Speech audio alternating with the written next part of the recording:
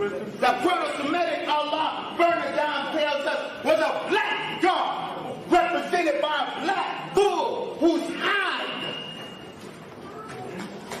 denoted his black skin. Here's the picture that he showed on the screen. It's a deity El, the god El. Pay attention to the crown or the headdress, if you will. This is a picture from the front of the same statue, a little closer, and a little bit from the side here. Now, this headdress is actually the Atef crown. If you go on Webster's online dictionary, that's what it says. Atef is the specific feathered white crown of the Egyptian deity Osiris. It combines the head jet, the crown of Upper Egypt, with red ostrich feather for the Osiris cult. The Atef crown identifies Osiris in ancient Egyptian painting. If you go to Webster's dictionary, Merriam-Webster, it says Atef, hold on, a tall crown with a long feather on each side, shown in the art of ancient Upper Egypt as worn by Osiris. Okay? Here you can see Osar or Osiris with the Atef crown. This is from the papyrus of Nebket. It's actually in the Louvre Museum, and you can see me filming that papyrus on the video entitled Reality Check. Why black people ain't going nowhere, but you might as well put Afro Style Reality Check, it's gonna come up. And in here, it's also from the Louvre Museum. You have Osiris in the middle with the Atef crown, and the description for it, if you go on the website of the Louvre Museum and you type Royal and Divine Triad, you can do a search and you will see they mention that he is actually wearing the Atef crown. Now finally, you can compare the crowns. Okay, first you have the god of the Arabs Negroes, which first is El, but somehow some way becomes Allah, but that's up to y'all, that's up to the doctor. And then you have the one that I showed you, Osiris. Then again, from the front, compared with another statue of Osiris, and then finally the same statue from another angle. Biblical King's Seal discovered in dump site. This is the royal seal of the King Hezekiah, and here we have an Ankh. And finally, last but not least, you need to see it to believe it.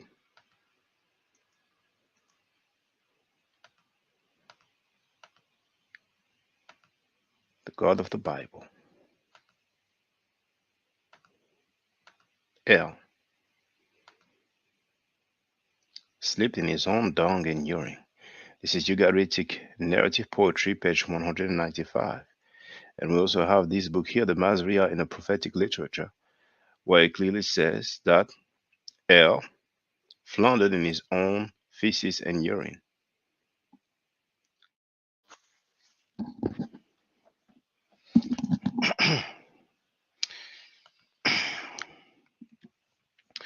Hotep Senuhena Senut Itiren Ishakandugu Kemet. I hope you're doing well.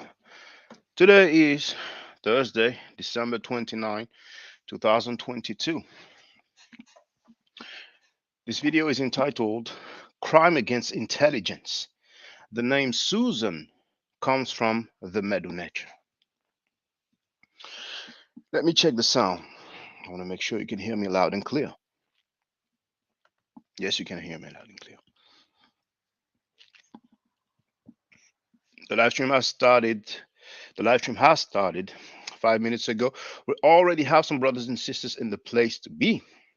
Well, our sister Thickness, who is in the place to be. Hey, how you doing, sister? We have Michelle Grant. Yes, you caught me. You caught me sleeping. No, I didn't catch me sleeping. You just caught me live. Thickness wrote, that dude is disingenuous. I remember him being exposed years ago. But who are you talking about, sister? Which dude are you talking about? Now we have the Pharaohtis in the place to be. Hotep. How you doing, sister? Hello to you as well, sister. Well, it might be more appropriate to wrote Kemetiu this way.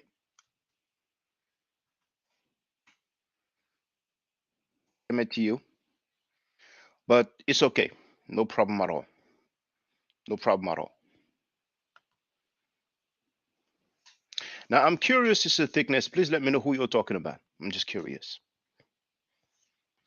We are reaching 2023, and I hope that this hoax that the Medu Neter has not been deciphered will cease, because it's pitiful. It is pitiful. Now, you've heard this issue of the god El, who got so drunk that he fell in his own urine and dung. And it's funny because it came to me that there's a word brew.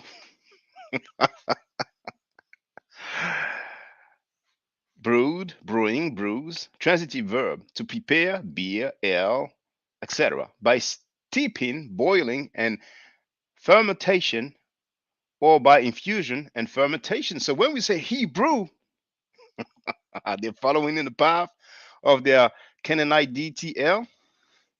I don't know. I'm wondering.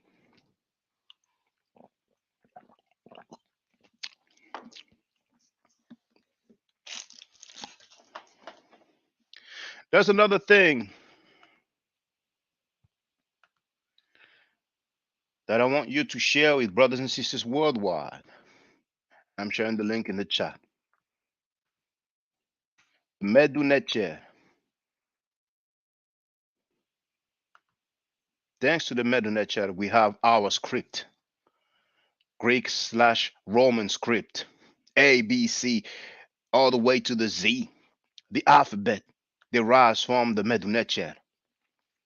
But we have some people who said the Medu Neter has not been deciphered. And since they keep repeating the lies, I have to keep repeating the truth. But I'm coming with something new, as usual. I wish I had that on the intro, but I don't think I'll add it. I've already modified the intro, and it's good as it is.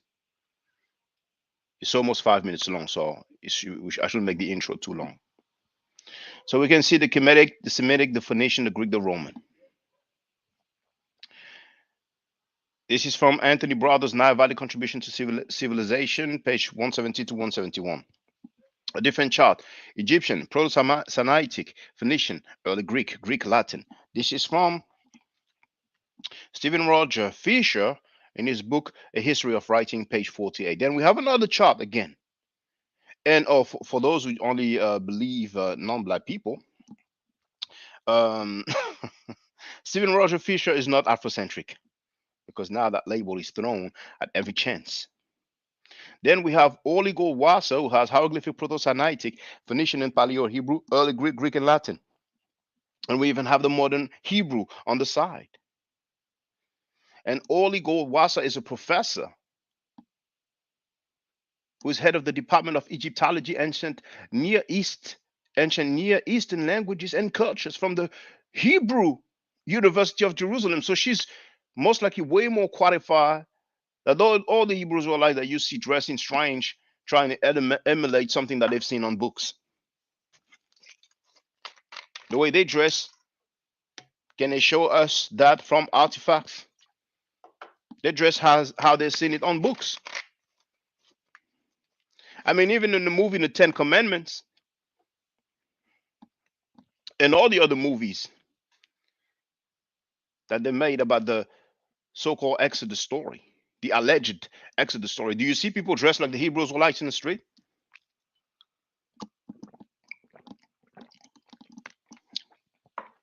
Particularly those who have the scarves on their head.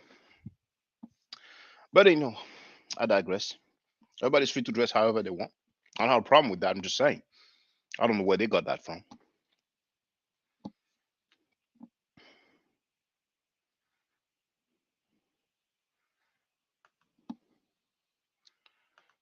So I've shared that one already. Now,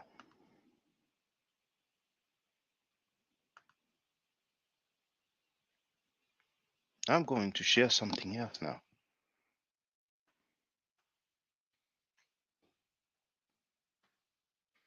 Wait for the advert to go.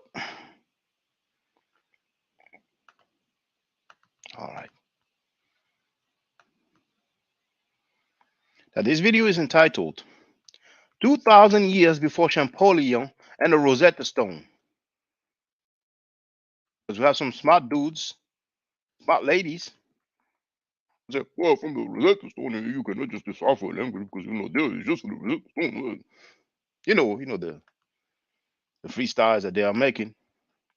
First, let me share it in the chat. There it is. You have it in the chat. This is yours truly in the Louvre Museum. You notice all those people who tell you that the Medu Neter has not been deciphered? How many times you seen them in the museum?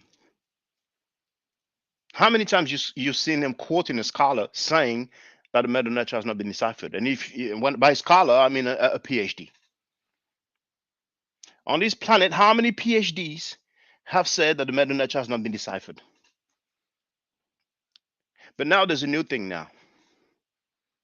I got my man Pookie on the corner, and my man Pookie said, oh, it hasn't been deciphered just because I feel like it. And people just bypass all the experts and the scholars who have studied, who have credential, who have skills, who have so much knowledge, just because Pookie said so. Oh, my man Pookie said it hasn't been deciphered, so I'll roll with Pookie. That's my man. I'll roll with him. So here, check this out. Greetings, Louvre Museum, Paris, France. Now, I'm just about to show you that thing, that artifact, which is 2,000 years before the Rosetta Stone. Just to show you that when people say that the Medu has not been deciphered and it's a rugby, this is the artifact there, and the reference there, E30890, and this is the breakdown of the phonetic values of those different glyphs. So this artifact, which is 330 BC, actually spells the name Alexander. So you have the date there. I cannot zoom with this mode. But there you can see Alexander, you see. Now it's a French way to write it. 2,000 years before the Rosetta Stone. Some of you may say, well, we don't really see well on the wall. He might be making it up. I don't trust that guy. I don't trust that French guy. I don't trust that French speaking guy.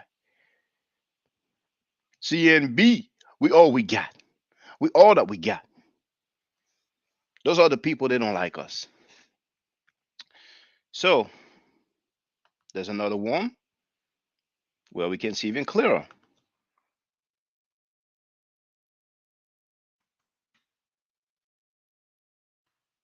Chaque année, vous commencez. Decipherment of hieroglyphs 2,000 years before Champollion and the Rosetta Stone. We'll see even clearer here. See even clearer.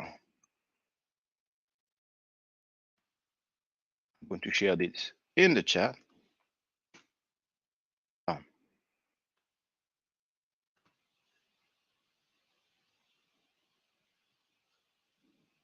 So this is around Greetings, Louvre Museum, Paris, France. This one never gets old. So this is around 300 BC. And it says the name of the king Alexander in hieroglyphic.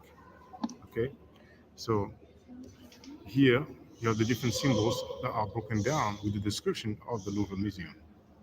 Okay, so the vulture, and for those who take the classes, the vulture is the Aleph. Now the lion later on, when the Greeks were there, it was the L, but initially it's the R or Ru. The basket with the handle, that's the K. The bolt or lock, that's the S. The relief, that's the E. Now in French, E we write it with the I. And the water wave, that's the N. The hand, that's the D. The mouth, that's the R. And the bolt again, which stands for S. So that gives us, they put the E in parentheses. Basically, we have Alexander, which is really Alexander. Okay. So you see the date, 300 BC. The Rosetta Stone was found in 1799. So basically 1800. So 2,000 years before the Rosetta Stone was found, we can see some glyph during the time when the Greeks were there because the language was still spoken, still written, still in use. And we can see that it matches. So this kills the argument of the Medu Neter not being deciphered. That's just one of the examples.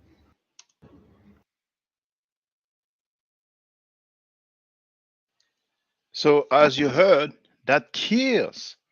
That alone kills the argument of the Medu Neter not being deciphered. That's 2,000 years before the Rosetta Stone was found. But some people are stubborn, so we get through it. But on another note, our brother Willie D is at it again. Now, live. Oh, don't tell me he removed it.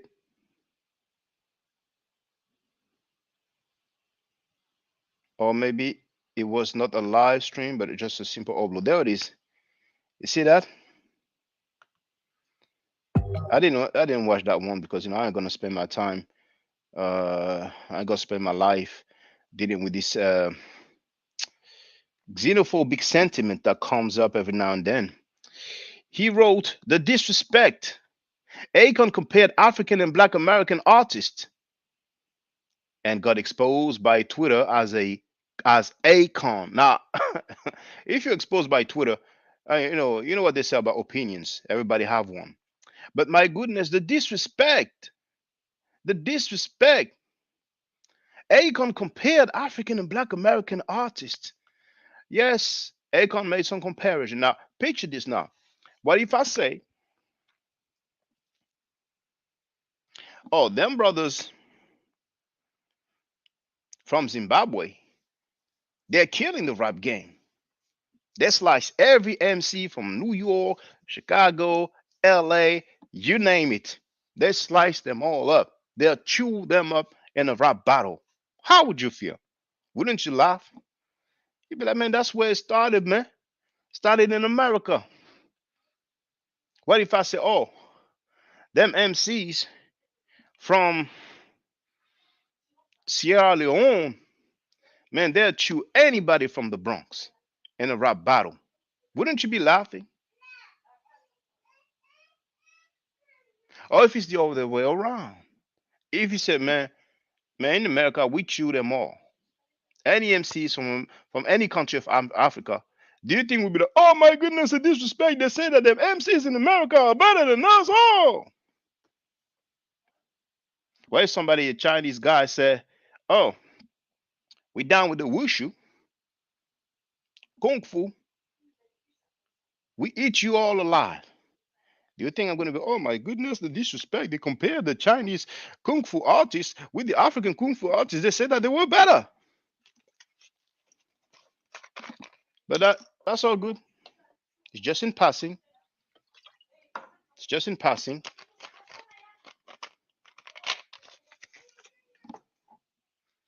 Now we're going to get to the nitty gritty.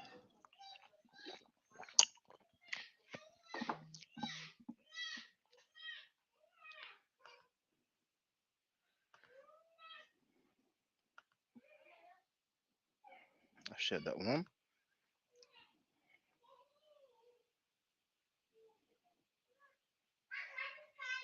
Let me share the screen.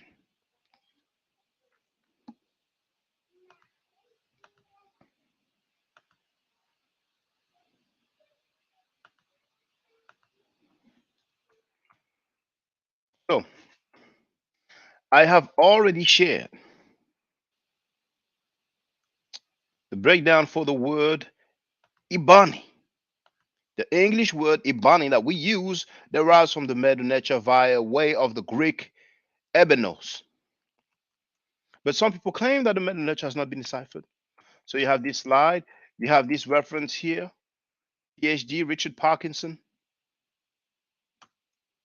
and you have the University of St Andrews, England, founded in 1413. I guess they don't know what they're talking about because Pookie on the corner said, "Oh, it hasn't been deciphered." Now here, who's that? Alan H. Gardiner. Who's Alan H. Gardiner? I'll let you look up his credentials. But you heard me and others talking about the Gardiner sign list. That's how famous that guy is because he came up with a classification for the hieroglyphic signs. Gardiner is official. He is.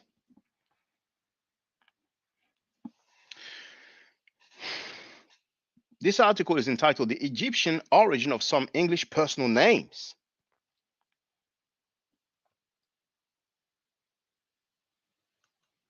And guess what? I'm going to share the link in the chat. Boom. Let's have a look at this. JSTOR. What is JSTOR? About JSTOR.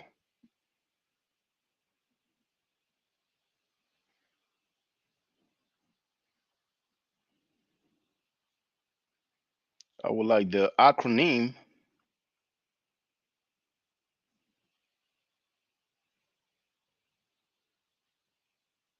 And never mind. Oh, that opening in the window anyway. So on that website, you have academic journals. Now, this is a preview, and you will need access to read it, but I have access, so I got it. All right. So some of you have access who are studying or teaching or have paid for any subscription, then you can go and read it. So let me go back to my screen share.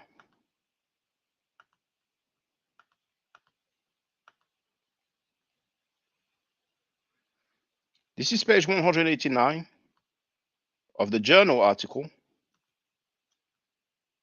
For those who have access, it will have, I'll close the window, but it will be shorter because many times you have some articles from some journals. So the article will be like maybe 10 pages long, 20, 30 pages long. But then you will ultimately find so many page numbers like this because it is part of a larger publication. But anyway, Alan H. Gardiner, let's say Gardiner for sure. You probably heard Sir Alan Gardiner. You know, he got some distinction, you know, all these titles that they have. The conclusions to be reached are unhappily mostly negative or at least highly speculative, but we are fortunate in being able to point to one common English Christian name, the Egyptian origin of which is beyond question. That name is Susan. And it goes back, of course, to the pious and beautiful wife of Joachim, whose story is told in an apocryphal addition to the book of Daniel. The Greek form of the name is Susanna, and the corresponding Hebrew is, now I don't claim to speak Greek, so if I did not pronounce it correctly, hey, I'll take that L. Now, and the corresponding Hebrew is, sure, that would be the S, not the sh. But you know, it looks like Susanna anyway. That's Hebrew. I'm not fluent in Hebrew. An obvious derivative of the fairly common word, probably Susan, which is a lily.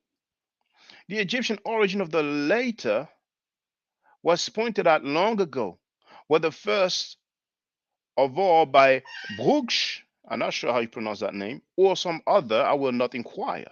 The Egyptian word for a lotus was Zesheshen. Later, Zeshen. This in Coptic has become Shoshen,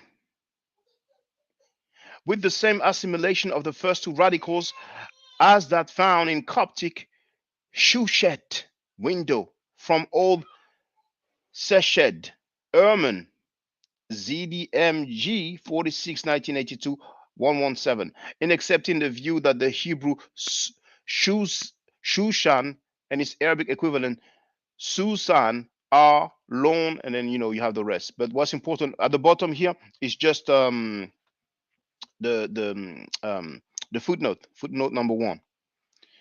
So the footnote number 1 is here, and it says, if anyone should doubt the Hebrew and Egyptian equivalents, his scruples should surely be overcome by the fact that Hebrew Shushan is used in 1 Kings 7:19 of flower-shaped capitals of pillars, and in Ibid 7:26 of a vase of some sort. The archaeological analogies admit of no hesitation. All right. So all of these so far must have been boring. Fine. Boom. Egyptian grammar by who? Sir Alan Gardiner. Now, Egyptian grammar.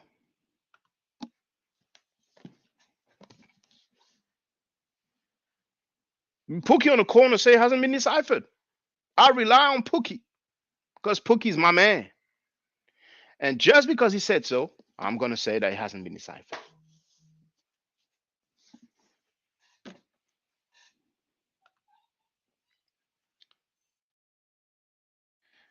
Gardiner's Egyptian grammar, considered a classic in the hieroglyphic grammar, hieroglyphic language.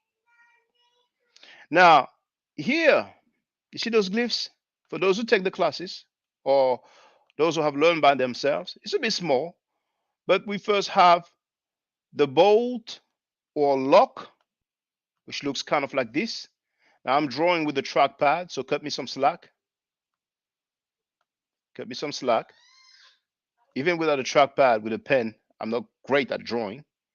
Then, of course, we have the pool. Then the ripple of water or water wave. And then we have a lotus flower. A lotus flower. All right. So those who studied, and those are all uniliterals. How lucky we are. Remember the chart that I showed you before? Now, if you wonder which chart I'm talking about, here you have the URL. You actually have it in the description of this video.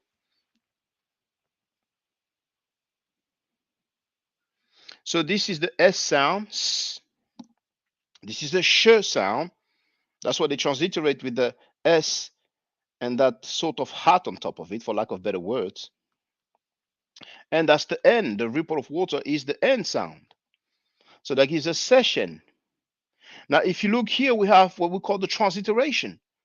The same kind of transliteration that we have for the Ugaritic. But nobody says that the Ugaritic has not been deciphered. As a matter of fact, we have the transliteration also for the Hebrew and other languages, all the Semitic languages. But for strange reason, all those other languages have been deciphered, but not the Medu Neter, because Pookie on the corner said so. And Pookie was now, he old now. Pookie old now. So because he old, Pookie got to be right. Now, you do have the transliteration session. And what translation do we have? Lotus. And that's strange. Now that's page 388 from Egyptian Grammar by Gardiner. What else do we have? Same book, page 480. You see that? Here, session. You have a variant from the pyramid text. You have a Middle Kingdom variant. So when you know that this is attested in a pyramid text, the pyramid text is like at least 2200 BC. At least 2000, 200. Hold on. Let's do this. Let's do this. Let's do this together. Let's discover together. Because I might be making it up. Pyramid text. As the people's favorite, Wikipedia, I want to see what Britannica has to say.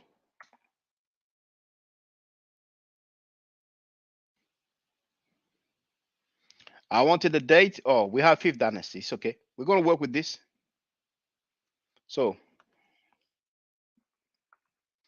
pyramid text, free to participate, brothers and sisters, because, when I'm done, if there's nobody, then, I'll call it a day. So let's make it funny. Let's make it funky. And if you disagree with me, feel free, brothers and sisters. And for those who wonder, only members can post in the chat. This way, we don't have any trolls. We don't have any people who bend over and get smacked in the bum and want to tell us about carrying ourselves in a respectable manner. But you have the link to join to become a member of the channel. Google/YouTube handles all the details. I don't have any personal details. It's $3 a month, which is $36 a year. If you can't afford it, so be it. It's not an obligation. So, pyramid text. Collection of Egyptian mortuary prayers, hymns, and spells intended to protect a dead king or queen and ensure life and sustenance in their hereafter. The texts inscribed on the walls of the inner chambers of pyramids are found at Saqqara in several 5th and 6th dynasty pyramids, of which Unas, last king of the 5th dynasty, is the earliest known. The texts constitute the oldest surviving body of Egyptian religious and funerary writings available to modern scholars. Now, let's look up dynasty. Hold on. Oh, never mind. You know what? We're going to move straight to, yeah, put this in the chat. Boom. Let's see what Wikipedia has in store for us.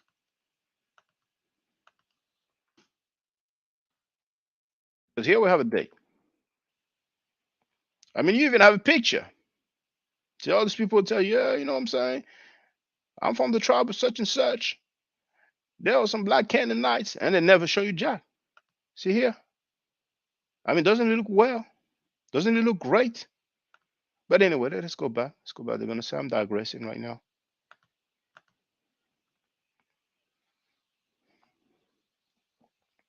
So what's the date for the pyramid text? The oldest of the texts have been dated to circa 2400 to 2300 BCE. Now I wonder how old the Greek language is.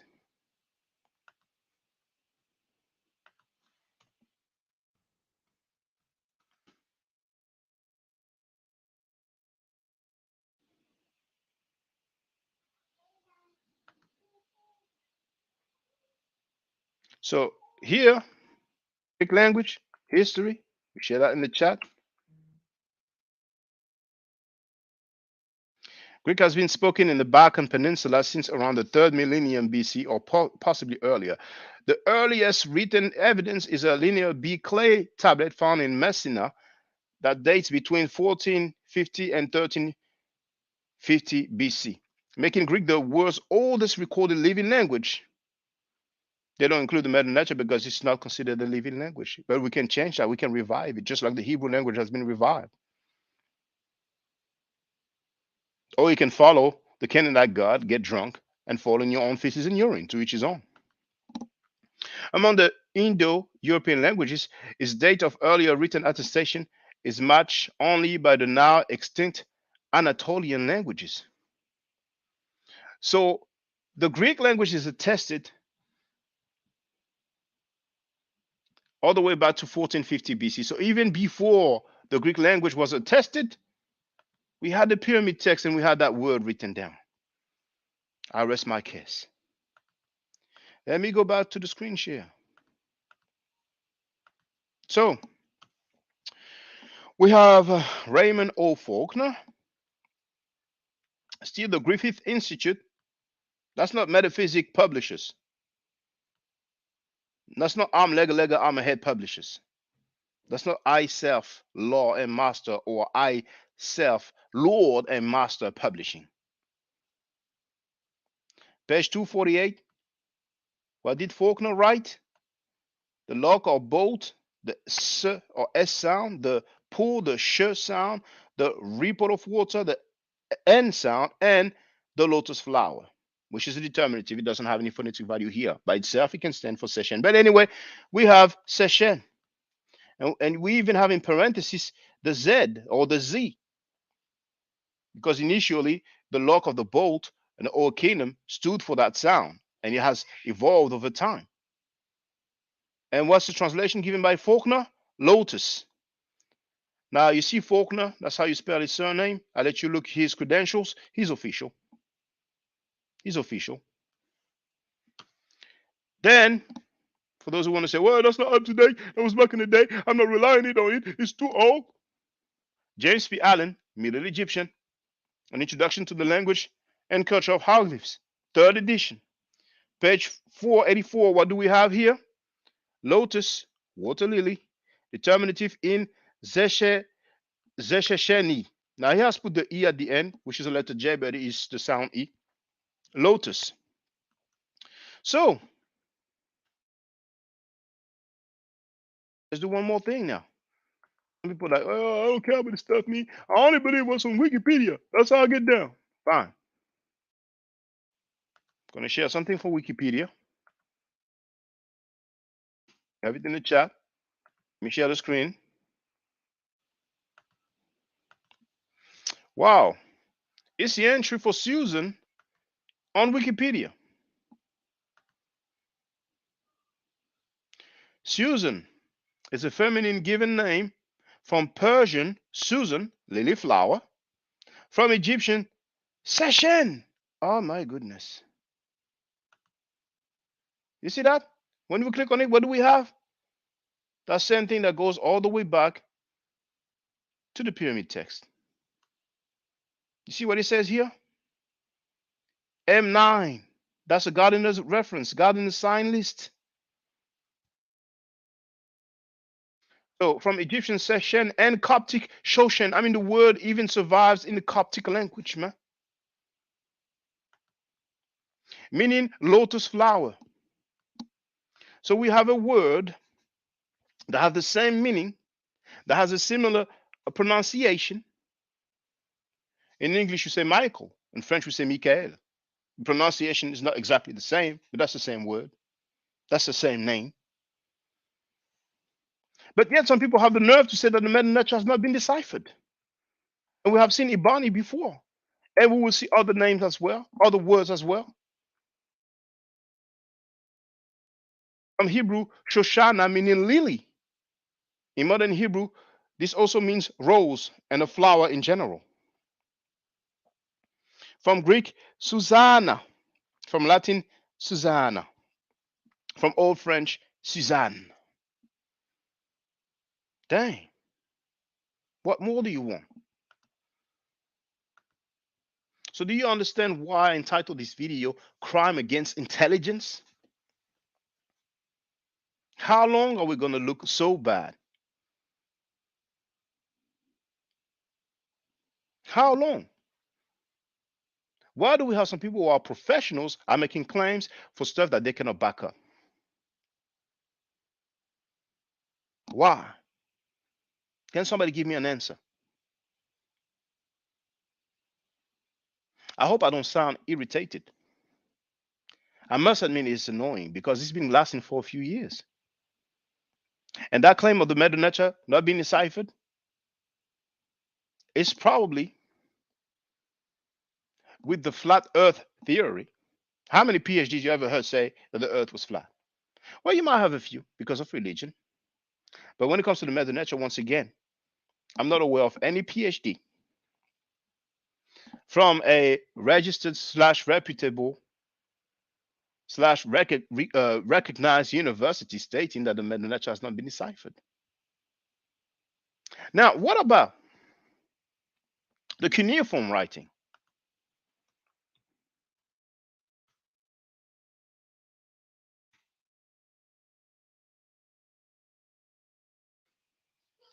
I prefer Britannica's presentation. So I'm going to put Britannica.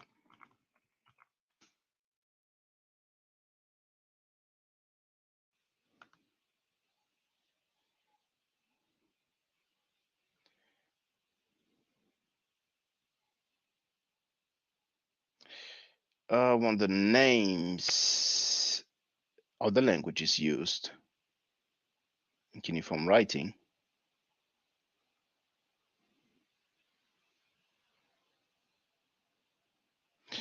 Okay.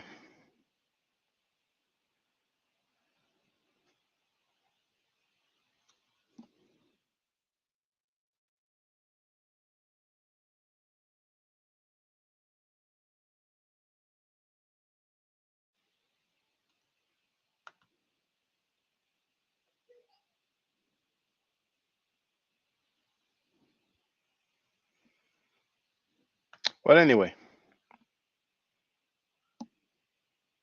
I'm just going to show you this. Oh, no, wrong search. So I'm going to share the link here. We're going to have a look together. I'm going to reply to your question, Sister Michelle. There it is. So this is Wikipedia, cuneiform. When you go to the right, languages: Sumerian, Akkadian, Iblite, Elamite, Hittite, Hurrian, Luwian, Urartian, Palaic, Aramaic, or Persian.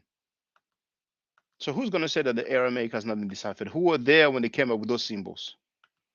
The logic is flawed, real flaw. Now, I'm going to deal with the question from our sister Michelle. She wrote, Shaka, did you see Dr. Ma'at's interview with Karenga? Any thoughts? I did not view it. I don't plan on viewing it. But as I was live the last time, one brother, forgot which one, forgive me, let me know that she was interviewing him live. So I went there and I left two comments in the chat. First comment about the torture, and the second comment about the plagiarism, the plagiarizing of the Jewish holiday Hanukkah. I was expecting her, I'm talking about Dr. Ba, to delete my comment, but she didn't.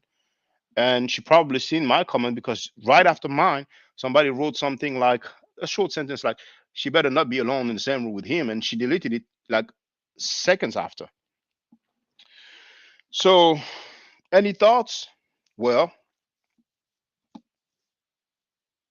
she doesn't mind black women being tortured. The funny thing is that we have those people who talk that black talk, and it appears that his wife is not even black. So, with a woman of European descent, he's going to torture some black woman, and it's so good he came up with a nice holiday. And they don't care that it is a plagiarizing of the Jewish holiday Hanukkah. So we might as well just be Abrahamic. Why spend this time to try to have knowledge of self and find out what we were before we got into this situation with the Westerners and the Easterners? Michelle wrote she was very nice with him. Nothing about his seedy background. Well, the thing is that most of the time they will not address this stuff from back in the day because the only things that they don't tell us how long it takes. There's an expiration date, like a statute of limitation. But it is flexible with Pan Africans. You see, if tomorrow you hear Shaka tortured a woman, I get the heat. But if I come up with a nice book and I plagiarize a Abrahamic holiday, then I get a pass. They make money with Kwanzaa. All those Pan African organizations and other organizations, whether they are Pan African, they make money. That's money time. Kwanzaa equal money time for them, and integrity doesn't matter with them. Doesn't matter. I always prefer the original to the copy. That's me. Other people, you take something, you copy it, you put it in red, black, and green. Boom! Hey, look, this is black stuff I came up with. Oh, I'll go for the black stuff. I like the black stuff. It's like the people, with the painting of Black Jesus, as if we had an original depiction of Jesus, which doesn't exist. We don't even have records for him. But they like the black one, just like we have some brothers who like the black Muhammad. They talk about the black prophet Muhammad, jet black, not just not light skin, not mixed race, biracial, jet black. This is a PhD in Islamic study who wrote a book about that.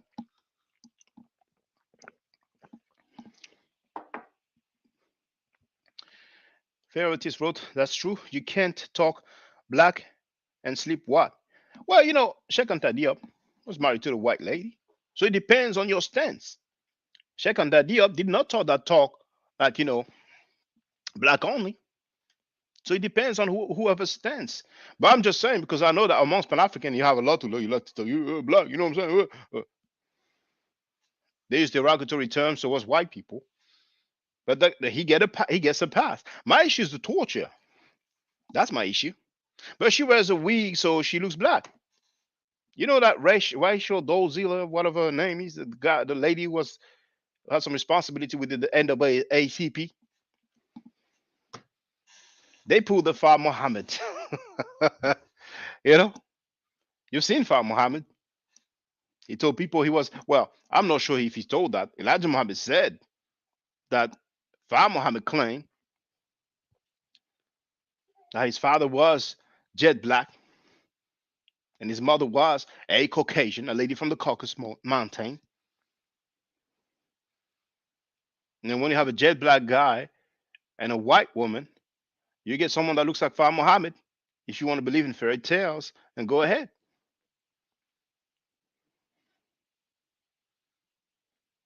So it's okay if those females were tortured, because it was a long time ago. So just like I would like, I'm sorry, just as I would like people to say, well, if you feel like, well, way cool, but if I say something you don't like, you're gonna tell me, oh, from me here anyway, from America, so you don't talk about our stuff, okay? Tell me beforehand, so I'm not surprised later on. And same with people who torture women. Let me know how long it takes before someone can be exonerated or can be forgiven, and all this stuff can be swept under the rug. Because what they like to do is, well, I'm saying, COINTELPRO, back in the day, yeah, racial something. Some people might not know about that. Hold on. Rachel NAACP. Oh, the funny thing is that she's been doing only fine. She's been doing only fine.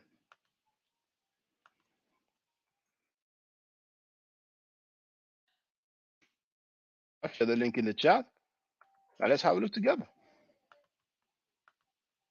Rachel Dolezal. Nkechi Amare Diallo.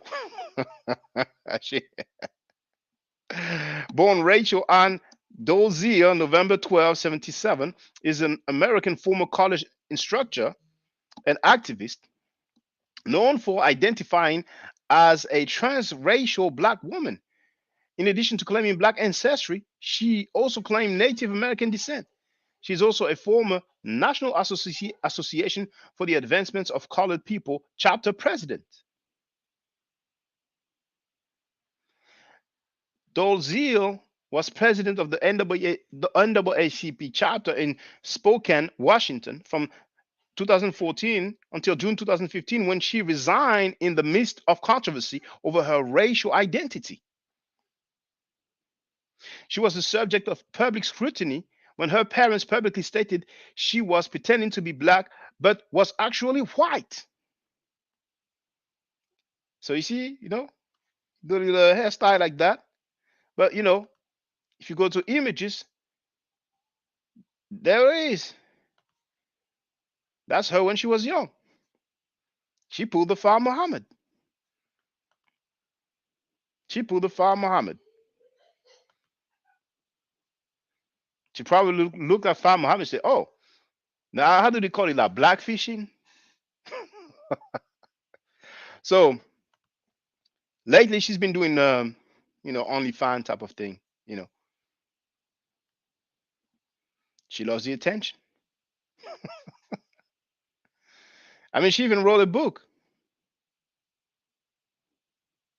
in full color, finding my place, whatever. I mean, it's okay. I don't want to make advertisement for the lady.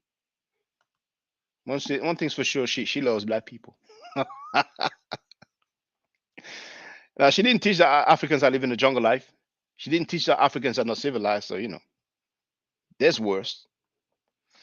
Now, the Pharaohtis wrote, Shaka, you may be right. Black people here don't want foreigners speaking about our issues, but the domesticated black people are sleeping white. Can't have it both ways.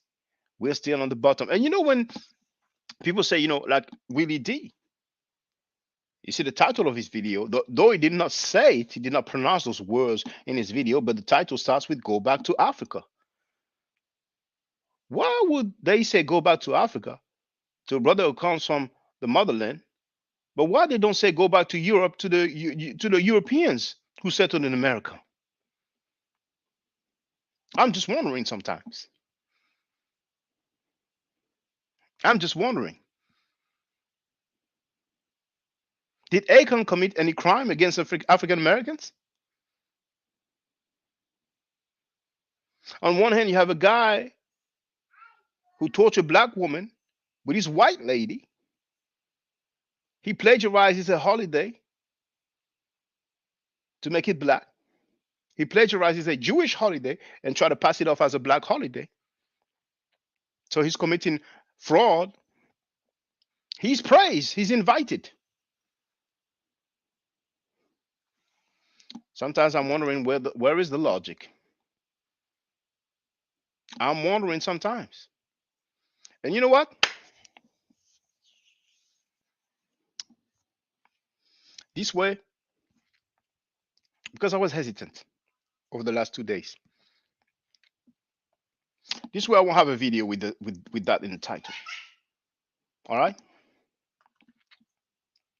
But this is what we're gonna do. This is what we're gonna do. We're gonna review this sentiment. But before, I almost forgot. I almost forgot. I almost forgot. You know our brother Reggie has been banging at Jabari for being a Kemetic priest. And next thing we know, Riketi Amen Jones. She's a Kemetic priestess. She doesn't get any heat. Apparently, she knows the Medu Neter enough. Now, Cyrus said he was familiar with Dr. Ben. And what did he say about Dr. Ben? It is what it is. Let's listen to what Cyrus said he had to say. Dr. Ben is a priest of the craft of Amen Ra, and he teaches us the origin of humanity from the Nile Valley. Yeah. So I'm going to play it again just for the record.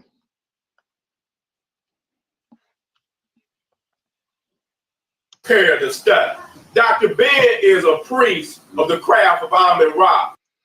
Dr. Ben is a priest of the craft of Amen Ra. When Seti spoke, Dr. Ben was still alive.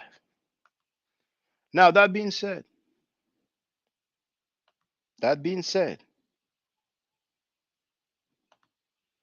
deal with that We're excited sentiment. to tell you about our brand. Let's deal with that sentiment. And you know what? Let's go.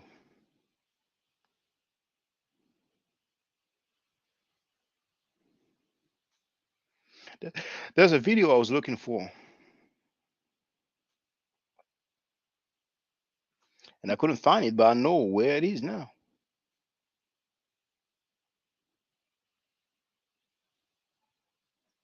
I know where it is now.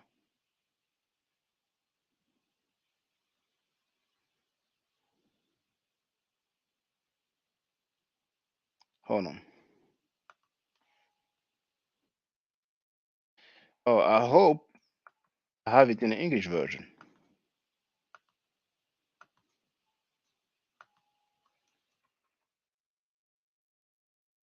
But it's okay. If I don't have it in the English version, I have it in the French version. So those people spoke in English. So, but let me see.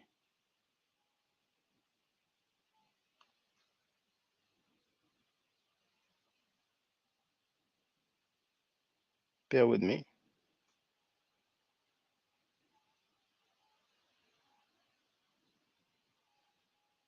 Okay.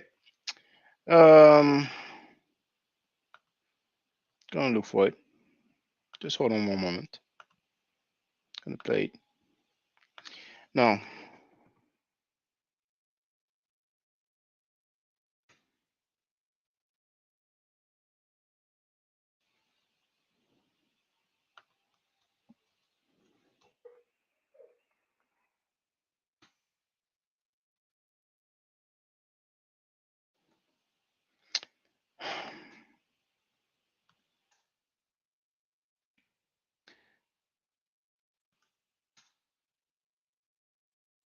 there it is. Now let me look for the part.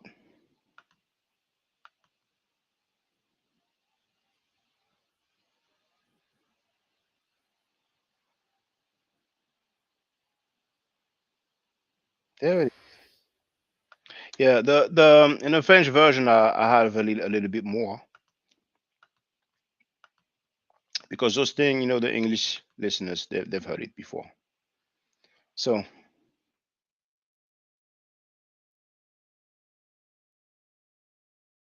let's listen up.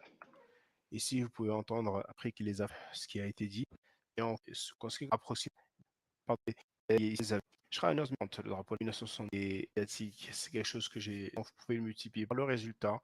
Ici, vous pouvez entendre un de ces mots et Listen up. son sentiment envers l'Afrique et les Africains. Now maybe it wasn't that loud, but he said, like he says on the screen, F them N words in Africa, they don't give a F about us. It was a Moorish dude who said that publicly. C'est donc ce qui a été dit par ce But wait, mot. there's more. There it is. Into it. Vous pouvez encore l'écouter. I ain't gonna be dealing with no African nigga, and I live in a building where it's 99% African, and them niggas get up to go to work every morning to fuck you up, throwing niggas out of their apartments, and I gotta go to court and help my brother out and all type of shit. You understand? So, fuck Africa. That's some European term, man. So he said, F Africa.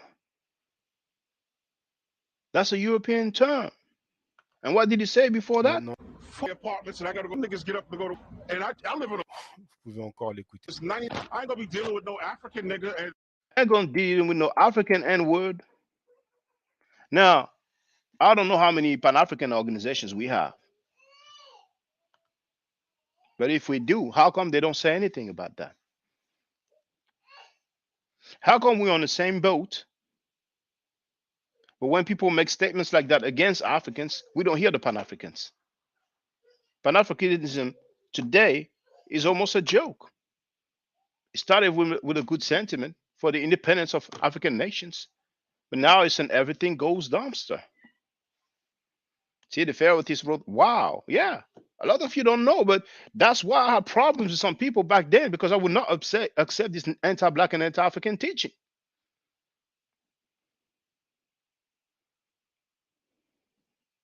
The Pharisees wrote, most black have no smoke for the Europeans, just other blacks.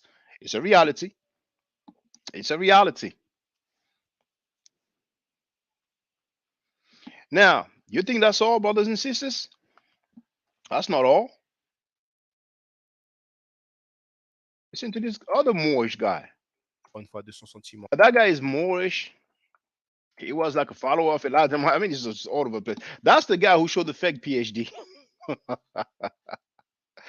And those are the guys, the way you see the Hebrew Israelites now on all these channels, it was them that you will see all the time. They were running the show with the so-called conscious community, the CC. Vers l'Afrique et les Africains. North America, South America, move. Already proved that the pyramid of Zalki-Calco actually left writing about the destruction of Mu and when it happened. Now we're giving you a map. Do you need anything else?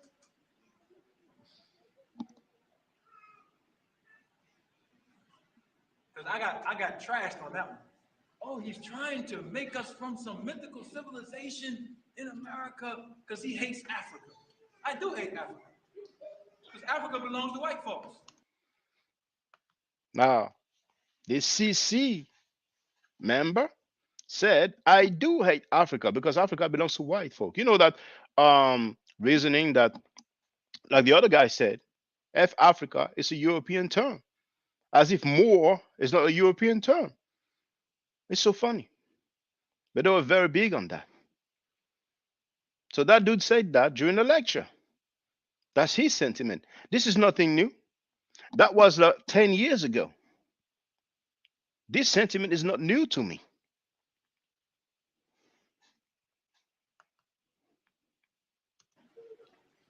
Now, if you can't stomach that, I'm sorry. If you can't stomach that, I'm sorry. But we got to stop calling ourselves after what they, we got to stop it. We are emitting this frequency that's keeping us dead. We are admitting that this frequency that's keeping us down. Now, since we're talking about a frequency, let's check this frequency. It's only 3 minutes long. So Shabazz was not permitted to stay in that area, so he took his family into the jungle of East Asia, which we now call Africa, to make a people close to nature. And the Honorable Elijah Muhammad said, this is the origin of kinky hair, because we didn't have kinky hair prior to that. The hair on our head was like the hair on our eyebrows. The hair on your eyebrows straight, the hair on your head is not the same as the hair on your eyebrow. But the hair of every other people is the same as their eyebrow. Your eyebrow straight, your hair something different. Wouldn't you like the hair on your head to be as straight as the hair on your eyebrow? That's why you're so busy frying it. That's why you're so busy pulling it. Because your nature tells you that the kink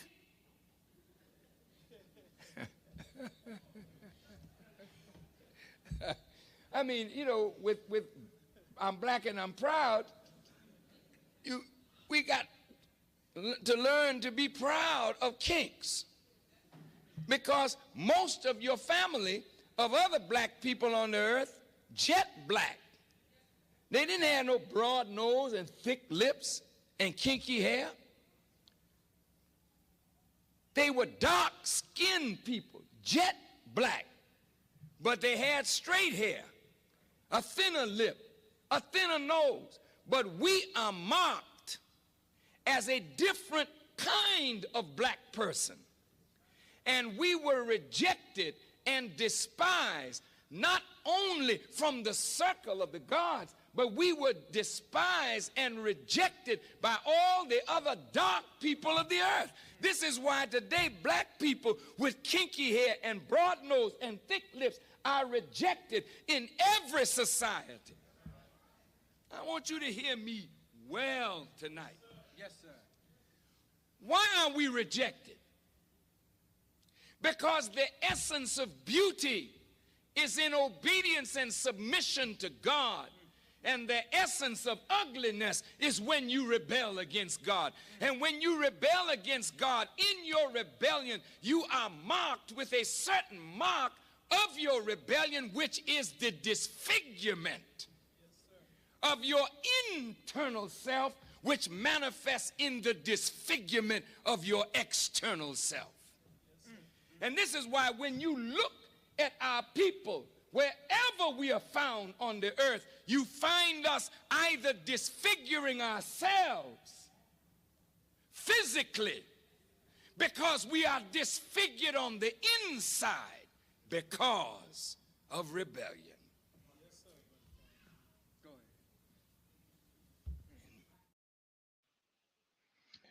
Now, the Pharisees wrote, Shaka, you're smoking with these receipts. You're on fire.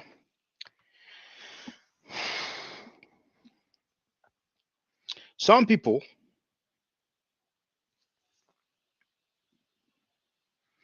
will say, okay, Karenga tortured those women, or he was accused. I was pro. He was innocent. And he plagiarized from Hanukkah a little bit. We all do. We all get inspiration. Okay.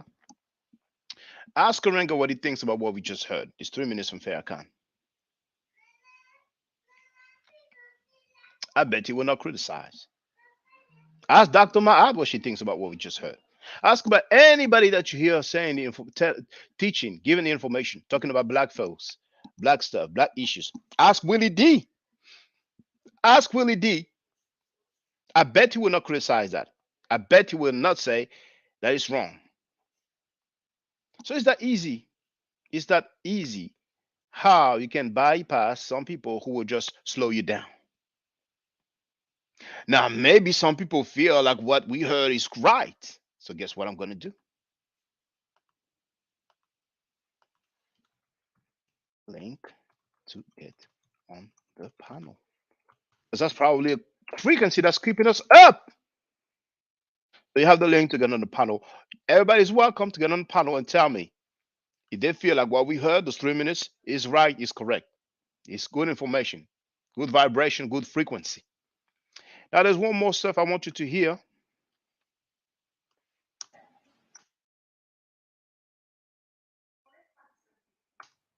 Et là, tu es en train de qui n'est pas la leur. Listen to this guy. It's hard for people to get this, but there was no such thing as the Egyptian civilization. No such thing as Kemet. This is a civilization of Moors.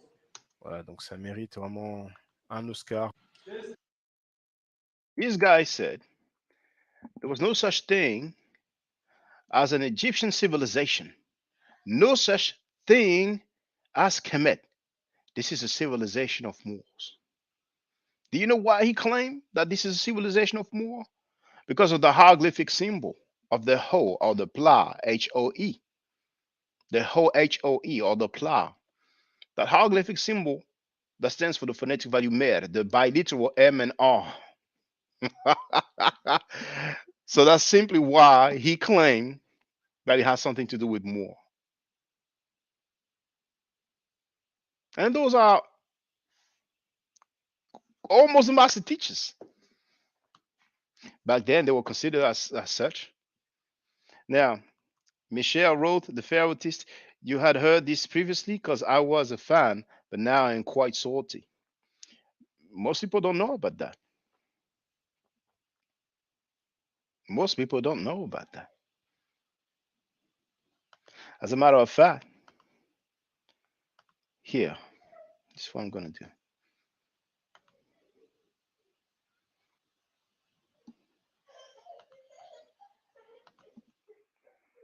Here you have their teachings. I have the link in the chat.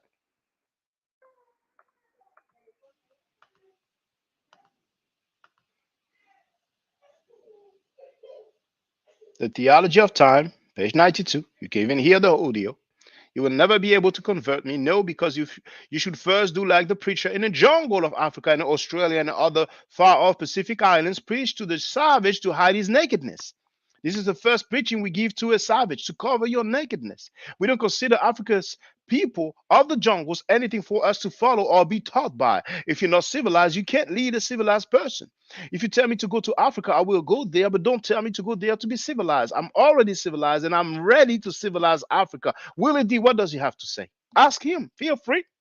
Those strong black men, all those strong black men were here to tell us what's up, tell us how we should do, where we should go, giving their input, their insight. Ask Willie D, because he's offended with what Akon said. What about that? What if it was the other way around? There's a double standard here. So do non-black Americans matter? Or is it black American lives matter? There's another thing as well, just for the record.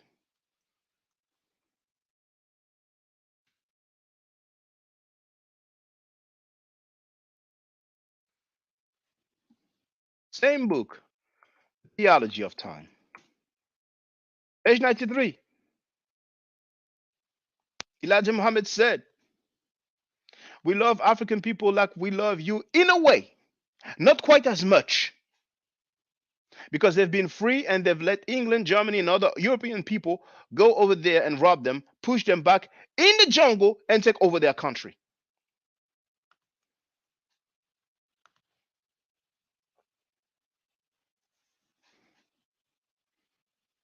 Have you ever heard Elijah Muhammad said, "Oh, we love the Arabs"? In a way, not quite as much. We love the Asians. In a way, not quite as much. That sentiment goes way back.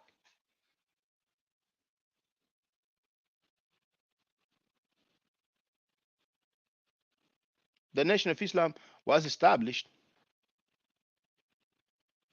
over 90 years ago. It will be a century soon.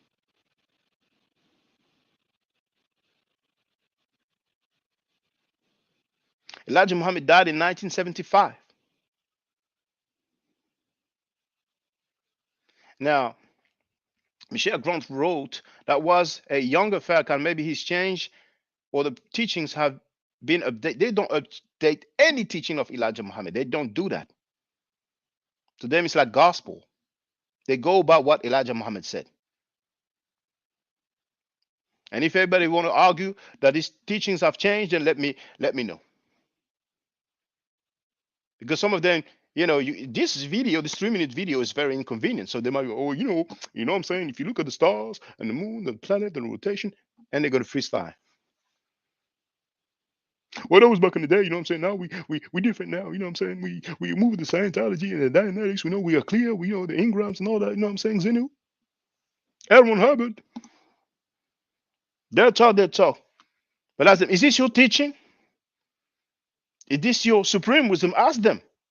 They can call in if you know some of you know some Nation of Islam members. And that right? Tell them to call. The link is there. Tell them to call in. Tell them to call in. I'll ask them for you. You don't have to ask them. You don't have to, get into trouble with them, have them upset.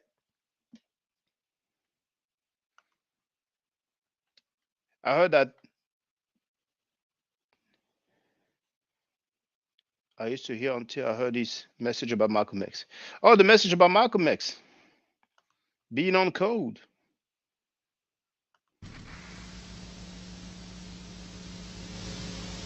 Yeah, I love Elijah Muhammad enough that if you attack him, I would kill you.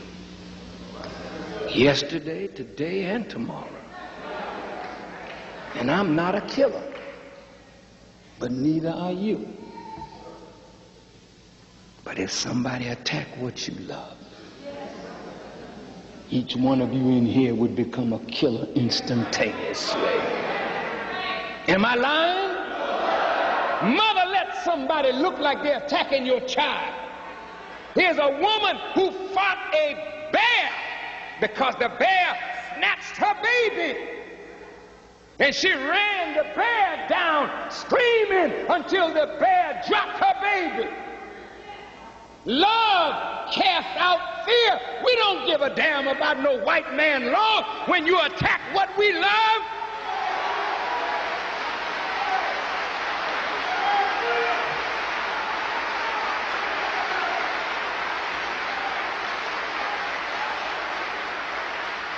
And frankly, it ain't none of your business. What have you got to say about it? Did you teach Malcolm? Did you make Malcolm? Did you clean up Malcolm? Did you put Malcolm out before the world? Was Malcolm your traitor or was he ours? And if we dealt with him like a nation deals with a traitor, what the hell business is it of yours?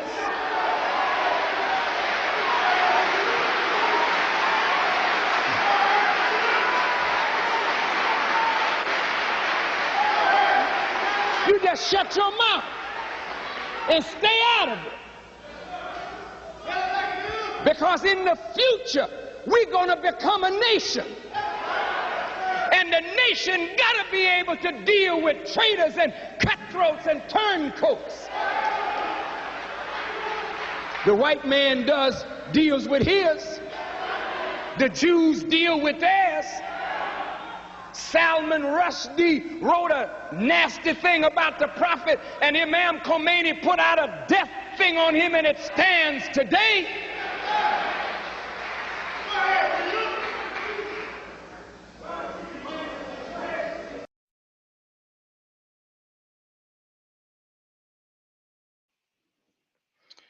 My lady told me that Pele died. The footballer Pele. Now Pele is his nickname. Um,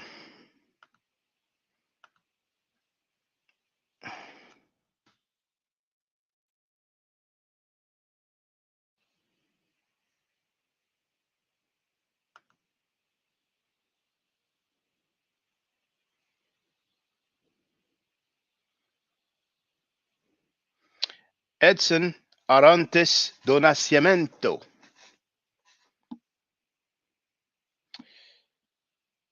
It's sad. So, back to what I was saying.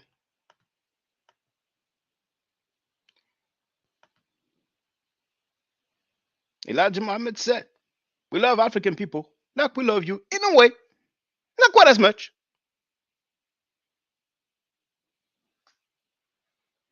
How do you feel about this?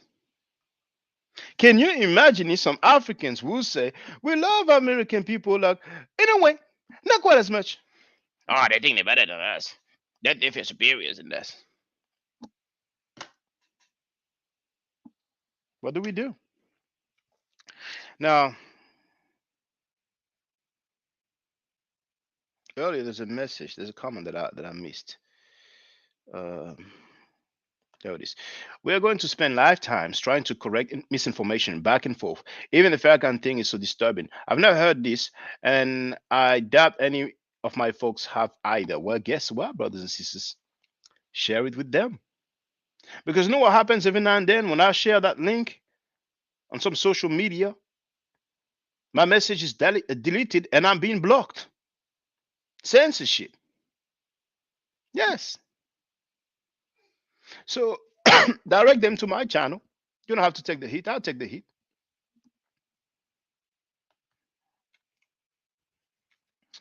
Michelle wrote, and can you speak about their connection to Dianetics/science? Oh, I don't even need to. It's official.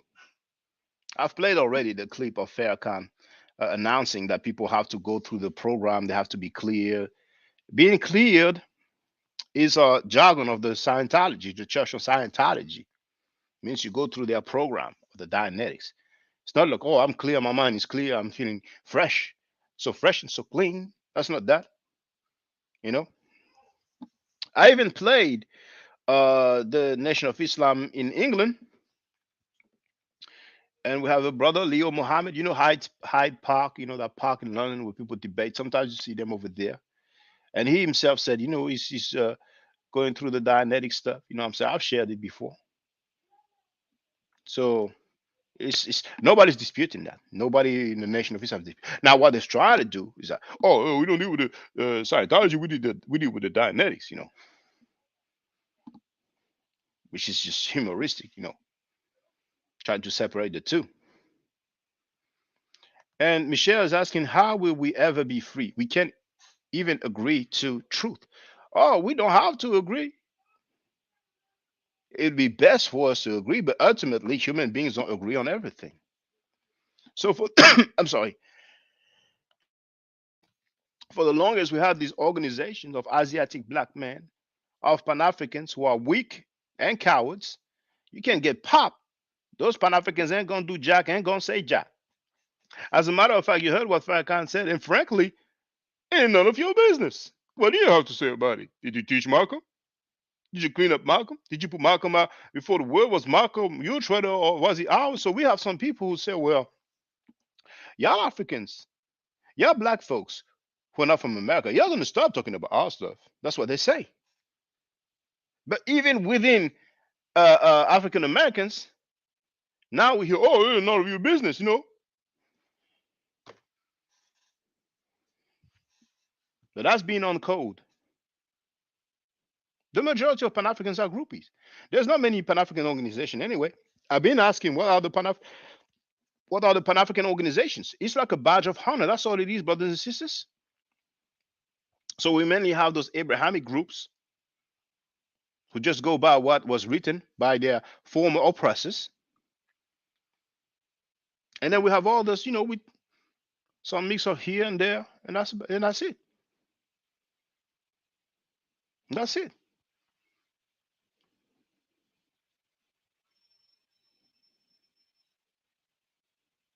So if we don't agree, then let it be. We keep going. We don't have to be in agreement with everybody. There's a consensus. There is what I call the ecosystem of falsehood. They're all in cahoot. And you've seen it, brothers. We have that lady. She's a mother.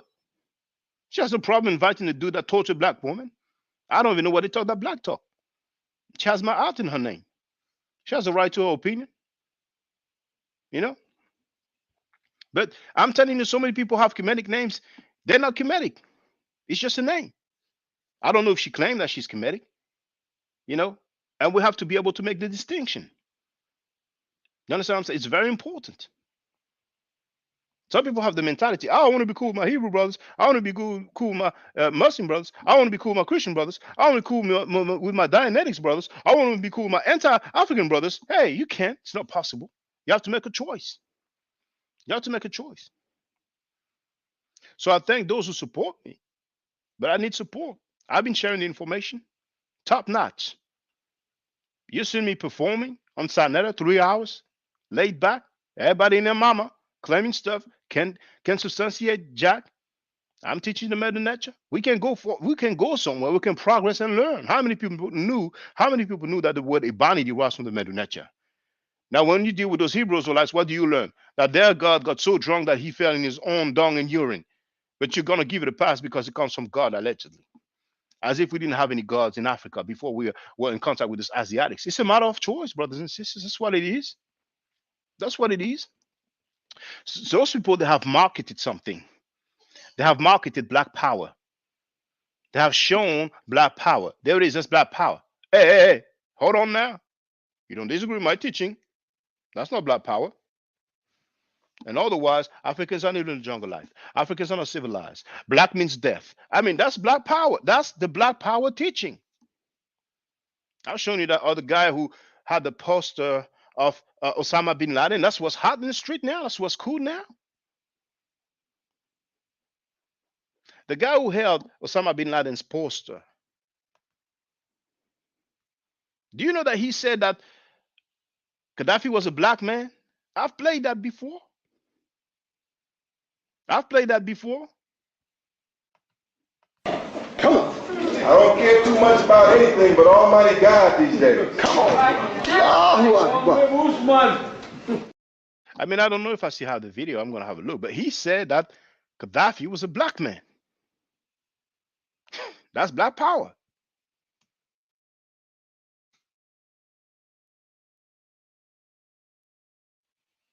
Oh, no, I don't have it anymore because it was on Daily Motion. And guess what happened to my Daily Motion account?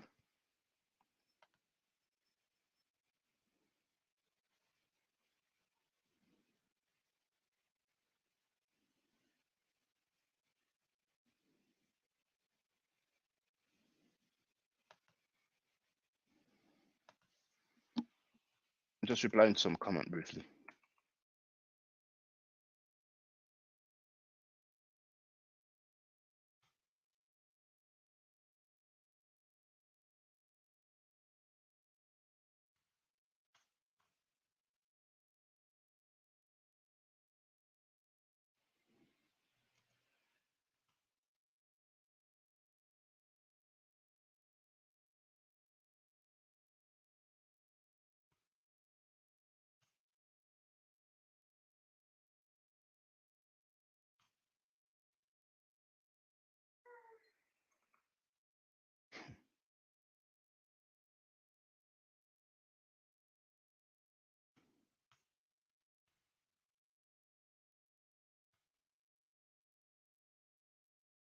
Our brother Imhotep 360.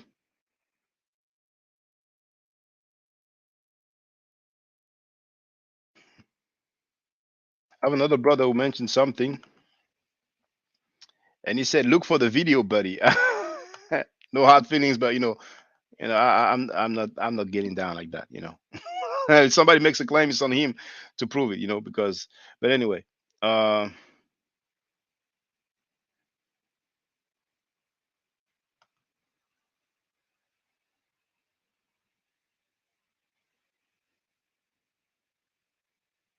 Okay, I'm gonna let him know that I'm live streaming.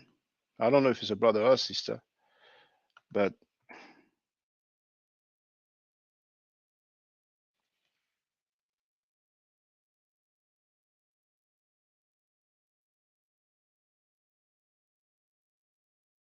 there it is. All right, so where was I?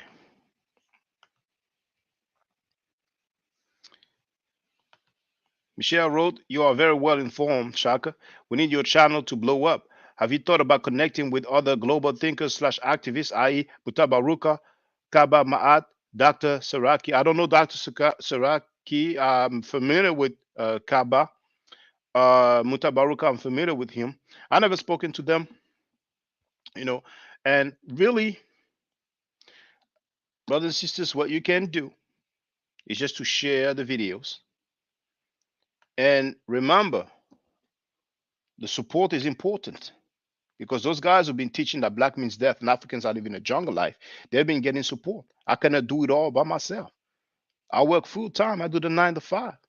And other people don't have to do the 9 to 5 because they've been teaching black people that we are marked in this figure, the essence of ugliness. And there's a problem there. There's a problem there. So it's on you, brothers and sisters.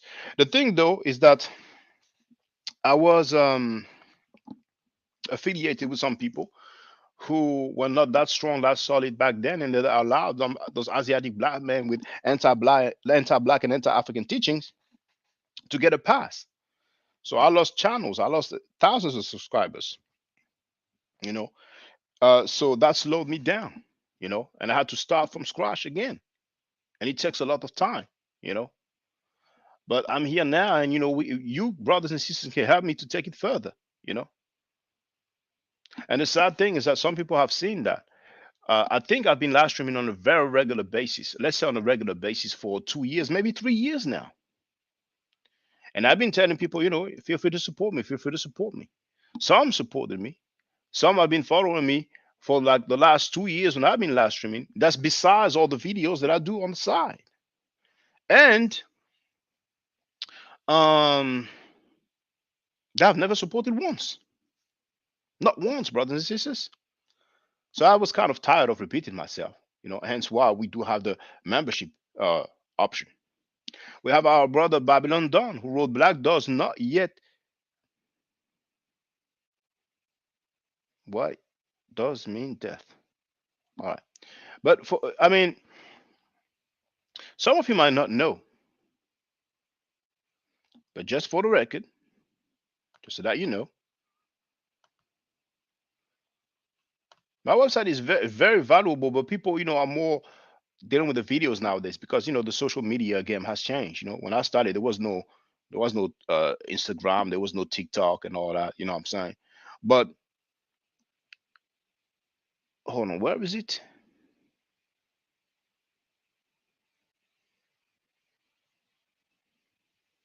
Oh, I thought I had it there. I don't have it. So where would I find it? Okay, I'm going to look for it and show you. So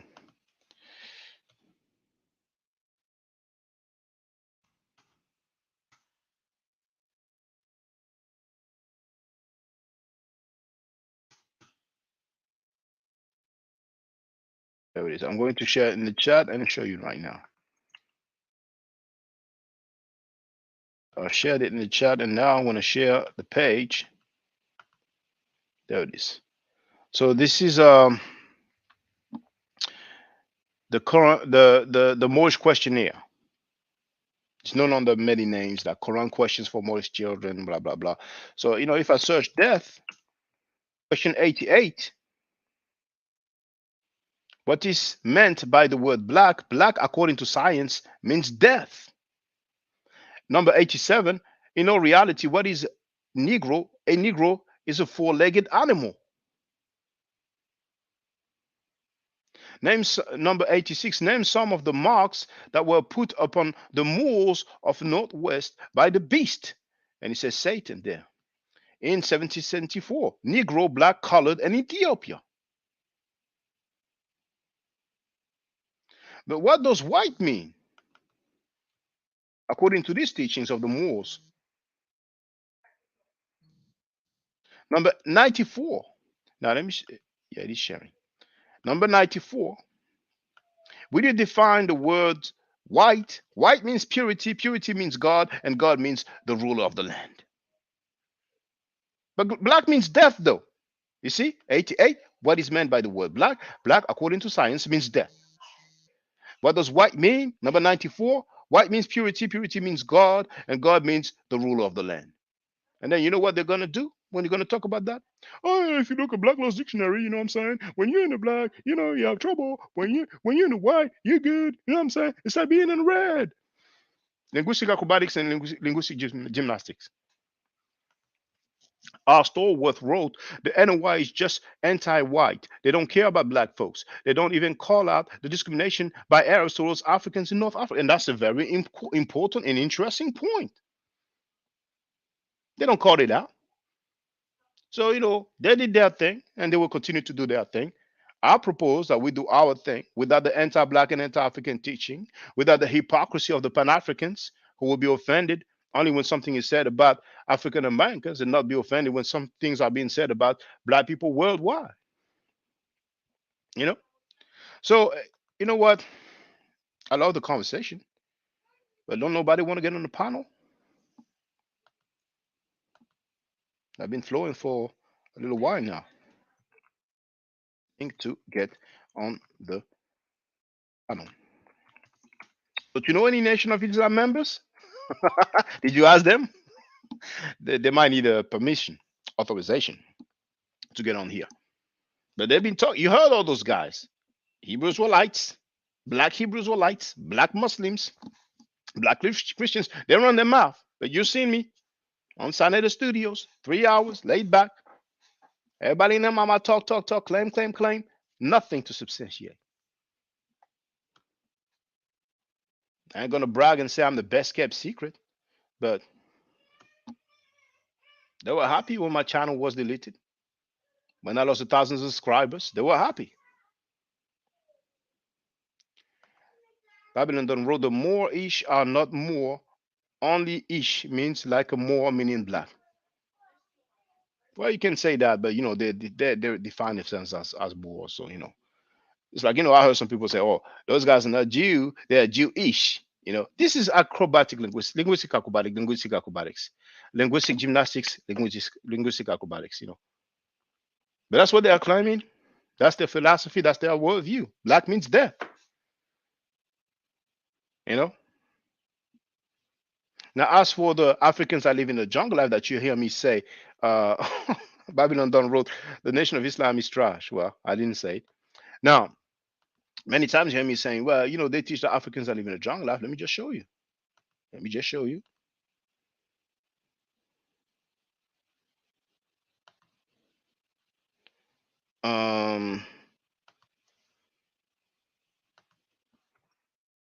So that's the actual facts, or 120. It has many names, but that's the supreme wisdom of the Nation of Islam. They call it supreme wisdom.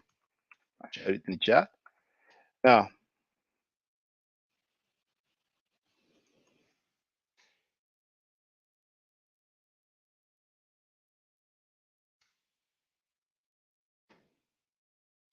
just like the Moorish Science Temple of America, it's like questions and answers. So, 114, the lost found Muslim lesson number 1. For those who don't know, the people who become members of the Nation of Islam, they learn that by heart. They learn that by heart. Now, what does he say? Question 6, why does the devil call our people Africans? Answer, to make our people of North America believe that the people on that continent are the only people they have and are all savage. He bought a trading post in the jungle of that continent. The original people live on this continent, and they are the ones who strayed away from civilization and are living a jungle life. That's the present tense. We all know the tenses in English: past tense, present tense. So whenever you hear me say they teach that Africans are living in the jungle life, that's where it comes from.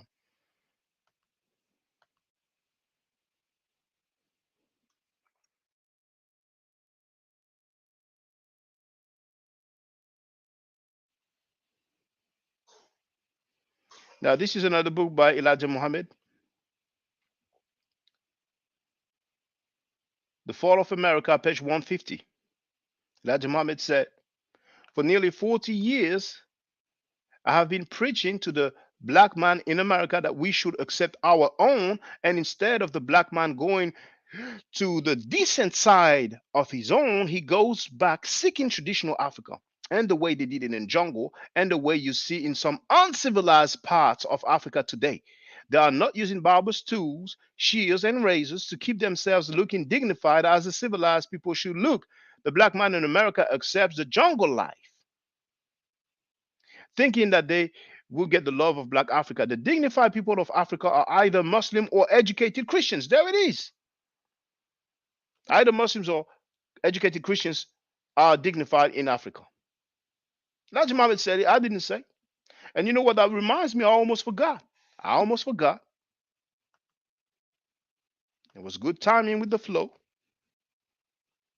Good timing with the flow.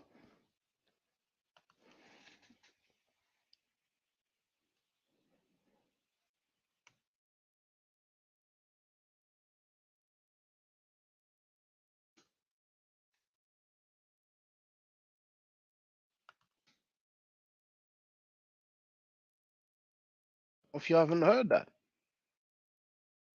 don't tell me they deleted it. Don't tell me they deleted it.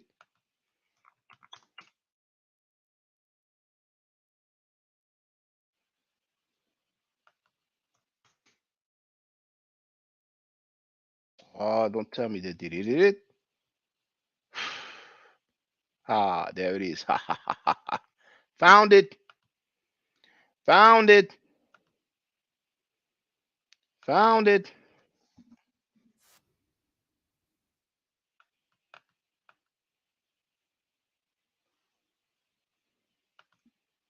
Found it. Brothers and sisters, we're going to get this knowledge today. I shared it in the chat. What is this that I'm about to share with you, brothers and sisters? What is it? What could it be? Now, this is French. It says this video is a subtitle of the video of Shaka named Natural Hair is a Disease Catcher. You see, it was uploaded 9 years ago. 9 years ago, somebody re uploaded a video of mine and put some titles in it. Let's listen to what the wisdom is.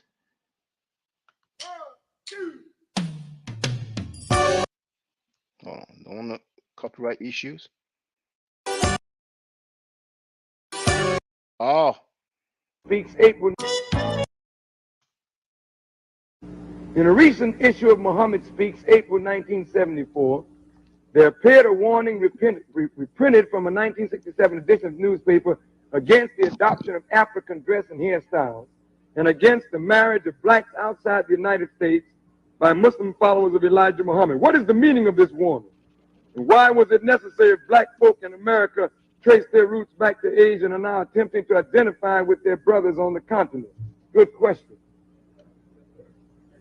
You are not to follow the styles of Africa. Allah didn't raise you up today to copy the style of Africa. You heard that? That's straightforward. It's as direct as can be. You are not to follow the styles of Africa.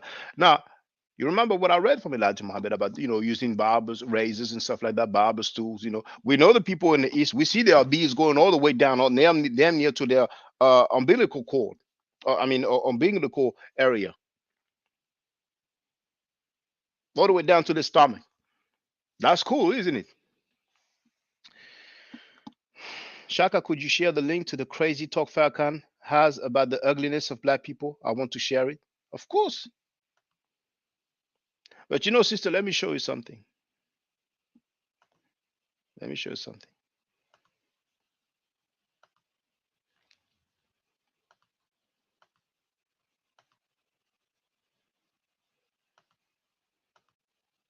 That's the current video. See?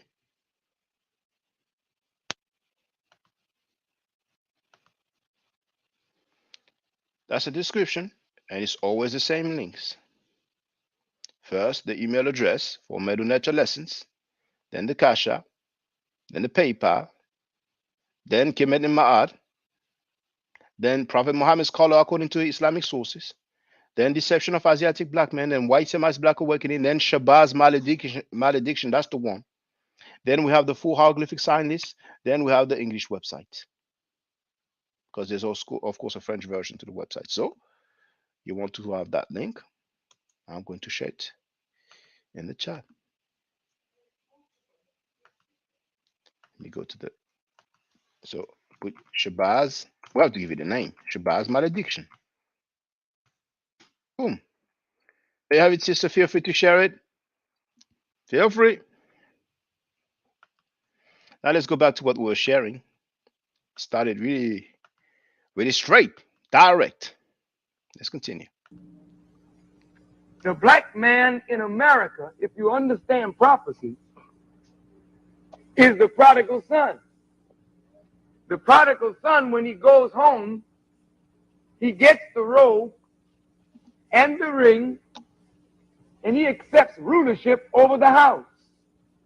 You cannot lead your brothers if you follow your brothers. So it appears that according to the prophecy, people in America are supposed to lead. Those sentiments go way back. Why do you think, brothers and sisters, a lot of people had so much to say about Wakanda? I guarantee you, if Black Panther, Wakanda Forever, had African Americans running the show, everybody would be happy. But a lot of people have issues with Africans, continental Africans, running the show. And it's sad. I thought we were all in this together. Or were we? But anyway, let's listen up. It is written in the scripture, thou shalt no longer be the tail, thou shalt be the head. So here you are now wanting to pick up the discarded culture and customs and traditions of ancient Africa, which the discarded custom cultures of ancient Africa, the discarded. Let's continue. Does not add to you in the modern world of wisdom. It takes away from you because the African does not respect you, because you're 400 years removed from Africa. And as you've been... Now, he said the African does not respect you. That's something he said. But people like him have put that narrative out. And some people grew up with that narrative. There's good and bad everywhere. There's good and bad everywhere in every country. A second-class American citizen all your life. Now you've given up your second-class American citizenship for a second-class African citizenship. So you've been a white man's fool, now you're a black man's fool. So where in the heck have you progressed? The Honorable Elijah Muhammad wants no people on the earth to make mockery of you. And when they meet a Muslim, they don't mock us. If they meet us in a suit, they got to respect our wisdom. Because we know why we're wearing the suit and why we don't wear the booba. Now, he talked about, we know why we're wearing the suit and blah, blah, blah. Okay, all right. Let's do something here. Do something here.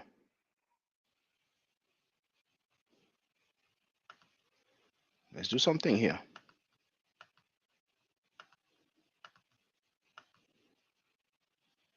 How's he dressed here? Is he wearing a suit here? Can you see it? Is he wearing a suit here? But that's cool. That's good. That's fly. That's accepted. Here. Is he wearing a suit? But that's cool here. It's accepted. That's fly. That gets a pass. Strange.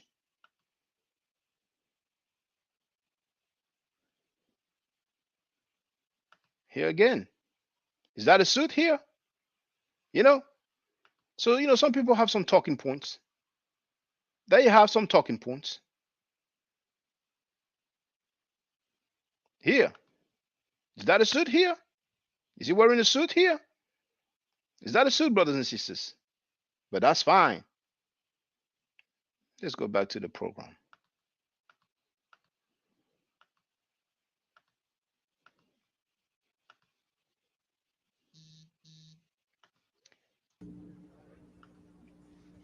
You will never see the followers of Elijah Muhammad growing our hair all up off our head like a mop or a bird nest to prove to whitey man that we are proud of our kinky hair, or what you call wearing a natural.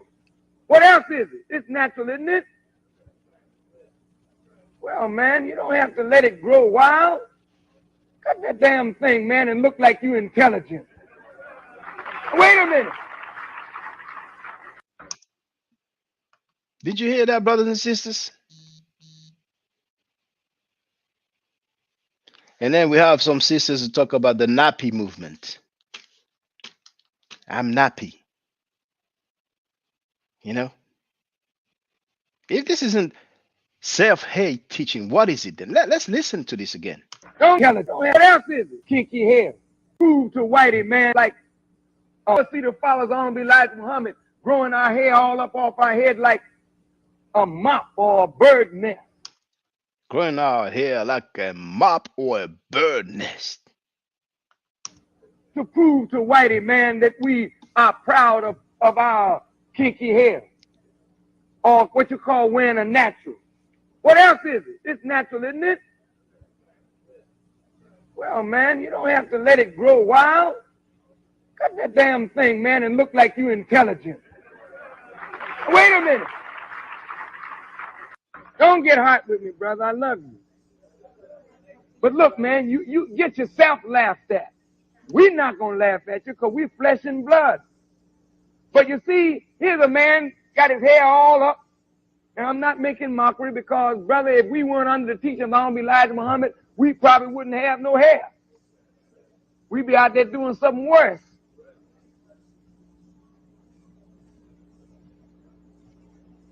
But it's a dust catcher and a disease catcher.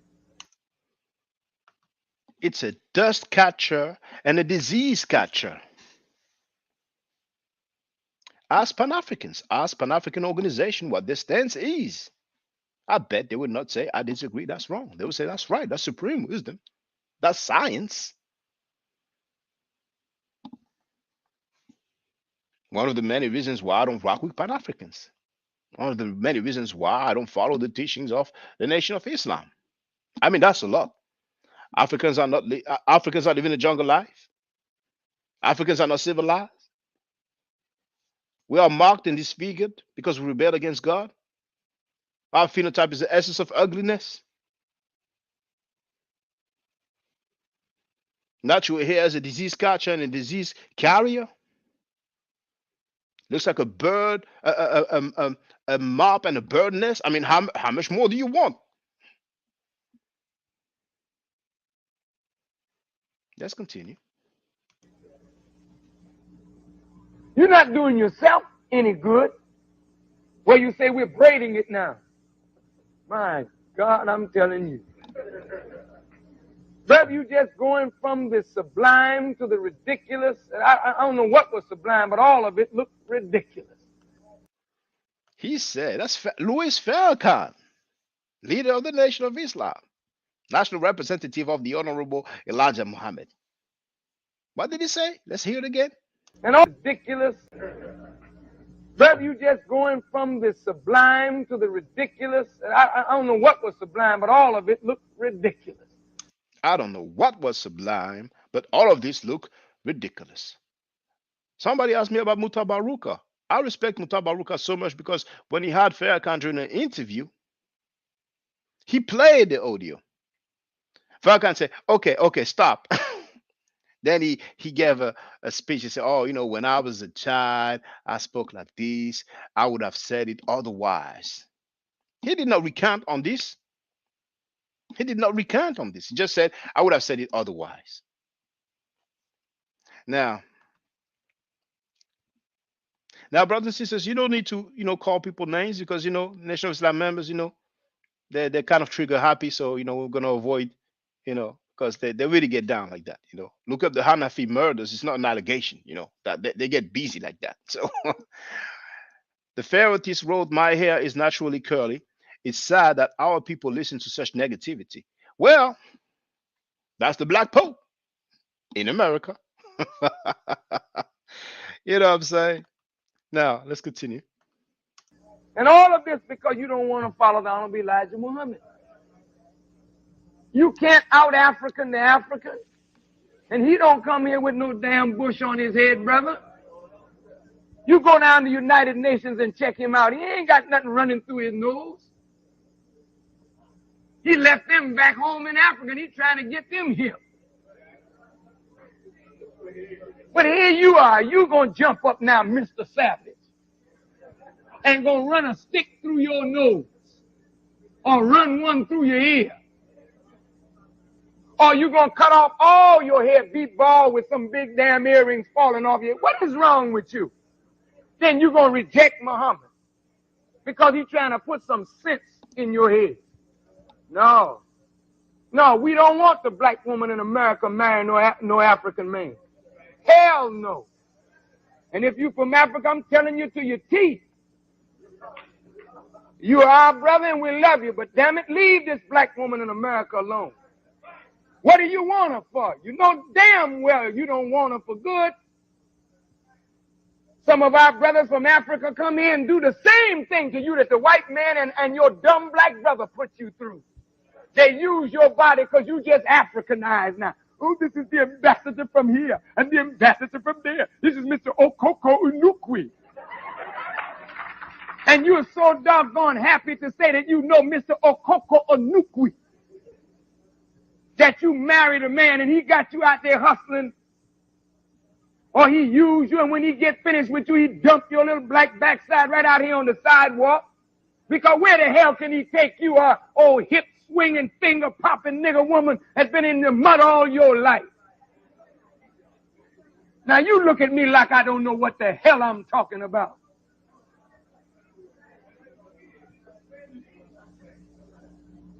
Can you identify with the African black man's mind when you 400 years removed from Africa? Hell no. So you better come on home. The minute Muhammad gets you cleaned up, here they come now. All praise is due to Allah. That Elijah Muhammad, he really make you look pretty good. That's right, brother. He made her look pretty good for us. For us.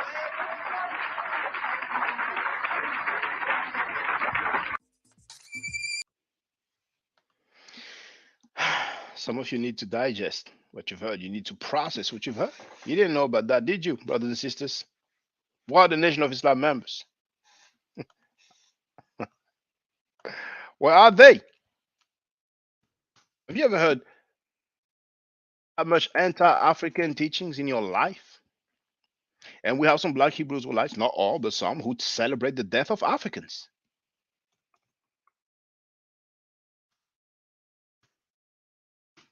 Nobody makes videos and say, "Oh, I'm offended." How many times you heard Africans celebrating the death of African Americans as a group, as an organization?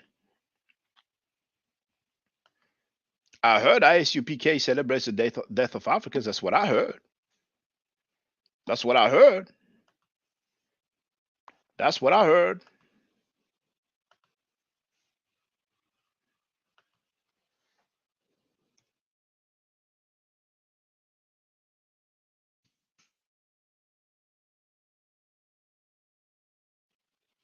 That's what I heard.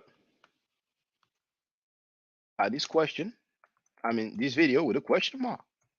Share it in the chat. Listen together. See that? Celebrating the death of Africans? Question mark. Here's the video. Last question, then we'll let you go. Yes, sir. What is this foolishness some of these guys practice the Passover? Tazariak told me that we are celebrating the death of Africans. And I'm like, what is you talking about, man? The death of Africans. So when they have these Passovers, is the misteachings that these brothers be receiving. They say, All right. So you know who I heard it from. You recognize the voice. That's Sanetta. And who told him that? To Zariak, the captain. So we have some people like Garfield and his crew who's been disrespecting the brother that we've seen, Baba Heru. Reggie went at Baba Heru as well. Apparently, it's deeper than what we know, but hey, whatever I don't know about, I cannot guess. But if you have an issue with him, you don't have to diss all Kemetic people. So Garfield and them been making fun of Baba Heru, but they didn't even say anything about those Hebrew Israelites identified as a group ISUPK who allegedly celebrate the death of Africans.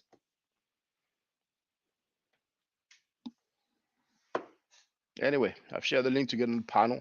I'll wait a few minutes, and if there's nobody, then I'll call it a day.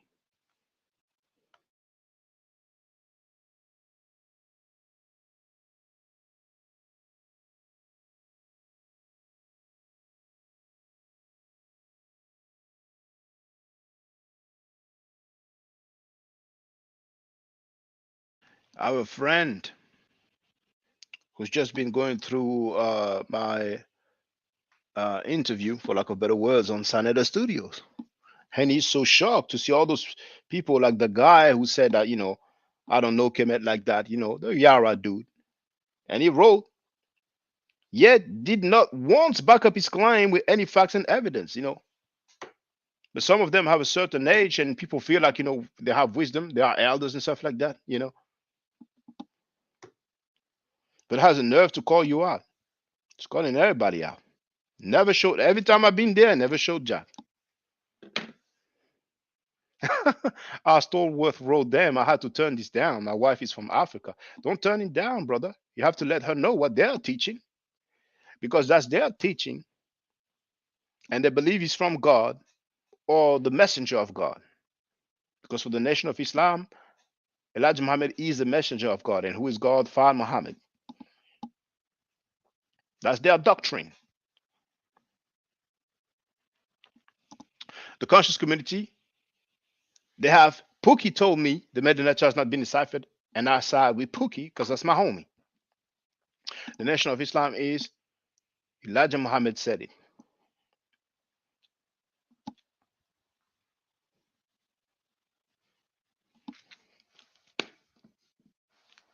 Dr. Wesley Muhammad, PhD in Islamic studies, said the only true Islam is the Islam of Elijah Muhammad. I have him on tape saying that. So if he wants to refute, if he wants to dispute, I'll put up the tape. Supreme wisdom, they call it. Supreme wisdom. Where's Willie D? What's his take on that? Does he care? Does Willie D care about that? I mean, you can ask Dr. Matt while you're at it. You can ask all these Pan-Africans, all the conscious community members, all those people who have YouTube accounts, who do live stream, who talk about our issues. You can ask Rob Bourne, who any chance he gets right, Kemet is dead. Every chance he gets, he write that in different chats. Ask him how he feels about that. I don't care. I don't think he cares much.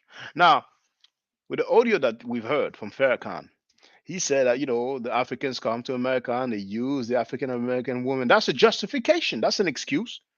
I'm not denying that it might have happened. You think that's what they do on a regular. Like you think that's an MO. That's the way they get down. Come on now. Now the stance has changed. Before they would not allow Africans to be members of the NOI. But now they do allow Africans to be members of the NOI. Just like they do have white members of the Nation of Islam. Farrakhan was on tape saying that. You have Mexicans also.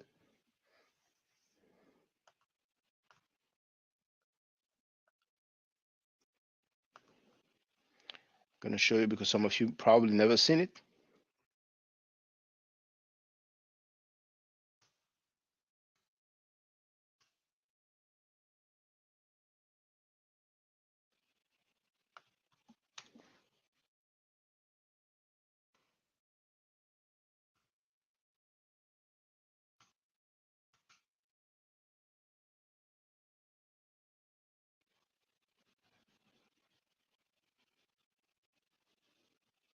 I found it. I found it. I found it. I have. I have found it. Share it. Title: Contradiction between Wesley Muhammad and Louis Farrakhan. Let's have a look at the video. Let's have a look. You asking 12 years ago, I've been putting work. I've been putting work 12 years ago. Let's listen up. are you asking are there Caucasian registered members of the Nation of Islam? Not the Nation of Islam that I'm a part of. That's right.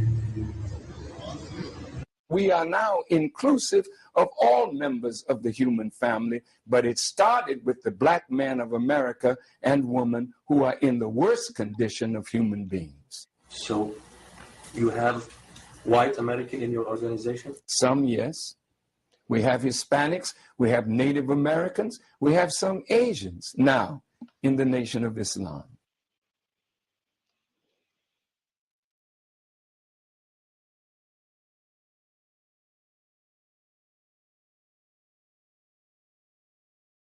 See the link on the screen? Afro styling with 3 Y's at the end. Why 3 Y's? Because first, it was just written like it is in the middle here, like my website address.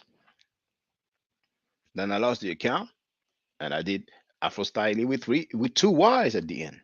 Lost it. Then I did 3 Y's at the end. Lost it. Did I Afro styling, starting with the letter I, like iPhone. Lost it. Did history not mystery, all in one word. Lost it. Did Egypt decoded. Lost it. In 2016, if I'm not mistaken. Well, actually, you can just go on my channel and see how long it's been up, my YouTube channel, and that's the time when I started from scratch again. So I started from scratch in 2016 with this account right now, my Ad Forever. So I had to build from scratch. Now, I did not receive any single donation today, but for all purposes, I'm going to share the Cash App and the PayPal. If there's any generous soul out there,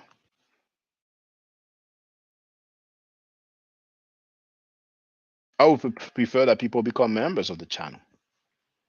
Once again, it's $3 a month, which is $36 a year. And it will enable you to participate in the chat. And the link is at the top, is pinned on the chat. See? But you know what? I'm going to share it now, just in case. Well, actually, I have it here anyway. I have it. Hold on.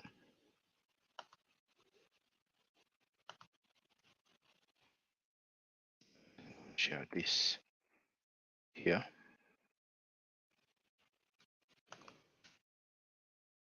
There it is. So you don't have the Cash App, the PayPal, and you have the link to become a member of the channel. Once again, you don't have to worry. I don't know your personal information. YouTube handles that. I will not know your first name, your last name, your phone number, your email address, your bank information. It is all handled by YouTube. All I will know is the username that you chose when you become a member, which most likely will be your YouTube username. So we can grow as a people. There's not many people who really teach the information. We have seen that over and over again. It was more of a smoke screen. People who've been repeating stuff that they learned by heart. and try to pass it off as science, as information. It is what it is, you know. You live and you learn. Some people fall for the hype. But most of those people don't stand on solid ground.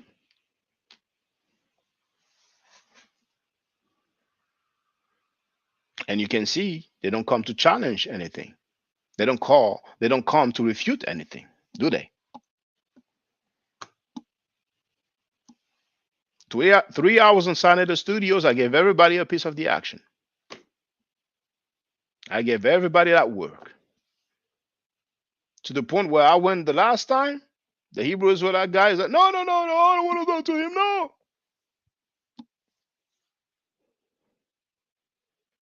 Even before I asked him, can I tell you something before you leave? It was my time to talk. So I said, okay, you go ahead, brother. Go ahead, Shaka. And as I started, he wouldn't let me speak. You know what? Let me show you. You might think I'm making it up. You might think I'm making it up. Show you. I'm gonna show you.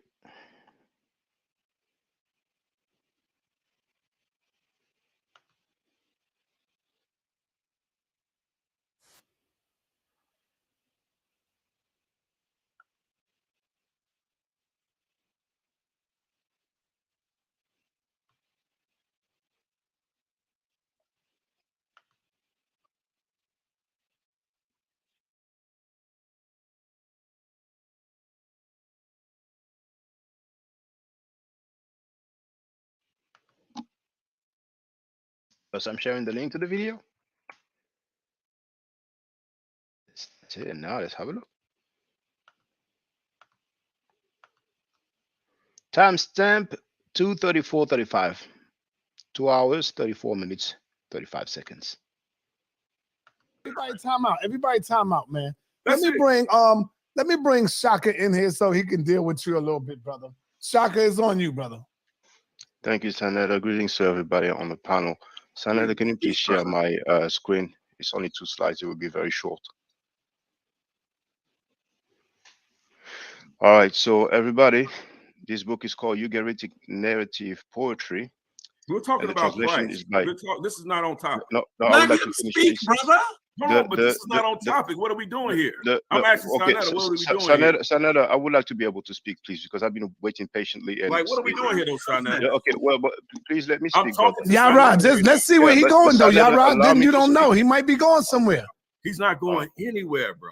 He doesn't know what I'm going to do. I've read this, bro. This is going to talk about El being so drunk at a he knows what's coming. This is a Canaanite deity, bro. This is a Canaanite festival. Canaanite deity, yes. Hey, Yara, can you please just let him talk, brother? You're gonna have to bump him, brother. Let's let him talk. If he can't be on topic, then I don't want. He's not going to be on topic. All right, Yara, let him talk, brother. All right. So everybody, this book is called Ugaritic. You had to mute him. The translation here is by Theodore J. Lewis, and it talks about the Canaanite god Er. This is the biblical god that slept in his own dung and urine.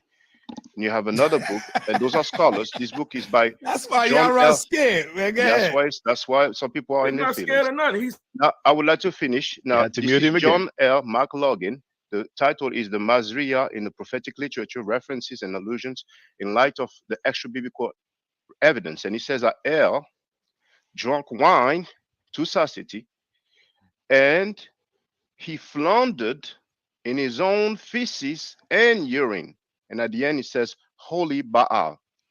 So don't be surprised if you see some people acting strange, because their own God got so drunk that he fell in his own mess. What? Hey, what do you say, man? They own God. Say that again, man, please. Now this is the biblical God, the Canaanite deity El. See, when you have Israel, that's he about the to El. get you. He about to get you. Emmanuel, that's the El. When you have El, let him go. Let him go, Yara, please, because I might have to get him to beat up on you. Let him go. That's the El. When you have El or him. So this is before the Bible was formalized. This is what the inhabitants of these areas wrote. Now, besides that, Yara talked about Paul. Now, Paul never met Jesus, and his writing, according to Bar Ehrman, and Did Jesus Exist, is usually dated to 49 CE. So that is indeed almost 50 years, because Yara said 50 to 30 years. And Paul's writing is earlier than the gospel. And I want to finish with that. Earlier, the video played from Bar Ehrman. Bar Ehrman said that there was one author who was an eyewitness to both Jesus's closest disciple and his brother. He doesn't say we have an eyewitness for Jesus. He says we have an eyewitness to his brother, his closest disciple. Actually, Bar Ehrman even calls Paul a witness. He says Paul is our earliest available witness. So 50 years after the fact, and you never met him, but he's still labeled a witness. And I end with that. Thank you for letting me speak. All right. Wow, man, I might have to bring Shaka to take care of this. Yeah, that's not. See, this is what I mean about ignorance and not understanding. If he wants to bring that Canaanite deity El and say that's the same Christian deity or the same Israelite deity in the Bible, I wish he would bring that argument. I'll smack him back to France, wherever he came from. That's stupid. Please do that, man. Sir. I beg you. Please do that. You don't want that smoke, brother. Put that one on the clock. All right, put that one on the clock. Now, if you. So he said, please put that. I said, I just did. But those guys, they talk. They don't have any records. They don't have any information. And he's not part of any camp anyway. So, it's not a big fish. But you have it there. It's in the reaction. We are actually teaching them their stuff. I'm talking about the Hebrew Israelites in this instance. Because I want people to take that clip and say, oh, this guy said that he's teaching African Americans their stuff. No, I'm talking about the Hebrew Israelite situation right now.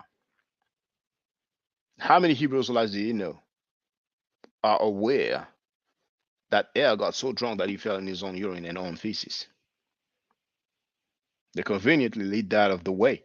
If they know, he knew, obviously. He knew what was coming.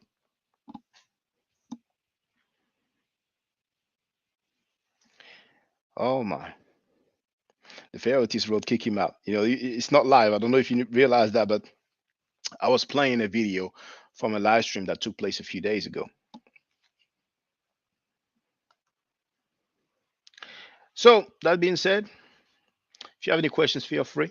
It doesn't have to be about today's topic. It can be about anything. But in 2023, we're gonna have to stop allowing people to say that the Medu Neter has not been deciphered. I don't care who said that. That's a ridiculous claim. It's an irresponsible claim. And many people are lazy as heck. They don't want to learn the Medu Neter. And instead of saying, I don't want to learn it because it's not an obligation, I don't have a problem with somebody who don't want to learn the Medu Neter. But don't go and say it hasn't been deciphered because you don't want to learn it. And besides, like I have shown, this is very important. Very, very important.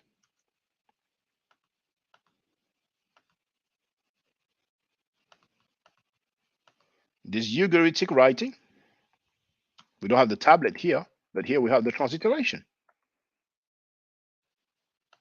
So the cuneiform writing, nobody was there. I mean, all these arguments for the Medu Neter. Oh, we're not there, so we don't know what they meant when they made the symbols. I mean, that's a ridiculous argument. I'm sorry. It's a ridiculous argument. And I have already answered the challenge, a $1,000 challenge. So, all these groupies, who want to speak for other people. I mean, let the people who make the claim speak for themselves. It's just better. It's pitiful. We cannot enter 2023 allowing anybody to claim that the Medu Neter has not been deciphered. And if you know anybody that claims that, tell them I'm here. As a matter of fact, I'll wait. I'll wait. You know somebody who says that the Medu Neter has not been deciphered? Get him on the panel. All he has to do is to show his face. Some people say, oh, the brother is old, he did his thing. So he should stop talking then. If he's too old to defend his stance, he should stop talking. It's a simple case of somebody that was wrong 30 years ago, and instead of saying he's wrong, he keeps rolling with the falsehood. I don't like falsehood. Brothers and sisters, wake up. We look real bad as a people. The conscious community looks real bad. Black people in general, they don't fall for that foolishness.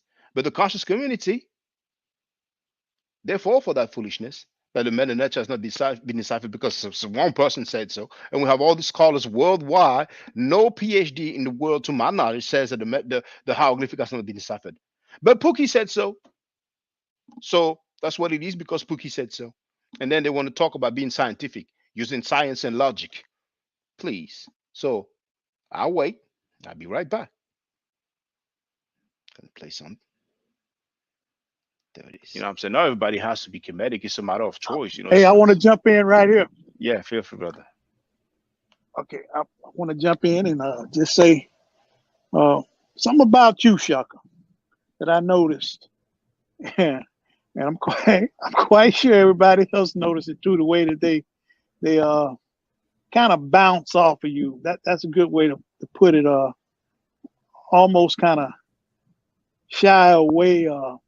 Want to keep you quiet to a certain degree, especially after you told me about, well, not just me, all of us, of listening to you, how maybe they had you in the back, you know, waiting for 40 minutes before you can make a comment, putting you off certain people's stages where they have their show, putting you off 2 and 3 times. I heard that said. You know, that tells me something about an individual, and that'll make me take notice of them anyway and examine them to see what is it about them that they don't want to be bothered with. You know, there's some stuff went on last night on Smash Show, and it's the dude called Waza. I'm quite sure they know him better than me, but Waza, you know, he's kind of a comical fella, and but he got some smarts to him, but he don't know when to make his comment and then step back and wait, you know, and just listen some for a while. You know, he wants to get in there and, I mean, just rough and tough it out and don't want to listen to somebody else. And that, I'm not saying you that way now, but I was just looking at Waza last night, and they had to put him in the back or just put him off the show or whatever, because he just kept jumping in there too much, and you know, people would be trying to talk and he just interject and walk all on people and just, you know, get in the conversation and maybe even be talking about something else instead of what the subject was. But back to you, Shaka, you're similar to Waza to a certain degree, and I think we all have to have some aggressiveness to us. You know, we have to be aggressive when the time is right. Don't get me wrong.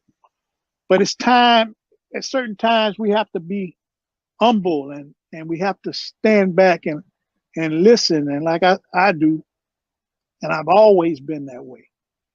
When you see somebody quiet, this is something I learned over the years. When you see them quiet, they're either just out the loop completely or they are a type of individual trying to see what's going on. And that's how I am. I do. And I can speak when the time is right, especially when I feel like it's necessary. And especially at my time and age now, I'm more the type to keep you in line or maybe keep you directed right. And I think that's the elder's job. Of course, you know, the elders should have more intelligent and just more knowledge on things than the youngsters coming up, because I used to have them tell me back in the day, man, where you going already? And I'm been there. You know, I used to think about that until I figured it out. And you know, and these elders, you know, they've been through stuff that you're getting ready to go through. And I don't know about all of the knowledge that you got, Shaka, but you ain't just talking to talk. You talking something that makes sense if it's talking about a subject or an individual that might be, like you say, buck dancing or you know, backing up, trying to two-step or side-step, or however anybody that understands this want to see it. You'll bring it right out to light, and that's a good thing, especially when you teaching the people wrong and you're not bringing them the truth. All this, you know, dancing around in circles and stuff, you know, you can't get a hold and a grip on things when you got people doing that. And when it's somebody doing that, you have to you have to, you know, bring them to the forefront and say, you got to confront them. Hey, man, this is what you're doing right here. It's a little something that's right, because you were saying this the other day, and now you're saying something a little different. It's What yeah, what's really going on here? What's the real truth? And I just wanted to say Shaka is the one that'll, bring that to the forefront. And I think that's a good thing about you, brother. Mm-hmm. A lot of people don't like that. Pan Americans like that too, and that's how I was brought up. Yeah, But when you look at that my forever on this right here, he mean that. now I'm getting it, because man, it's my forever. He talking about for a little bit, forever.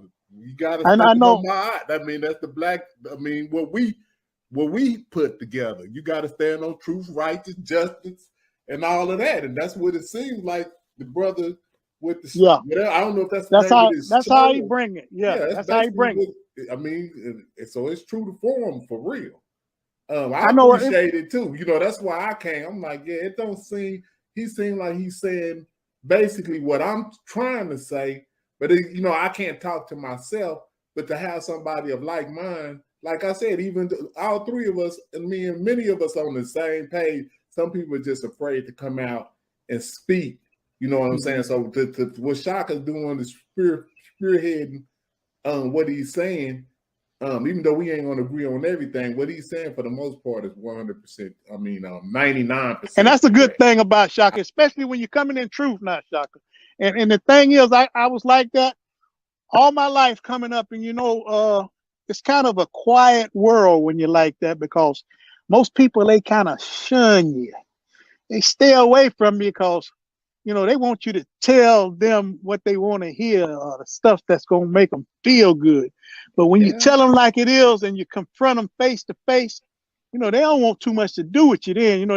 They want to stay away from you, and they'll even sometimes say some jive time or wrong stuff about you, and it'll make other people talk bad about you, not really truly knowing the truth, but putting you in a little corner by yourself and making your world be lonely to a certain degree. It's going to be some people out there, just like me and Pan American is right now, about how you handle things, Shaka. We don't mind coming on talking, and I'm always in the chat listening most of the time, but I will say things too. But we don't mind coming and talking with you because we're very similar. And the people that can't stand the truth, they're going to stay away from you, man, and they're gonna run from you, and really kind of, make you look bad and talk about you and bring you down if they can too. But like I said, I came up like that all my life. But the main thing you got to do, and this is all I can tell you, is you got to stand your ground and you got to stay firm. As long as you know you're doing what's right, brother, you got to do that and continue to do it, no matter how bad it is, or sometimes how it hurts. And I know a lot of it hurts sometimes. But if you love your people and you love what you're doing, just keep doing what you're doing, bro. And that there was some global. That was global African wisdom. I mean, that was some wise words.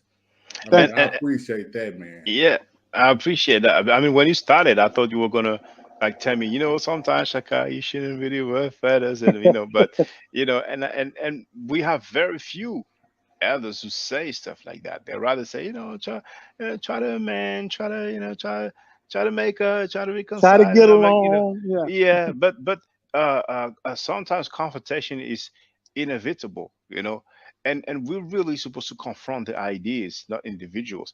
I mean, there's some things that I've said in response to what they've done, which was total disrespect. A moderator invited me to come on the platform. I went on the platform, and because someone wouldn't talk to me, I waited. And when I was waiting, I did not even realize I was waiting that long. It's after, then I made my response, and I just counted the minutes because I was like, I'm gonna get a chance to speak anyway. And then when I get on, I'm being kicked out 3 times, and the other dude. And also, when it just happened, and I left because the girl's like, yeah, you're crying like a girl. We're all grown, man. You have no discipline. First, I left. I was like, you know what? I'm just not gonna address those guys anymore and keep it pushing. But then I was like, yo, they done that on purpose, man. That's a group effort. I'm like, oh, it's like that now. Okay, but and like I said before, in my response, I've said some harsh things. I tried not to use profanity. I'm not proud of the video, but I'm not ashamed of the video because don't start none, won't be none. You know what I'm saying? Yeah, in other words, you got fight in you. You got some fight just like they got.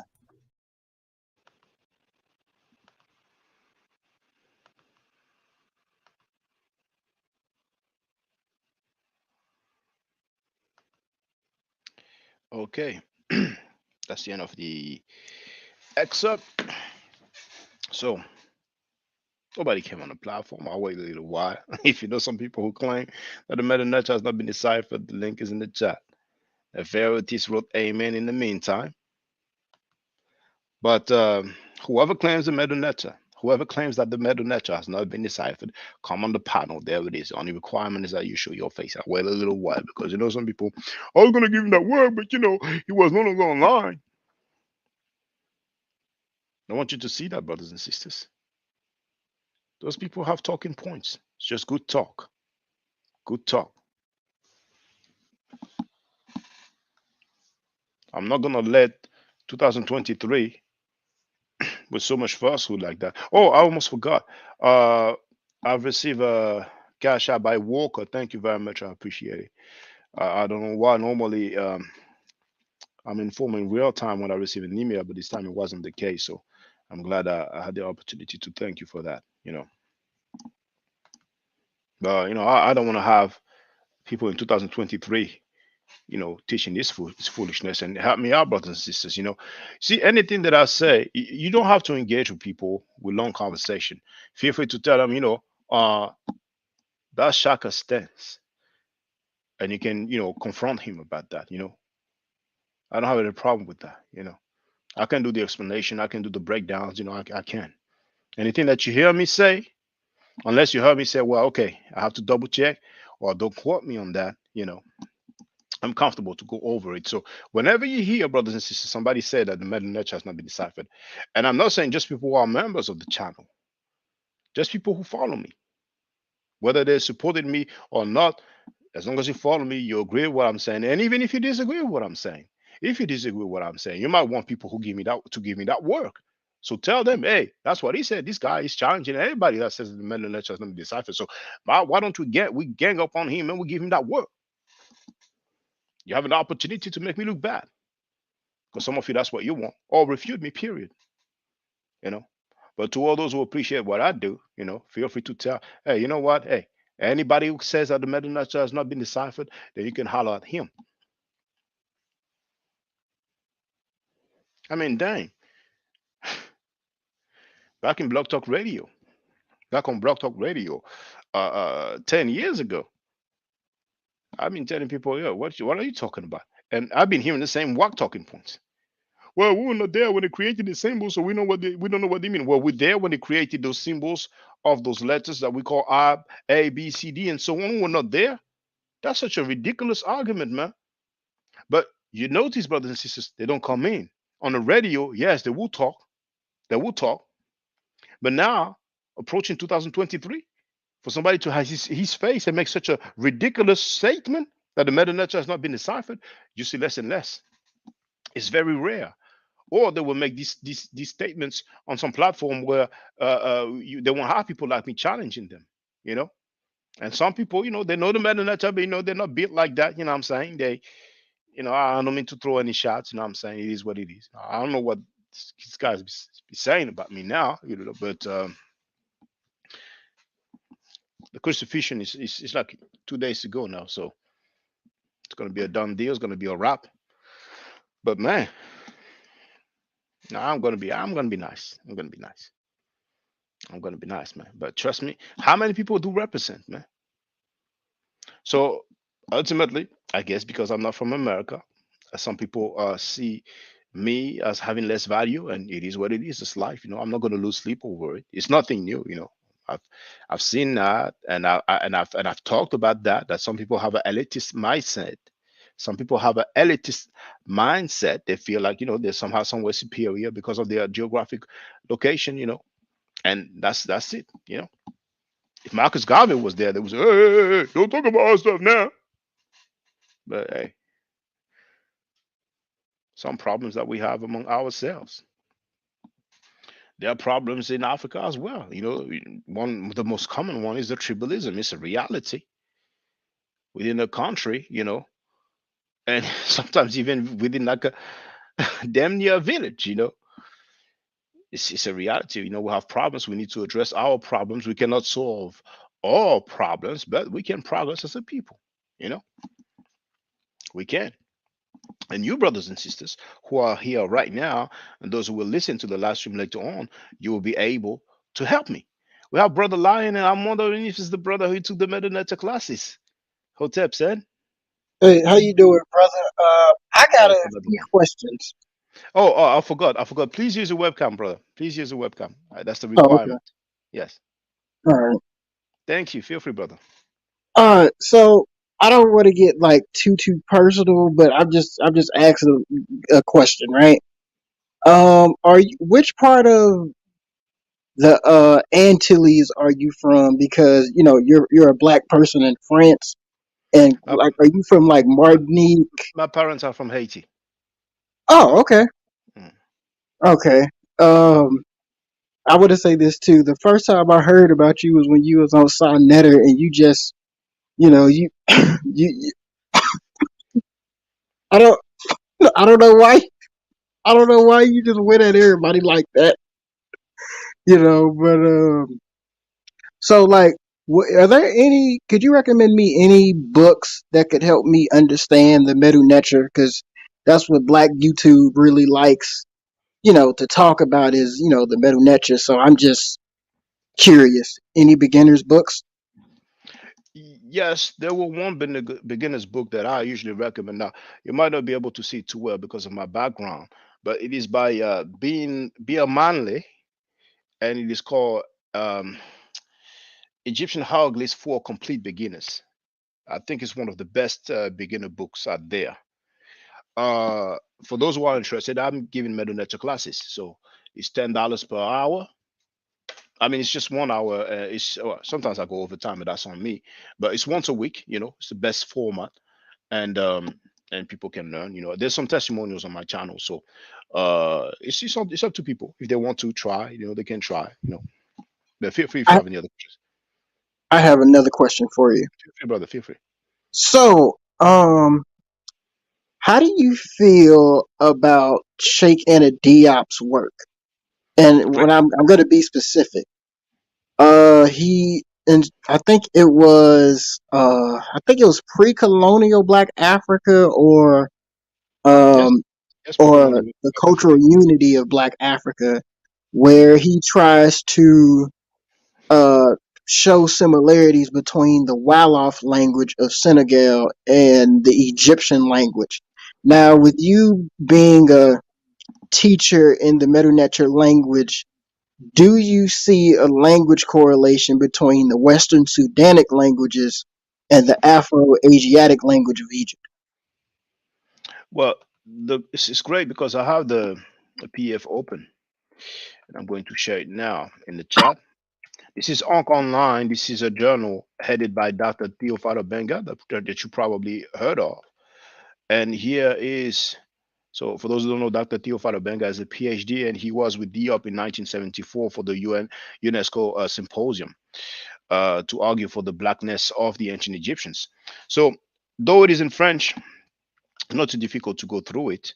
So this is a comparison list or lexicon of morphological comparison. To make the long story short, it's comparing different languages with the Pharaonic Egyptian or Medu Neter, as we say. So the comparison is between the Medu Neter, the Wolof, the Dagara, the Pular, the Banda, the Mandingo, or Mandinka, maybe you say in English, the Nuer, the Douala, the Greek, and the French.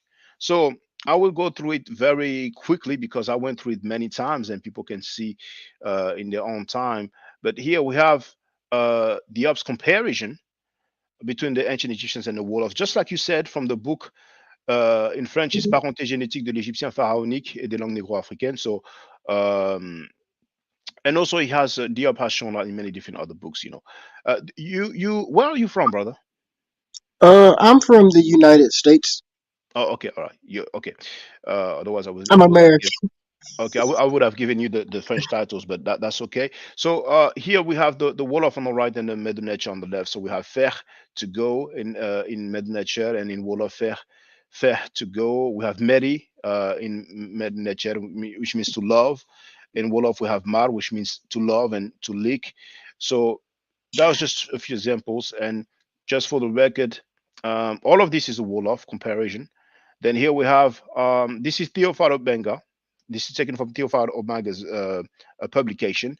We have the ancient Egyptians and the Dagara. Then, just so people can see how much comparison there is, because some people might think that we are reaching. Now, this is from a scholar called Abu Bakri Musa Lam, and we have the Medu Neter compared with the Pular. And you know what? I'm going to go straight to the Greek because there's all the other languages that we've seen, and I want to go straight to the Greek because even some Greek and French words ultimately, and even English words, derive from the Medu Neter. So here, that's where the Greek starts. Now, Aiguptos, of course, which comes from Hut Capita. And brother, I'm glad you asked me the question because the funny thing is that some people claim that the Medu Neter has not been deciphered when we have the word Pharaoh, and Pharaoh derives from the Medu Neter per a, which gives us the word Pharaoh. So even the word Pharaoh itself comes from the Medu Neter. And the word Egypt, as many have already shown, Egypt comes from Hut Capita.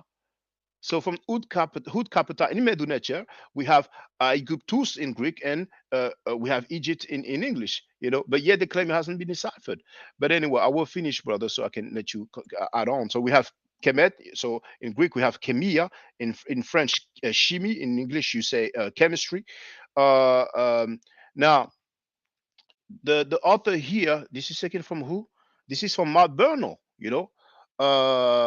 this is from is Black Athena writes back, and also in Black Athena, the linguistic evidence.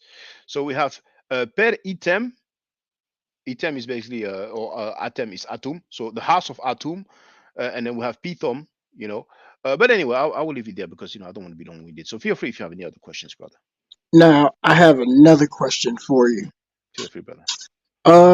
How do you feel about Dr. Yosef Ben Yakinen's work in terms of Egyptology? How do you feel about it? Because I'm just, shooting questions concerning Yeah, feel Black free. Egyptology.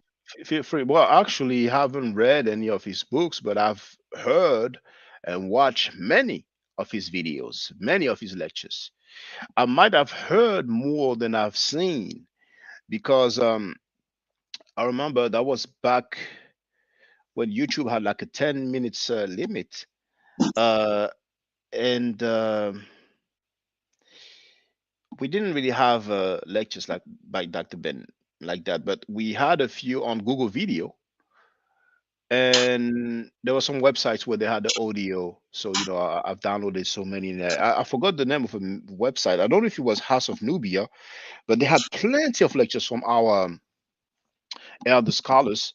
And later on YouTube and Google Video, I got to see those lectures that I've heard. So all of this to say that I have not read any of Dr. Ben's book, but I have heard a fair bit of his lectures. So I think his work is good. I think it's good. Most people highlight a mistake where he said that on the papyrus of Hunefer, it says that we come from the foothill of the Nile where the God happy dwells. But who's perfect? I mean, I've made mistakes before, so I think it's just a mistake. And yeah, that's how we sum it up. Because it's very interesting because I've read a few of his works in terms of religion. Mm-hmm. How the Hebrews now on Neter are trying to say that Dr. Ben talked about how the Jews were black, right? Sanada is not. I haven't heard Sanada saying that. No, But I said the Hebrews on Neter.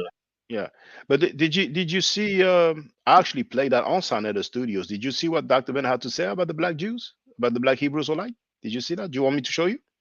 Well, I think I know which video you're talking about, but this is what I was gonna say, right? Okay. I have read one of his books called it was We the Black Jews, Volume 1 and 2, right? Mm-hmm. And in that, there's a passage in there Mm-hmm. where he pulls out a passage from the Talmud, Mm-hmm. and it talks about how the Jews in antiquity regarded people of African descent in ancient times, and it was very disparaging. Yeah, and we can go through that with our people because a lot of our people don't know about this. But this is basically the curse of Ham, but this is the part that we have in the Talmud, the part that does not appear on the Bible. And I'm going to share the link for everybody in the chat. But yes, it is very strange. So, we have the story of Noah got drunk, just like air got drunk. And now air, of course, that story is not in the Bible, but in a Ugaritic text, between 14 to 1200 BCE. And then when it comes to the Talmud, that's what it says. Now you will have some references here: the Midrash Rabbah, the Bereshit Rabbah, basically the rabbinic literature. We have three rabbis: R. Joseph, R. Huna, and R. Shiza Bar Abba, who commented on the assault on Noah committed by Ham already inside the ark. And because of this act, his descendants became black. And Robert Graves and Raphael Patai gives us a preview. So now I can no longer engender the fourth son whom I have, I'm sorry, whom I would have gave the order. Your children shall serve you and your brothers. It has to be Canaan, your firstborn, that they shall take as a slave.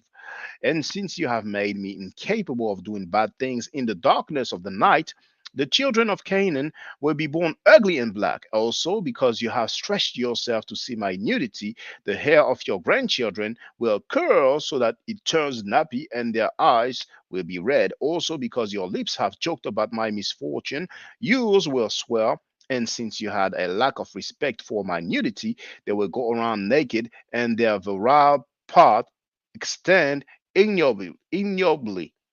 So yeah, that's just a summary. And some people say that the interpretation is that Ham might have violated physically his father. Others argue that it might mean that Ham did something with Noah's wife, or presumably his own mother. But probably the mystery lies in the fact that Ham would have violated his father. But I let the people do the exegesis, and but we have this. This is a text that exists, So feel free to continue with your questions. That's the passage that Dr. Ben had used in We the Black Jews with the member part, but it was way more. His translation was way more graphic. Like it was, I mean, I was like, whoa, and that whole passage kind of told me, you know, that the ancient Hebrews were not of. They didn't look like me or you.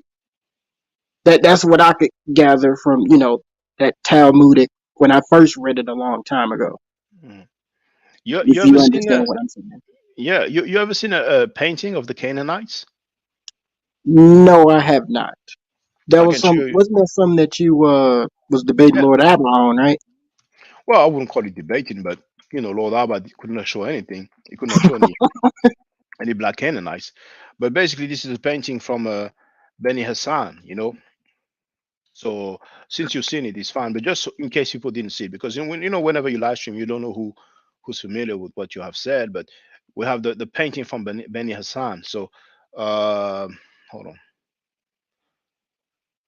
Oh, that's probably the largest one here. Oh, unfortunately, there's a like Bible places. There's a website basically, but it might be one of the largest I've seen. But some people might find a large version. Where is it? Here we do have Hyksos or Hekahaset. So we're told that this is a Hyksos, and like I've shown, the British Museum says that the Hyksos were of Palestinian descent, and also we have Encyclopedia Britannica that says that the Hyksos were of Palestinian descent. So that's why when people talk about Hebrews or Israelites, I talk about Canaanites. So those are the Canaanites here, and in front we can see the Egyptians. So we can clearly see the difference in skin tone and also in dressing. But feel free, brother. I think you wanted to say something. let me add on. So there's a book that you should grab. Is written by D.M. Marduk, right? And it's called "Did Moses Exist?" And in there's a passage on the origins of the Hebrews and what the Greeks said about them.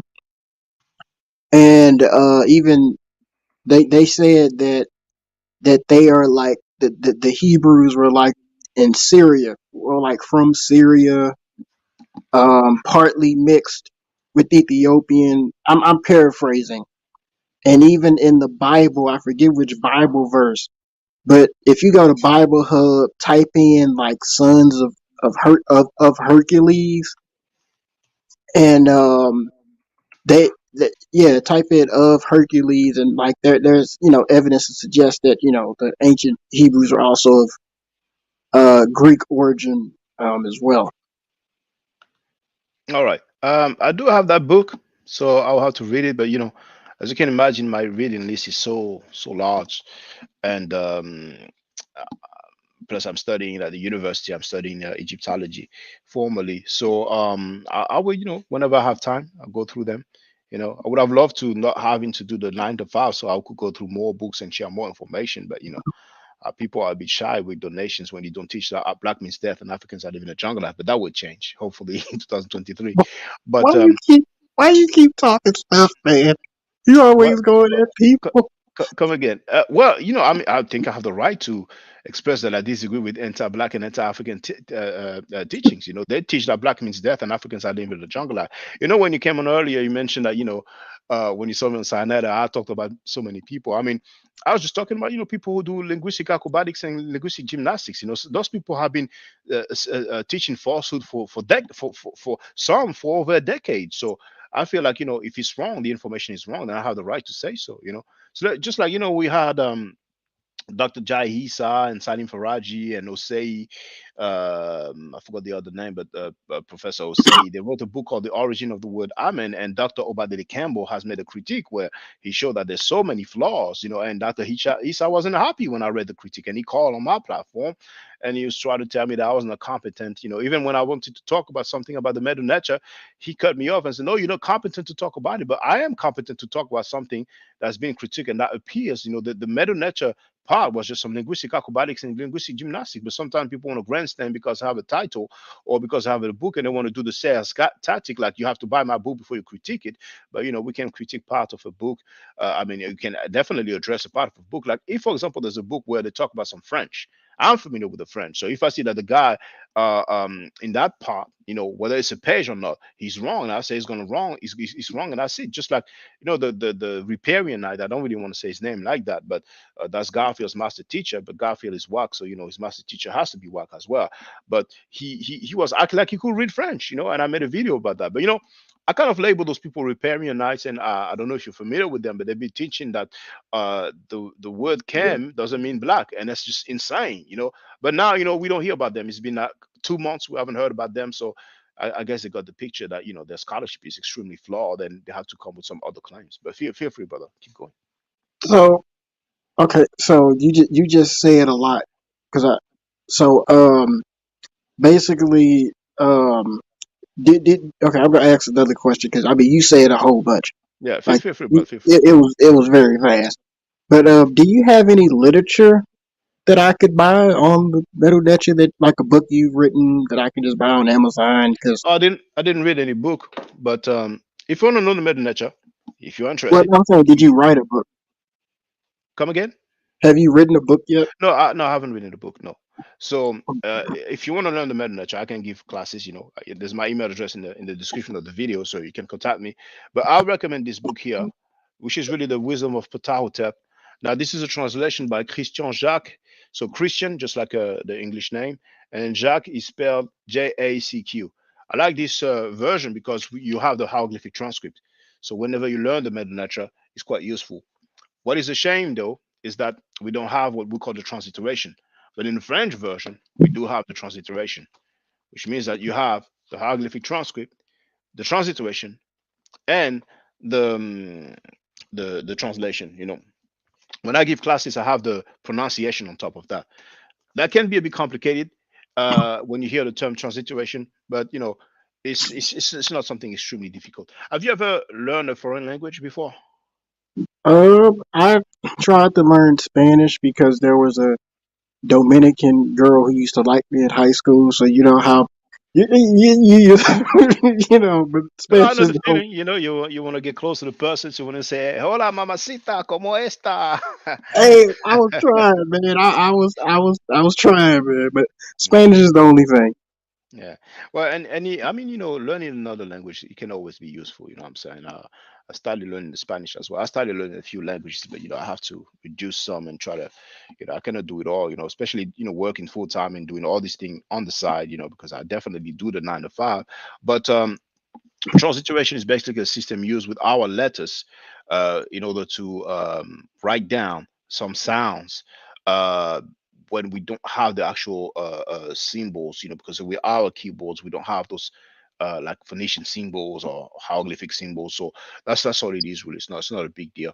But yeah, the wisdom of Ptahhotep, you don't even need to buy it. You can find it online. But the nice thing, once again, is that you have the hieroglyphic transcript at the end. So that's what I usually recommend. I don't recommend that people go and try to read the so-called Book of the Dead, which is really the book of coming forth by day, because it's a compilation of spells. Many people will not understand it, so many people will be turned off. Like, I read the so-called Book of the Dead, the book of coming forth by day, or Peret Emheru, and I didn't understand everything. Unfortunately, I don't recommend, no disrespect. I don't know if the brother Raul Nefer man is still alive. I don't hear about him, but I don't recommend his book, Medu Neter. I try to read it.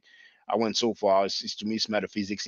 So it has the name Medu Neter, so many people feel like, okay, that's why I have to read. But I when I say I don't recommend, it's like, I mean, I said it already, so no disrespect, what I'm saying, no disrespect, but anything that's metaphysics, that deals with metaphysics, as far as I'm concerned, I try to get away as far away as possible as that stuff, because it's like it's all over the place to me. Now, I have another question for you. Feel free, brother.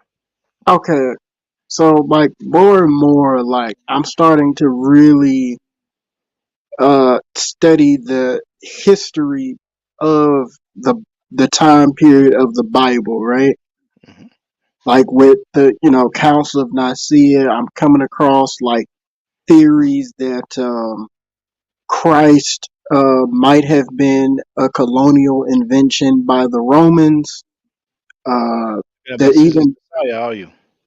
hmm, Are you talking about Caesar's Messiah? yep, Okay. and even one of my mentors, who's like kind of a spiritual advisor, even though he doesn't believe in the Christian faith anymore, he tells me a lot about what he went through in seminary, Mm-hmm.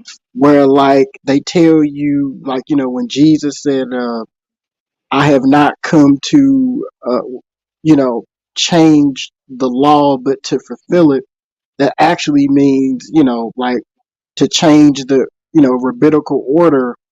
And so this is like my question. And you said on Netter like a while ago that, to say that parts of Christianity wasn't taken from Kemet is rather remedial. I'm just using a different word you used. Mm-hmm. And like when I read, the Book of the Dead, as Dr. Ben said, the Ten Commandments are, you know, in the, Bible. So I'm just asking, like, is there, other things? All right. Can you simplify the question for me, please? Oh, I'm sorry, man. You hit me with a mouthful. I hit you with a mouthful. Yeah.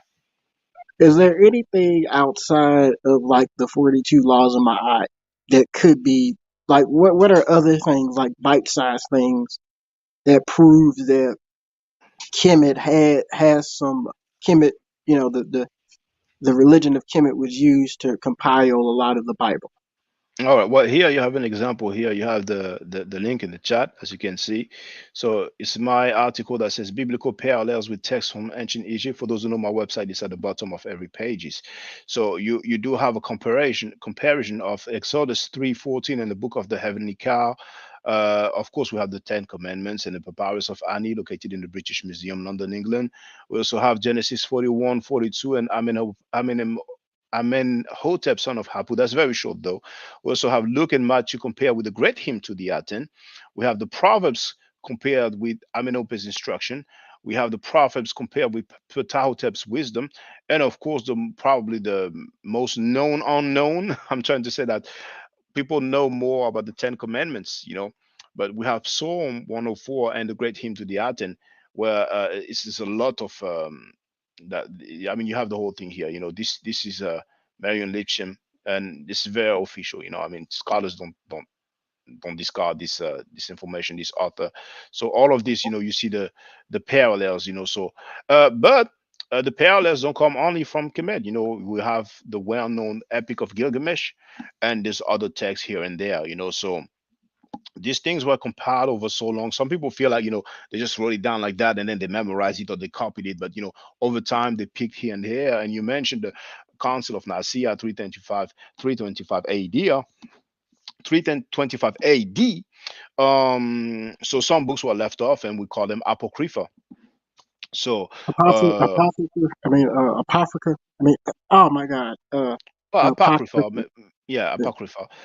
Maybe I'm not pronouncing it well, but yeah, that's the whole deal, really. I mean, anybody. I mean, it's you probably heard Garfield say, "Oh, Kemet didn't steal a damn thing. The Bible didn't steal a damn thing from Kemet." But I mean, Garfield is just he's a newcomer. He's a neophyte. He makes horrible arguments. And he has to come up now because he's going to debate with Jabari. He's going to get crushed in a couple of days, and then we're going to move on to other things. But Garfield is just not serious at all. I mean, Joe, I just want to finish with that. In his own book, he wrote that he's been a student of biblical history for the past 30 years. And if you make the calculation, because he gives his date of birth and how old he was when he went to this church thing. But anyway, you can work out that he was 9 years old when he started. Nobody learns biblical history at 9 years old. So, he's a fraud. Besides, he claimed that he has a bachelor's in history. He has never shown it. He says, I shown it to him, I showed it to her, but that doesn't count. He's a public figure. There's no reason why he wouldn't show his degree, and he has never shown it publicly. As a matter of fact, he sent an invoice to a brother for $1,800, $1,800 to show his degree. So it shows the evidence shows that most likely he doesn't have a bachelor's degree in history. But feel free, brother. Feel free. Well, let me say this. I don't think him, if he does have one or he doesn't have one, I don't think that kind of negates kind of the work that he does or anything. Because I recently bought his book, the misinformation and misconceptions by the Black Hebrew Israelites, and I'm learning But it's all good. But the things what I want to say, I want to be clear, because some people have wrote that in the chat, like, oh, this guy he talks about Garfield, but what about his degree? My issue is people claiming to have credentials that they don't have. That's my issue. That's my issue. And that's lying to the public. So yeah, I want to make that clear. Just like the other guy, the riparian who says that he's a anthropological linguist and he doesn't have a toilet paper in linguistics. He also claimed that he's a historian. He doesn't have any degree in history. At the same time, he's invalidating Dr. Theophilo Benga, Dr. Obadele Campbell, because their PhD is not, specific enough. So this is like the world upside down. But keep going, brother. I mean, but here's the thing though, even a bachelor's degree, from a actual scholarly perspective, a person with the bachelor's is still not a scholar. You're only a scholar up until you have a master's.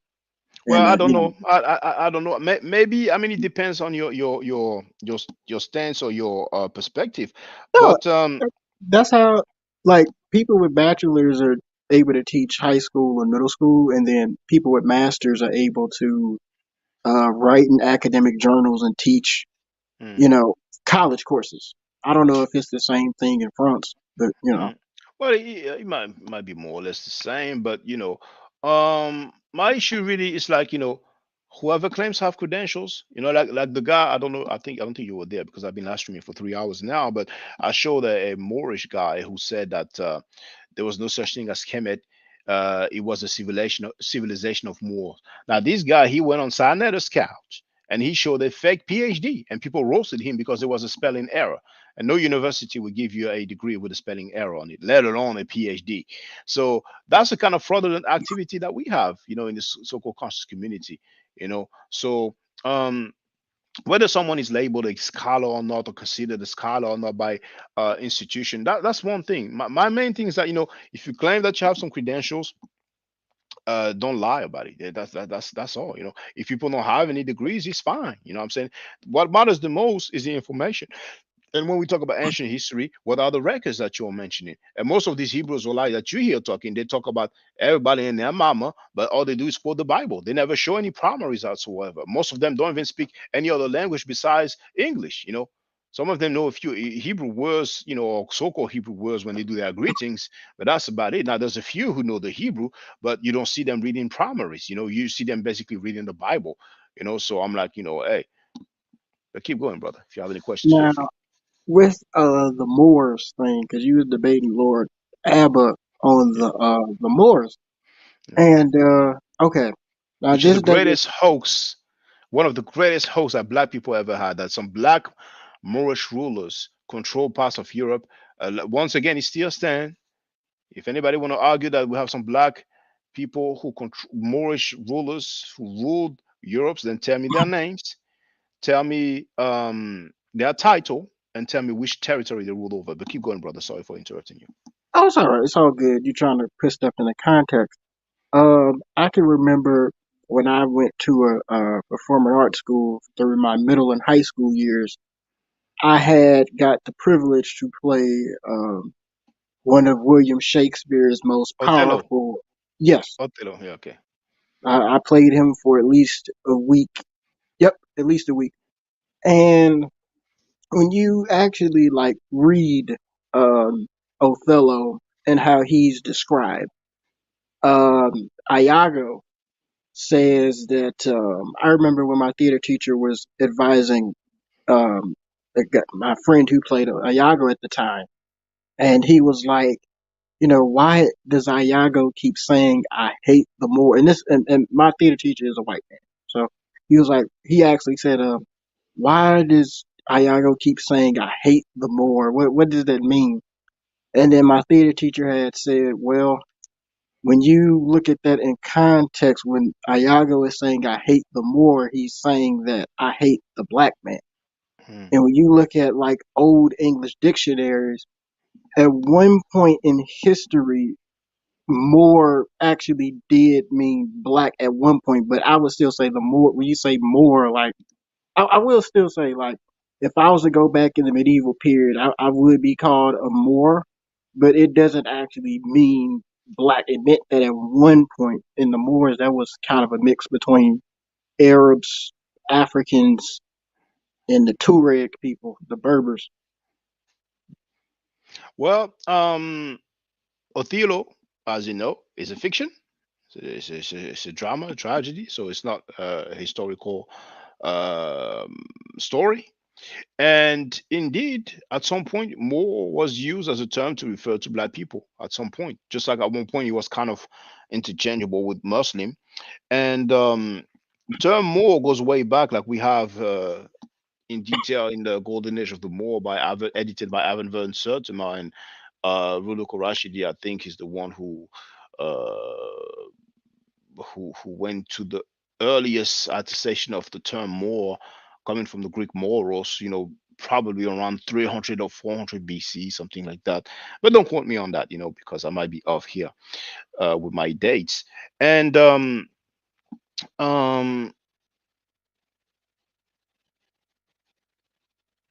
did black people call themselves Moors? And if they did, then people should let me know. Show No. me some writing of black people calling themselves Moors or calling other people Moors. But what I'm most interested in, because when Mhm. we talk about the Moors, some people will talk about all these guys. I mean, there's even a video that I've made quoting the Golden Age of the Moor, and I entitled it Jewish Moors, because I mean they go all over the place with the term Moor. As a matter of fact, he used to be called Booker T. Coleman, but now he goes by Kaba, and I always struggled with his name, but he's on tape saying that Saddam Hussein was an African man. You know, Yeah, so I know which lecture you're talking about. yeah, you see. So My main focus with the Moors is their biggest claim of black people ruling Europe. And that's the greatest hoax ever. Just like the people who claim that the Arabs of the 7th century were black. But if we stick to the Moors, and even in the book, The Golden Age of the Moor, like I've been saying, people can just look at the depictions. Besides those two guys playing chess, when you have a group of Moors, usually you see that the black people are a minority. You might see in the legend or the description, oh, look at those two Moors here.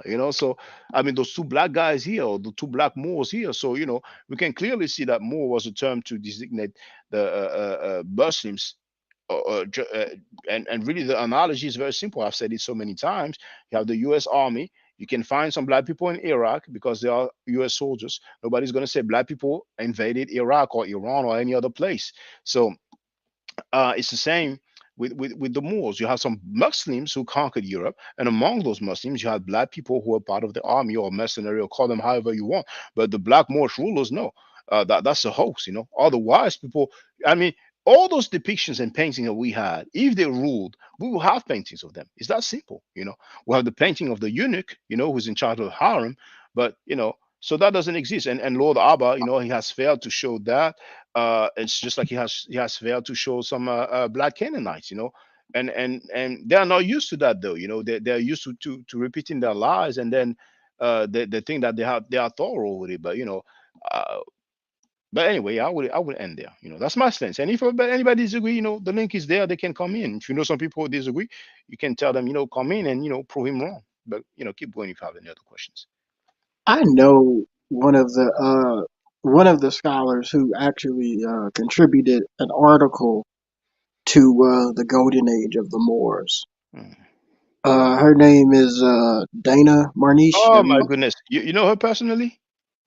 I mean, I had an She's all over interview. the place. That lady. I mean, I don't have anything personal against her, but if you listen to that lady, everybody was black on the planet Earth.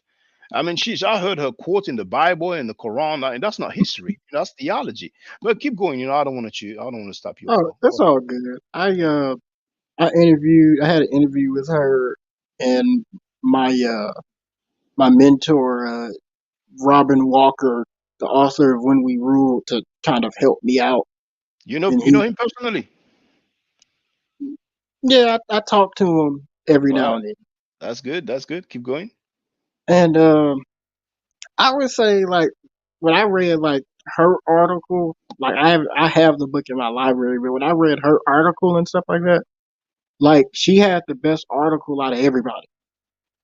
Like Okay, it's a matter in of terms of opinion. just in terms of not the information, but just how it was written, because she actually has a thorough education background, like she's actually like a scholar, like, but like, I mean, the whole Moore thing, like as you said, it is kind of embellished, and even what she said about, so with those pictures of the black people that was playing chess, and like one of them had hands like this. You're saying that's a cropped photo? No, I'm not saying it's a crop photo. Now, what's important with history is name, dates, and places. So we have two black guys playing chess. Okay. I mean, I can show you probably two black guys playing chess in Russia. We have black people in Russia. I have a colleague of mine who actually lived in Russia, And so i- who are they? Were they rulers? Were they Moorish rulers? You know, It's that simple. It's not complicated. And the picture scholarship, those Abrahamic beliefs have been doing it the most. The Moors, the black Hebrews or lights, the black Muslims, they've been very skilled with that. Like black Muslims, we show you this depiction of like two guys side by side with some what looks like some fuzzy hair or nappy hair or free, kind of like afro. And they look, the original inhabitants of Arabia. I'm like, are you kidding me, man? We see what the king looks like. We see what his family members look like. And I've seen a lot of Arabs in my lifetime, just like the Berbers. A lot of people in America don't know that in North Africa we don't have a black population. They don't even know about that. But Dana Manish, I think she argues all the time who were white people, black people. You know what I'm saying? Yeah. Now, yeah. So I mean, honestly, from what I've seen, and I've heard her as well when she was in Sanetta, because apparently she finally released her book. But she wrote I've it been anyway. trying to get my hands. I've been trying to get my hands on that joint for a while, but it's like it's not on Amazon.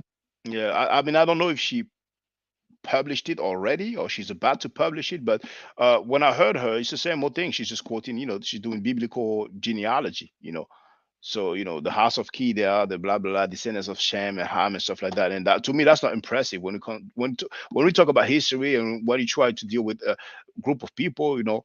Uh, um, this biblical genealogy, this Abrahamic genealogy doesn't lead us anywhere. And that's my stance. That's how I feel about it.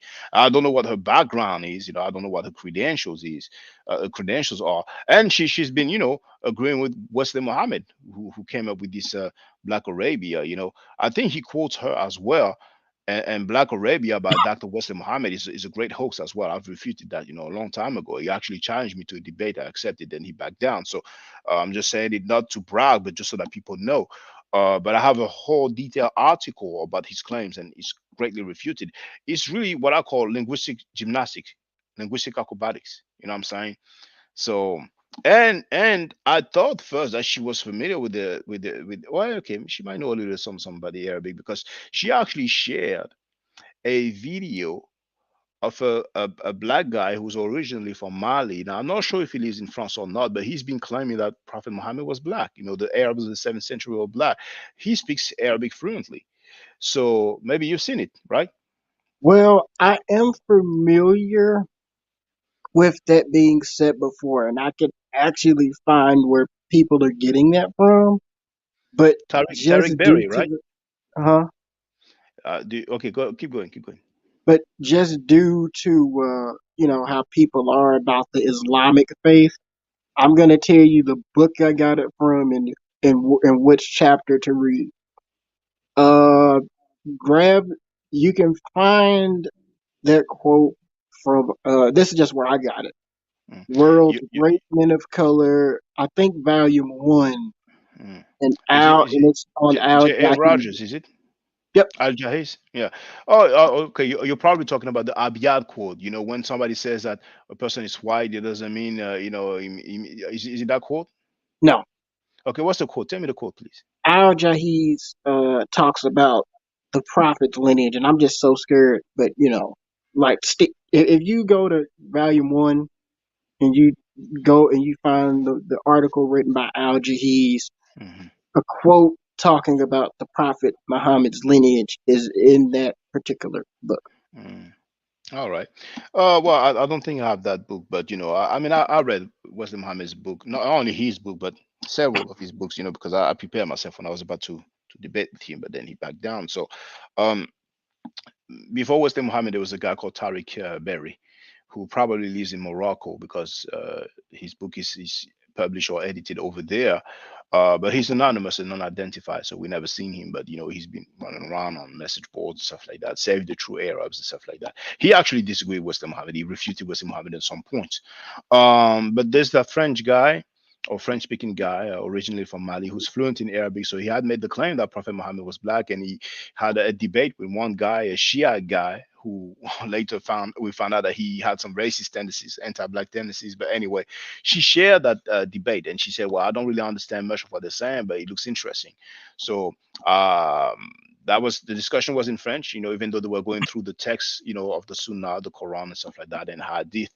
But the best those guys have been doing in terms of trying to argue for the blackness of Prophet Muhammad is to quote, I think it's At-Tabari, and I would double check because I don't want to make a mistake on that. They're gonna, well, actually, you know what? Let me share it so people can see where they can find it. It's very important.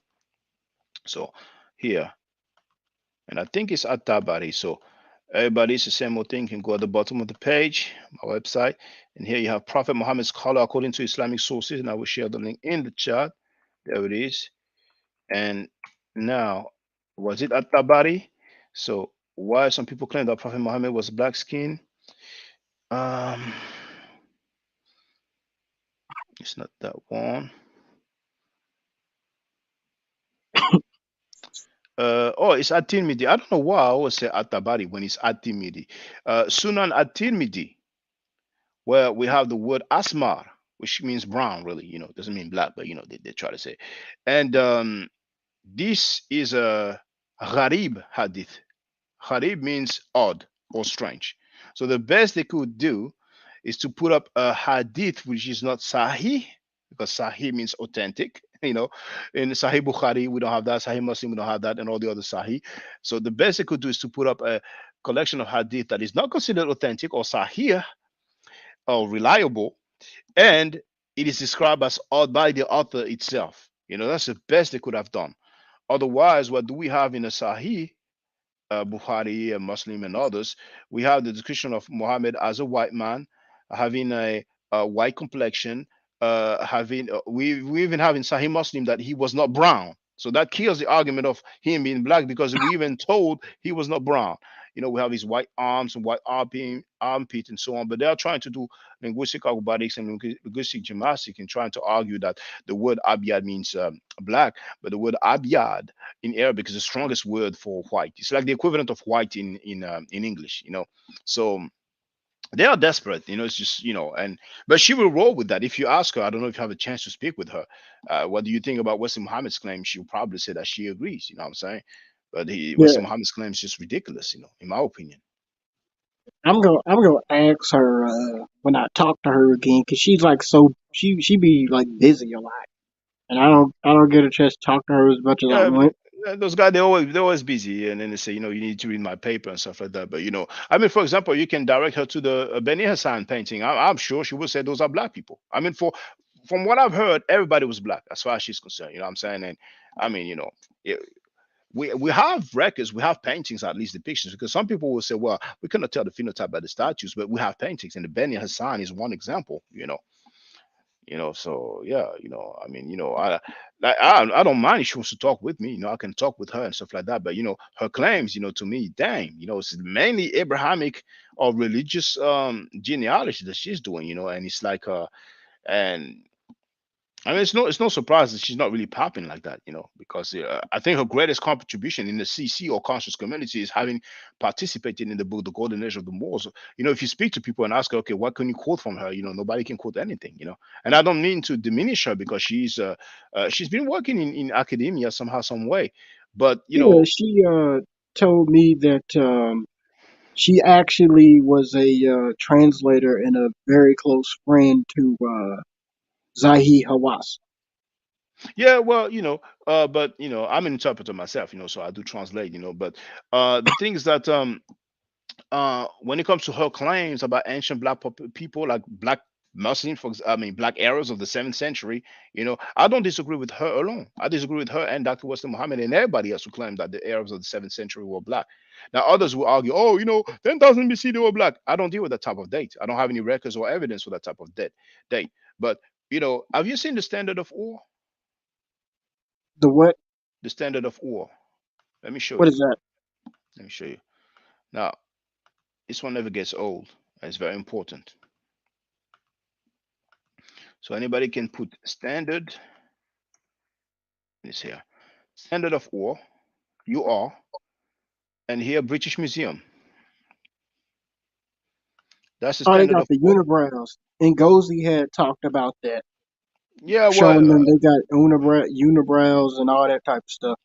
mhm. And what did Ngozi say about them?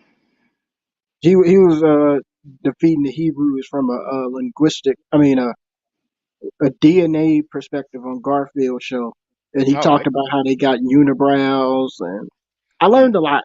Mm. Because back then, and I'm cool with Ngozi now. He came on my channel not long ago. It's been a long time we haven't spoken, but back 10 years ago, when I came up with my video, White Semites Black Awakening, and I also showed the Standard of Ur in my video called Black Semites Shocking Revelation. They went at me. They said those are not from Ur, they are Gutians and blah blah blah. But those people here, for those who don't know, the date here. What's the date? I must have missed it. It's at the top. There it is. Production date 2500 BC. So Ur is basically Chaldea, That's So this is, Abraham's home. yeah, exactly. And that's what they look like 2500 BC, you know. So they definitely didn't look black at all. Now some people will argue, oh, you cannot really tell but in my video called White Semites Black White Semites Black Awakening, and I will share the link in a few seconds in the chat. I've been showing depictions and artifacts from that time period, 2500, until our time period, more recent time, and consistently the inhabitants of the Levant, the Near East, Mesopotamia, Sumer, Akkad, all these area, Arabia, Canaan, they are definitely non-black. They are definitely white skin or Caucasoids, and a lot of people have been trying to get away from that because for the long part, I'm sorry, for hold on, let me first share it. For the longest, hold on, where is it? For the longest, our elders have been telling us that the Semites were black, you know, and a lot of us have not divorced that falsehood, you know. And if anybody disagree, they can holler at me, but we have to stop with this falsehood. The Semites were not black. It's a hoax. So there it is. It's in the chat for whoever's interested. White Semites Black Awakening. I have a shorter one called Black Semite Shocking Revelation, but I will have to look for it. So if you have any questions, feel free. And then while I look for it, I share the link in the chat as well. Now, I want to go to Egypt for a second Yeah. because I read something recently that kind of changed my perspective on the ancient Egyptians being, well, there's multiple accounts of what the ancient Egyptians look like what the Greeks have said, even what the Arabs had, and I'm going to use this source too, even what the Arabs have said what the Egyptians looked like during the invasion in 640. There's a book, and I'm sourcing up because Sonnet is a source up or shut up. So I'm sourcing up. There's a book that I want you to check out, and it's called A Tropical Dependency by Lady Lugard. And there's a chapter in there where she talks about the Arab invasion of Egypt.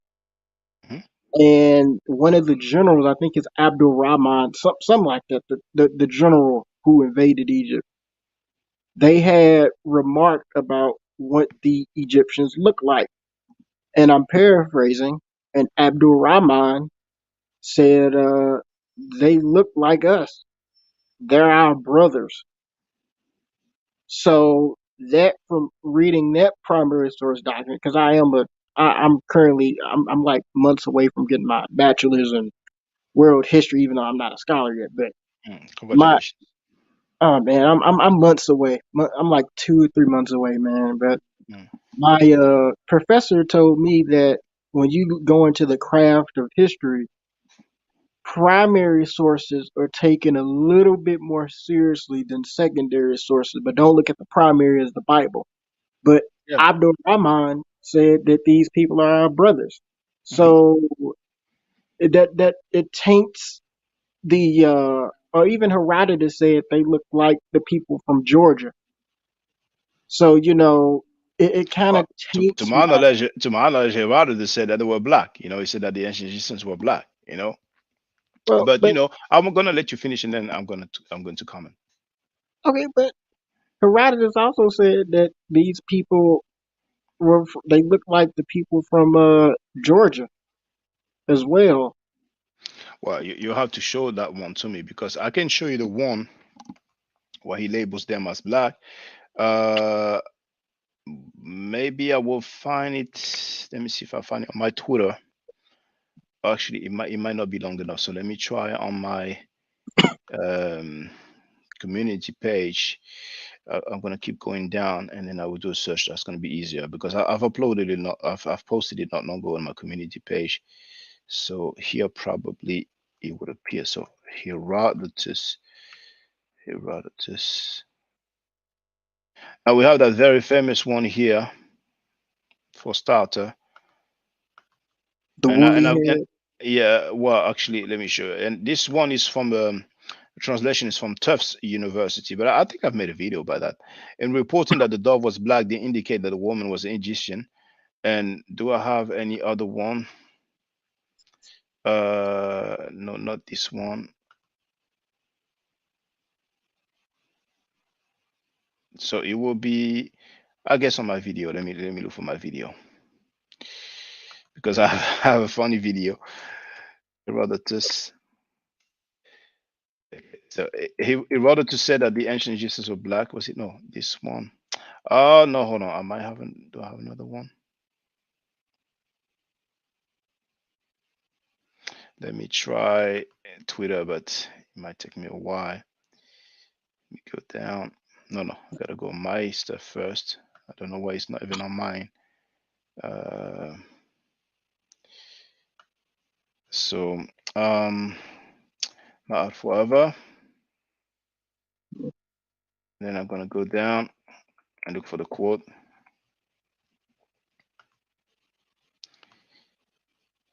Okay, it should be around here. So hopefully I will find it now if I do a search. Herodotus.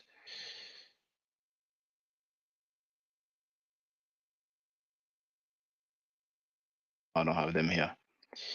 I might have them in my notes. I'd like to show and prove. So quotes. Let me do Herodotus.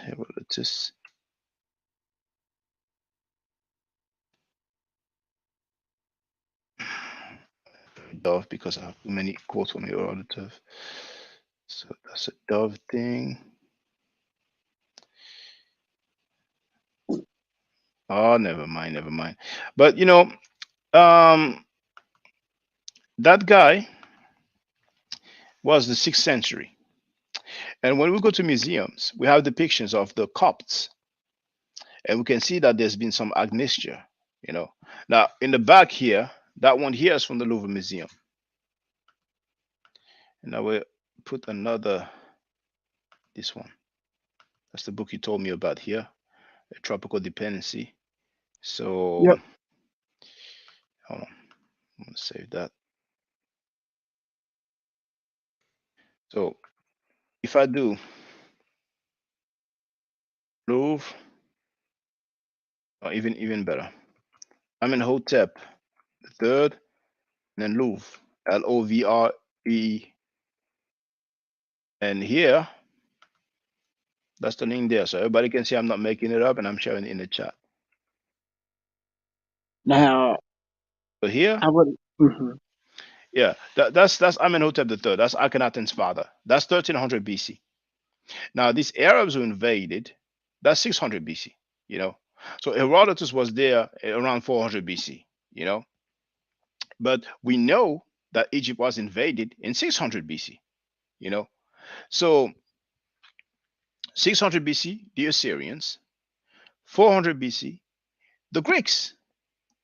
Around 50 BC, if I'm not mistaken, the Romans. So it doesn't surprise me that somebody coming in 6th century saying, "Oh, they look like us" or whatever. But when we look the further back, this is Amenhotep III, one of the most powerful pharaoh. And I have so many other depictions of ancient Egyptians. For example, I can show you this one here. But then some people are going to tell me, "Oh, well, that's a statue. We cannot really tell." But just for the record, we spoke about this with Ngozi. We had a good laugh. We didn't really share the same opinion, but this is and I'm going to share the link. This is in Torino, or the museum in Turin, Italy. So he's called Shemes. Now many people are used to see depictions like that. Now I'm going to share it in the chat so everybody can have it. So there it is. Now, people in the Dagger Squad would say that The Dagger what Squad you is a bunch of pseudos, just for the record. But keep going. And Garfield is pseudo, he's weak, he's whack. So all these minions, what I'm saying, they don't hold any weight. Garfield cannot do jack by himself. But as a matter of fact, the debate he's going to have with Jabari, he needed Reggie's help. Reggie has prepared the slide for him. But keep going. What's up with the Dagger Squad? hold on. Just calm down on the. No, I just wanted to state that for the record, just so that I don't forget to mention that for the record. And if they have an issue with that, they can holler. You can call them now. You can send them a message and tell them to come here. They don't hold any weight. But go ahead. What did they say? What did the Dagger Squad say? They have a saying that what you just showed me is basically lookership. Yeah, but because they are ridiculous. Because you see what we have here, those are original artifacts. This is archaeology. So if you want to say that's leadership over some reproduction stuff like that, I'm like, okay, like any normal human being, you will show him that. You will say, what is that to you? Does he look like he's from Sweden? Does he look like he's from Germany? Or does he look like he's of black African descent? It's that simple. But because it's inconvenient to them, they use those terms like leadership. You know what I'm saying? But that's not the only one. I mean, I can just have a quick look. But because they are unaware, they are not uninformed, they think it's a one-off. Just like the one of Hotep the third behind me. They think it's a one-off that we don't have that many. As a matter of fact, I have the video called Black Ancient Egyptians Part 1, and I have Black Ancient Egyptians Part 2. So here, is it showing? Yes. This is also from Museo Egizio. Now look at them here on the boat. See the tomb of Ini. So what are they going to say? They're going to say that's leadership. They're going to say those are some tan white people. But keep going, brother. I want to let you speak, though. Okay. So now, a lot of, at least just what I've heard, because I listen to Chief X sometimes. Oh my goodness. Oh my goodness. you know. Now, now, keep going, now, brother. now, Keep let going. me just. And there are some people in academia who would argue that that brother who had he looked like a Semitic looking Ethiopian, the one with the afro and the slanted eyes, that could possibly be a wig. How do Yeah, you yeah, feel yeah. about that? I heard that. I heard that. But the thing is that let's deal with this artifact, and I'm going to share the link here in the chat right now so everybody can see it. I filmed it myself in Italy, in Torino. So here, does it look like wig? No, that Sometimes they looks say, oh, it's either a wig or a crown. And I have some pictures from the tombs. Now, those are not taken by myself, but in the video Black Ancient Egyptians Part 1 and Black Ancient Egyptians Part 2, we have them, for example, on a boat. And the brother Pan African James has rightly pointed out, okay, what about their hair? Is this crowns? Do all the people on the boats have crowns? So it's not only the king who have a crown. So they can have the hair. I don't mind. I don't care because that's the only focus. What about the skin tone? What about the skin color? And there are others. See, some people think that and that's why they like to use the term cherry picking. But I don't know if you're aware, but Chief X was supposed to have a discussion with me. He never showed up. oh You know. Then later on, he said, okay, there was a conflict with the what is this with the schedule or whatever. But and I told him, I'm down to have this discussion. Now this is Denmark Museum. Share the link in the chat. People just don't know. People think that anytime we have a black looking ancient Egyptian, it's like there's an explanation to it. So see here, are they going to claim that this is like a crown? Now this is 2000 BC. This is 4,000 years old. They naturals look like Kareem Abdul-Jabbar. Yeah, but you talk to Chief X, he's going to say that's a crown, or he's going to say that's a wig. He's going to say that's fake hair, and I'm like, okay, what if it's a wig? What about their skin tone? What about their color? Could that be like the paint had came off and they were originally another color? Well, the paint has come off, and you can see here. You see that guy there in the back here. You see his arm. You see it's coming off. You see this guy on his hair. The color is coming off. It's fading off over time because he's 4,000 years old. But it only shows you that before it was actually darker in those areas. And I have so many others, That's why I laugh when I hear those people who say, "Oh, Lucas Sheep, oh, you guys are." I mean, they just don't know. They never. I mean, have you ever seen Chief X in the museum? Ask him if you ever been in the museum. Most of these guys is Dagger Squad clowns, the Garfield clowns. Garfield, I think he went to a museum once when he went to England. He went to the British Museum. But those guys don't have any scholarship. I mean, basically, what is Garfield saying? Is Garfield saying that the ancient Egyptians were not black? I don't even think he's going to go there, But Garfield was doing credit repair like 2 years ago or so, He's a newcomer. He's a baby in this knowledge thing, And he's a liar because he doesn't have any bachelor's in history. He also claimed that he had received millions of dollars. So he's a habitual liar, but he's lame as hell. He's lame. He needs somebody to hold his hand, and he's gonna get crushed. In 2 days. Golf is not somebody that we should quote. He hasn't I, proven himself. He's just Christian apologist. But go ahead, brother. Go ahead. I like Garfield's work though because I'm actually learning from his book Misconceptions and What have you learned, brother? What, Misinformation. what, what, what have you learned from his book? I like the chapter that he had wrote about the no Exodus, no religion. All right. So he's arguing that there was no Exodus, right? That's in one of the chapters. Well, that's not like a rocket science. I mean, any scholar would know that this Exodus historically, it's not attested. It's folklore, But if he, good for him if he stated that point. But I mean, I don't know. Garfield will not come here anyway. He's weak. He's scared. But like I said, he's gonna get crushed by Jabari, and that's gonna be the end of the story. And he knows he's gonna get crushed. That's why he comes with this talking point that Jabari will not be able to prove that he was stolen, so I won by default. But every time he had a discussion with Jabari, he looked like a clown. He looked like a fool. Garfield, I'm telling you, I've been doing this for 18 years. I started my website 18 years ago. Garfield, 2 years ago, he was doing credit repairs. It's not possible that this guy has any level close to mine and the ones of all those who've been doing this for so long. I It's like mean, I think Garfield's legitimate because if you look at his show, he always is interviewing biblical scholars, and I think that's very good that the you know biblical scholars I'm know glad you him. You said know that. what I'm saying? I'm glad you said that. So when I asked Garfield on his own show what was the colors of the Canaanites, he said I don't know. He doesn't even know. The dude doesn't even know the color of the Canaanite. Now, the fact that he had biblical scholars, it does not hold any weight on his scholarship. I mean, I can invite PhDs all around, and he paid them, by the way. He paid Richard Carrier to go against Jabari. So paying some people to come on your platform does not hold any bearing on your scholarship. You know what I'm saying? And you said it yourself, biblical scholars. So I'm talking about history mainly. He's talking about theology mainly. You know what I'm saying?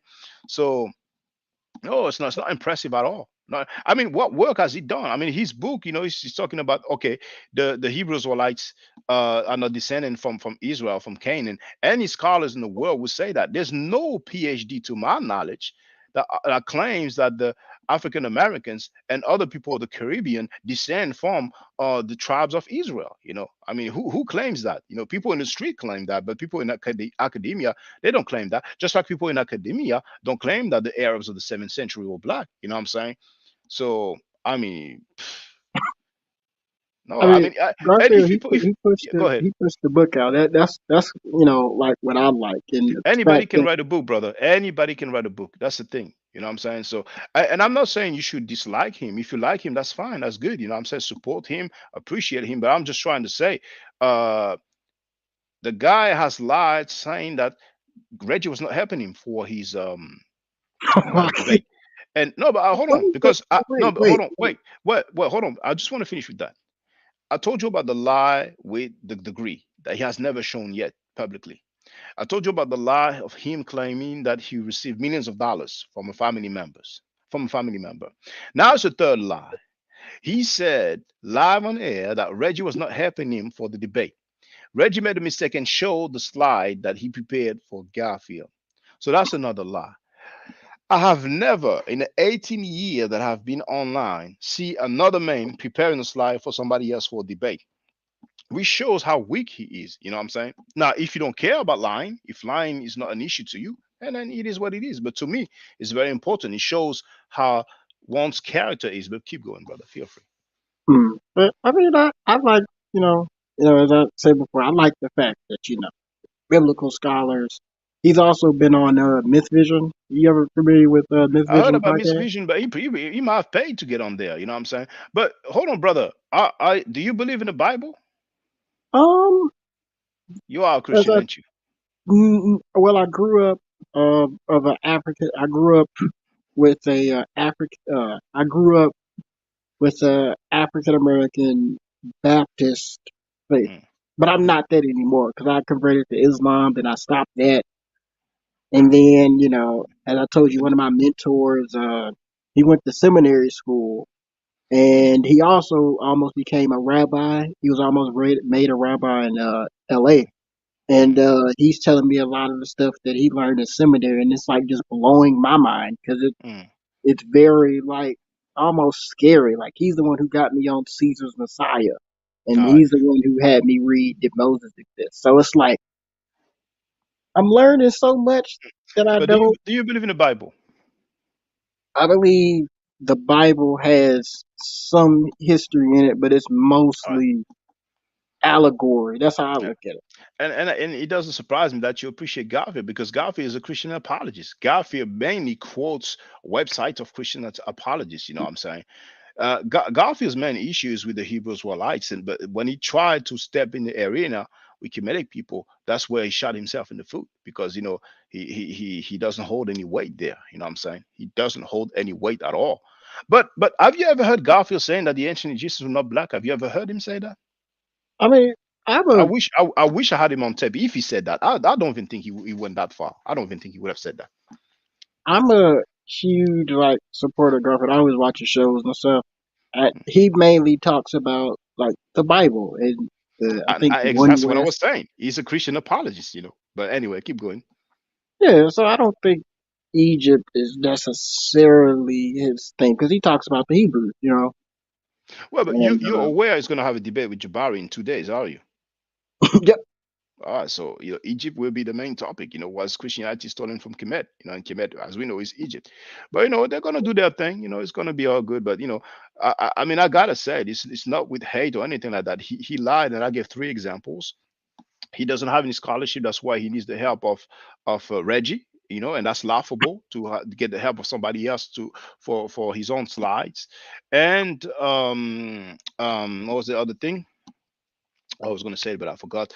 But oh yeah, he's a neophyte. He's a newcomer. He's just really a newcomer. And every time he spoke with Jabari, he looked like a fool. And this time, he's gonna look like a fool. And I wouldn't be surprised if he comes up with an excuse. But if the debate happens, you're gonna see. Did you take your ticket for the debate? no, I ain't got bread like that. I wish Oh, I could watch it, but it's like well, I have mine. So I will. If the debate happens, I will make my commentary afterwards, and then people will know. And then I don't know how long it'll take before Saneda puts it up online. He might put some excerpts, but uh, Garfield, he doesn't have a discipline. He's used to be on his channel, and because I've been listening to this dude, you know what I'm saying, and if you ask him a question that's inconvenient, he will ask you 10 questions until you have an answer for it. He will cut you up all the time. I mean, when I went on his platform, he put me on hold for 40 minutes. You know what I'm saying? So he always needs these people around. By himself, equal time. You put anybody against him, equal time. You know what I'm saying? Anybody that has been there for a minute, he's not gonna. I mean, with me, he get crushed in a minute. But anyway, he's gonna have that debate. You know what I'm saying? But he's really a neophyte. People need to understand he's a 2-year-old student or 2-year-old enthusiast, and he had the nerves. I mean, the nerves. He said that Osar Fake is his master teacher, and Osar Fake is one of the greatest linguistic acrobat in the world. wait. I mean, no, hold on, wait, hold on. I want to ask you. I want to ask you for your opinion. Now, Jay decided it's only 6 seconds. Allah, and this is where I would disagree with Brother Shaka, is actually in the Egyptian text. All right. So he said that Allah is in the Egyptian text. What's your take on that? I would have a question. Because I like researching stuff for myself. I would have to ask Asar, where did you stumble across the information? What book so I can read it Well, it's in not the there for you Egyptian. to ask him, but this statement here, as far as you're concerned, does that make sense? Or is it accurate? You're free to answer her any way you want. I mean, yeah, I just answered. I said I would have to ask him where did he get that from, All right, so okay. I could find in the Egyptian text. Okay. So that's new to you, right? That's news to you, right? All right, it's news to everybody. This is a new age so-called teaching. Now check this one here. The god Allah is an indigenous African god. He said the God Allah is an indigenous African God. What's your take on that? Now, I mean, I'm getting this from Philip K. Hitty's book, The History of the Arabs. And according to Philip K. Hitty's work, he says that Allah is the masculine version of a pre-Mecca goddess by the name of Alat. Mhm. So I would really have to be like, where did he get that from? Because Yeah. Philip says something else. Yeah. Yeah. Well, I agree with you on that. I don't know where he gets that from, but he makes stuff up as he goes. Now, here, 8 seconds long. Hebrews, saying come from and who they are specifically, because based upon my research, these are African people. So he said that Hebrews are African people. What's your take on that? Recently my mentor, he gave me an article to read. I think it was from Real Science. It said that the blue-eyed gene is present in Iran and Turkey, and that's the Mediterranean. I mean, you can pull up that article right now. It's called, I think it's in Live Science, the blue-eyed gene. Mhm. And I don't. And then plus the people in the Mediterranean, and I am including Egypt, because Egypt, I consider North Africa, Afro-Mediterranean, because it is part of Africa and a part of the Mediterranean at the same time. Well, Egypt A is lot, strictly part of Africa, but suit yourself. like, I would say that, the people in the Mediterranean are mixed with everything, Mhm. So do so you I do you don't, agree that Hebrews are African people? Do you agree with that statement? no, especially with the Talmud verse and the blue-eyed gene being present in Iran and Turkey, All I right. would Okay. have to All disagree. right. Well, I feel the same way as you. I don't agree that Hebrews are African people. But here now, this is 6 seconds long. And this is how we know that the Hebrews. First of all, you got to understand that Hebrew is an African language. Now, he said that Hebrew is an African language. What's your take on that? Wouldn't it be classified as Semitic? Semitic language. Some people will argue, okay, this is part of Afro-Asiatic, blah blah blah. But we can ask any linguist if Hebrew is an African language. But to me, that's laughable. And those are just examples. What I'm saying. I mean, I could play the example about. I mean, yeah, check this out. This is just 6 seconds long. Listen this. Then, when you do a linguistic analysis, you understand that the Hebrew language is cognate with the Yoruba language. The Hebrew language is cognate with the Yoruba language, and I'm gonna end with this one here, because that's so much to take on. This is only 30 seconds long. This is the master teacher of Garfield. Just 30 seconds long. Fly in English is the same word, except we don't have the prefix sound in there in the word fly. And so the word, the phoneme R is now L in English, and the P sound is F. In English, it's just simply the word. It's a very old word. It's all the Indo-European is in every African language. So he basically said that the word keper or cheper, this is a Medu Neter or hieroglyphic, is the dung beetle or the scarab, it's a triliteral. He basically says that the English word fly derives from that word, that Medu Neter word. So I don't know, I've never heard any linguist touching on that, we'll see. But as far as everything else, my stance, my take, is that it's garbage. And that's Garfield's master teacher. So it's no surprise that, Garfield squad or team, whatever that is, it's just a bunch of pseudos. You know what I'm saying? They've been teaching garbage, they've been supporting each other, and I forgot to mention the most important. I heard that Garfield plagiarized as well. You know what I'm saying? But Asahim or Fake, the guy we heard, he plagiarized several authors in several different languages, in several different books. So he's a plagiarist. He's a thief. He's stealing other people's work. So, those guys are into, scamming people. You know what I'm saying? I mean, he's been accused of scamming, lying about their credentials, stealing people's work. This is an ecosystem of falsehood. You know what I'm saying? So no surprise that, those guys, And they've been claiming also that Kem doesn't mean black, the root of Kemet. I'm talking about the riparian that. So everything that comes out of them for the most part is just falsehood and just ridiculous, you know what I'm saying? But we don't really hear about them no more. Garfield is just gonna get crushed, and then we can move to real scholarship. But keep going. Okay, so with the Sir Ibn tip, I'm gonna have to buy a few of his books so I can hopefully come to a You heard a dude saying garbage, and you're gonna buy his books, but yet the Garfield that you support, you don't have the money to get his to watch his debate. That's a bit strange. I mean, I mean, why would you have the incentive of buying somebody's book who said that Hebrew is an African language, and Hebrew is connected with Yoruba, and Allah is in Egyptian text, and Allah is an indigenous God. Now you have the right to. I'm not, saying that you shouldn't, but to me that sounds strange when we hear somebody saying pseudo stuff, and but yet you just want to, get the book to see where it comes from. I mean, you're free to do so. I mean, it's just like this is just how I am, like as a historian, right? I generally like I'm listening to like every word you're saying. I swear, before God, right? That I'm listening to everything you're saying. But I also feel that I should also do my own research and come to my own conclusion, so that way, it doesn't necessarily get. You know what I'm saying? It's the scholarly thing to do. Like always research, find out, trace the source here, and keep tracing it. You know what I'm saying? Well, if it was me, I say, read Theophilo Benga or Dr. Shekonta Diop, people like that. But but if by all means, whoever you want to read, feel free. You know what I'm saying? So as I'm concerned, I said it before. I said it now. It's garbage. It's linguistic acrobatic. It's linguistic gymnastic. As a matter of fact, it is dangerous for our people. Because it's just inaccurate and it's not helping us to progress. But that's my stance. We don't have to agree. We don't have to agree, and that's fine. That's how the world is. You know what I'm saying?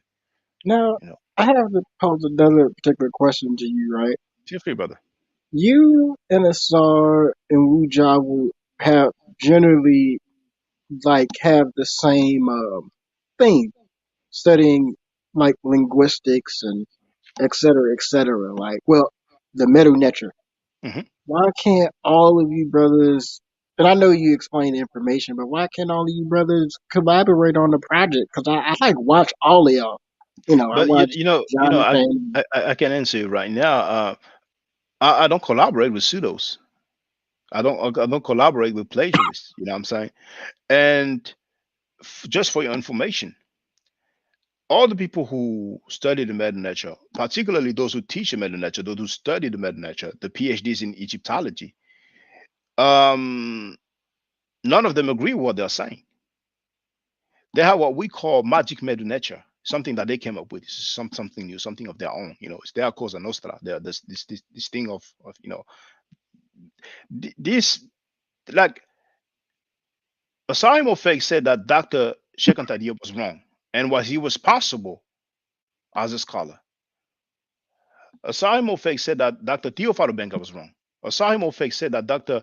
Obadele Campbell was wrong. Osaimo Fake even said that James P. Allen was wrong. He said that Rikete Amen was wrong. You know what I'm saying? Everybody's wrong but him. He's the only one who's right. So in the whole world, all Egyptologists in the world agree with those terms that we've been talking about, except those two guys. And the ringleader is Osaimo Fake. You know what I'm saying? So it's not possible to work with people who have hypotheses that they came up with in a pamphlet after they were inspired by Jean-Claude Mboli, who is not a linguist. You know what I'm saying? It's not possible. It doesn't, in academia, that doesn't exist. As a matter of fact, we're talking about academia. Asai Mofek doesn't have a single peer review work on his claims. This is like, something he woke up and thought about, and he's like, okay, I'm gonna, just write about it and sell it. Just like he used to, deal with the Bible. He was kind of a Christian apologist, but trying to do the black Christian thing. He used to talk about, the pastoralists and the agriculturists, trying to break down Cain and Abel and stuff like that. You know what I'm saying? I mean, I think I even have a quote here. You see, now Listen to this. This is 17 seconds long. Listen to what he has to say about Cain and Abel. In the Ogun book, I go into the linguistics to demonstrate, as we just talked about, how Ogun is Cain and how Abel is the pastoralist in this thing, but how Abel relates to the word Fulani. Ogun is Cain. I even said that the Fulani are the original Hebrews. Just check this out. It's 6 seconds long. Your Fulani people, your Afar people, your Avriga people, these are your original quote-unquote Hebrews. Your original quote-unquote Hebrews. I mean, this guy is just all over the place. But back then he was big on that, trying to appear to the Christian, and make them think that, okay, it's more towards Africa than Asia than you would thought. But, keep going. Continue. Feel free. Now, I'd like to pose this particular question, right? Because this is the other thing about academia. And I really want, Wujavu and Asar to, really, hopefully change academia with their work if they're like, the only two standing. Because what about PhD professors told me a long time ago that academia is constantly being challenged and changed at the same time. Like, I'm just going to give an example, right? I don't know if you're familiar what's happening to African Americans right now, but what's happening now is there is a pushback over the 1619 project being taught in schools. And there is one cadre of people who are presenting a new narrative about how the history of the United States and African Americans should be taught in this country. Then there is another group of individuals who have the dominant narrative and probably most of the, resources that are saying that this is, pseudo history. So I just want, to see like, I want to see if they're going to change scholarship. Because that's the thing that's like really like interesting to me is that you bring out something that changes scholarship forever. If you get what I'm saying. Well, have you seen Dr. Mario Beatty, PhD, talking about Osar's claim? Have you seen that? Yeah, I saw the video. Yeah, he said that he's airy historical. It's not historical comparison. I mean, damn near every professional, every scholars who touch on their claims. We even have a linguist. Dr. Kaposhishi. Who wrote about their claims and it's been refuted all through. So I don't even see why we have to waste our time with some people who are faulty from the get go. But we don't even present their argument in academia. But then for strange reason, because we cool with them, we have to keep on. Okay, well, but maybe if I mean all the PhDs in the world disagree with their claims. It's just that simple. It's just that simple. And it's just sad. You cannot change the meaning of words. Cam means black, and everybody knows that. Every Egyptologist knows that. They came up with the riparian stuff. I mean, it's really ridiculous. And that's what, haven't you noticed? It's been 2 months they haven't talked. It's been 2 months. It's zero silence. In 2 months, one live stream. That's it. And the live stream was a month ago. So if you go on the Seshu channel, there hasn't been anything for now. There's some, obviously something's going on. Some people have realized, damn, I followed that dude, and all I took was L's. So now some people are eventually going to come out correct out of this, but it's just a hoax. That stuff is just a hoax, man. Just a hoax. That's just really, really horrible. I mean, maybe you haven't heard the discussion. Smash Rockwell, right? Have you heard the discussion when I, Smash, and Ujau spoke for 3 hours and Asar came at the end? You haven't heard that conversation? I Right in heard your it. own time. Yeah. What you for 3 hours? What did Ujau say? It's a title. Cam is a title. So for 3 hours, I asked him, okay, can you show me it's a title? And what is it? What title is it? What does it mean? He couldn't say. It was embarrassing for 3 hours. And after 3 hours, he said, "Oh, okay, I admit it." I said, "Okay, you admit you cannot prove it?" And he said, "Just like you cannot prove that it's an adjective." That's how he answered. He said that Cam is a title. So if it's a title, you should know what title it is. I mean, there's so many other stuff that they said. It just don't make sense. You know what I'm saying? But and that, you see, that's the danger. Where our people are not equipped. Not many people know the Medu Neter, so they will listen to those guys and think that they are making sense. But those guys, and why do you think everybody disagrees with them? We haven't seen one single PhD that agree with them, and all the people, mainly the people that they quote, they're not they're not professionals in the field. They're relying mainly on Jacqueline Mboli, who is not a linguist. You know what I'm saying? And it's just pitiful. But we have, Dr. Obadile Campbell, he has a PhD in linguistics. Dr. Kaposhishi has a PhD in linguistics. Why don't we rely on the experts and the specialists? Why do we have to rely on some pseudo people? That's what kills me as a people. That's what instead of relying on the expert, we keep relying on people who are not experts or specialists, who disrespect the experts and specialists, and who are making pseudo claims. And that's why we're not progressing as a people. It's just sad. Well, it's dinner time for me. I got some fried chicken I made. But you did So, good.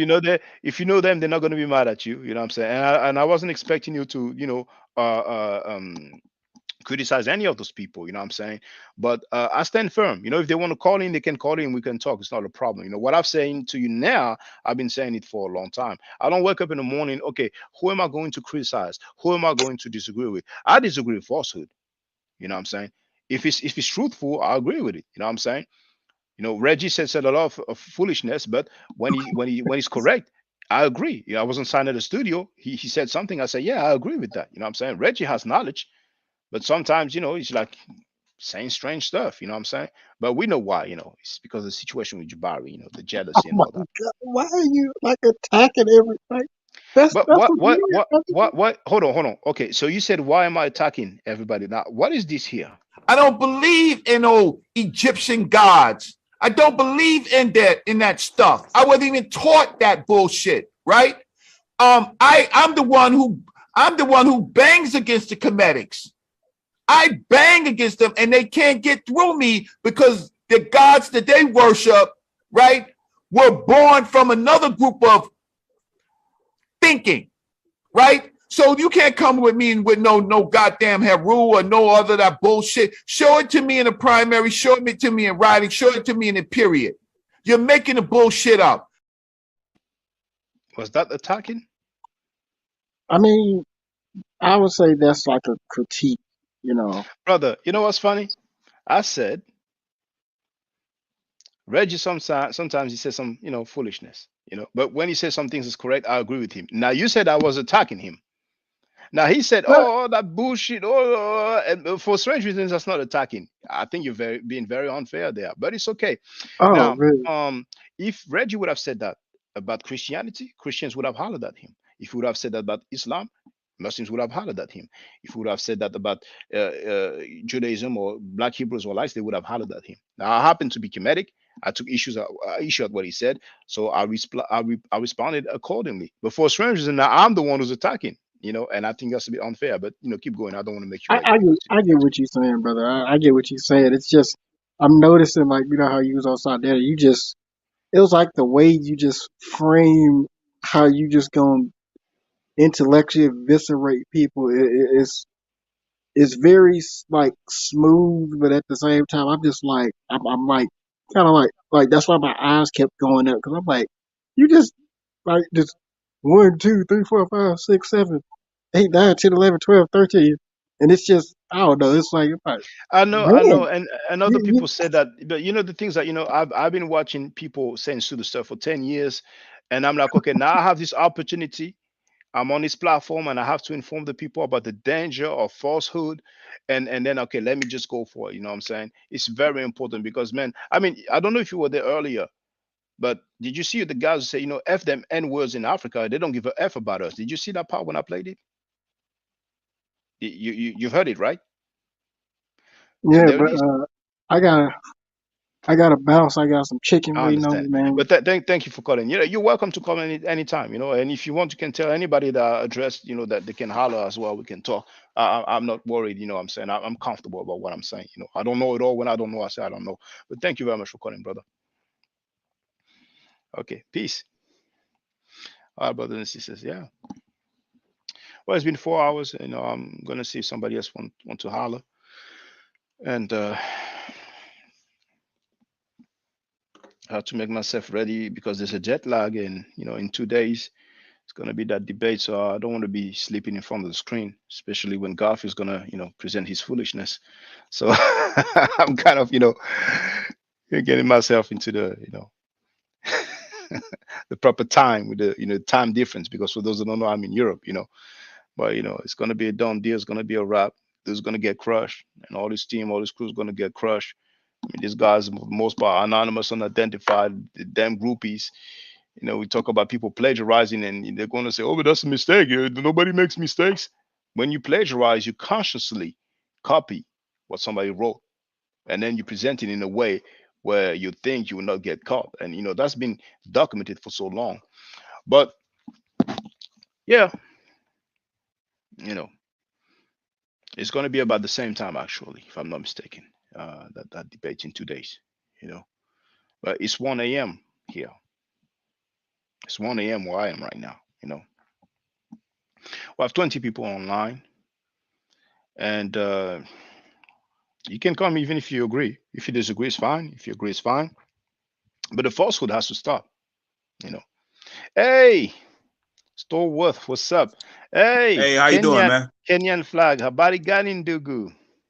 The King flag is my wife's flag, and then okay. The African American flag is my flag. All right. Thank you for calling in, brother. Feel free to speak. Yeah. Now you got to tell me how to mute, because I don't know how to use this. Oh, well, okay. You see at the bottom left, you have the mute button. Okay, so yeah, there it is. And yeah. Okay, gotcha. Yeah. And if you want, you can even hide the camera. Just the next button, stop cam. If you click on it, then we will not see you on the screen. Oh no, that's fine. Yeah. It's no problem. Feel free to speak. Yeah, my whole thing is I kind of wanted to describe the I guess the ADOS FBA, just kind of like their whole thing about why they are perceived to be anti-African now. Feel free, brother. Can you hear me? You've muted yourself. Can you hear me? Yeah, I hear you. I'm trying to mute my mic so that I don't repeat. Yeah, but I mean, actually, I thought you were going to talk about ADOS. You basically you were asking me a question. I missed it then. Yes, sir. Yes, okay, sir. Come again with the question. I missed it. The thing is that I think in like 2018, 2019, a lot of ADOS or African Americans or what have you, they were trying to do a reparations push about trying to, basically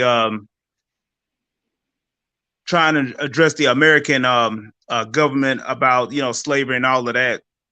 And when they were doing that reparations push, a lot of Africans and a lot of blacks from the Caribbean, they were like almost against it. You sure? Are you sure, brother? You don't have to mute yourself all the time.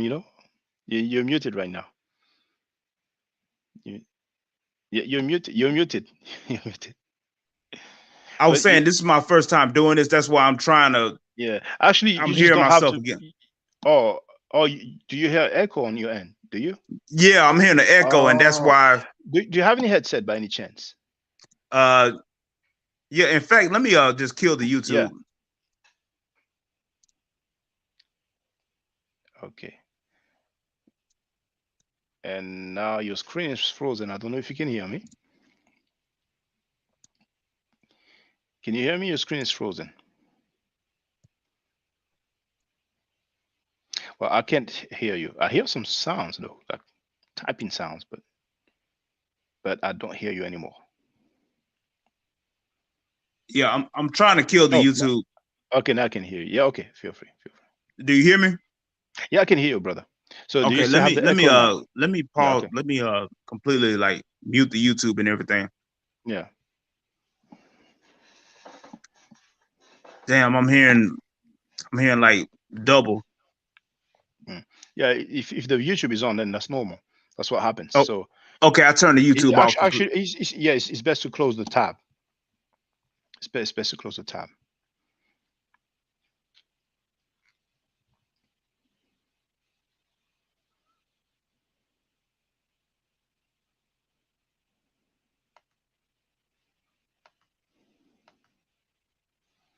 All right. So do you see how the echo now? Okay. All right. You hear me now? Yeah. The echo Okay. is gone.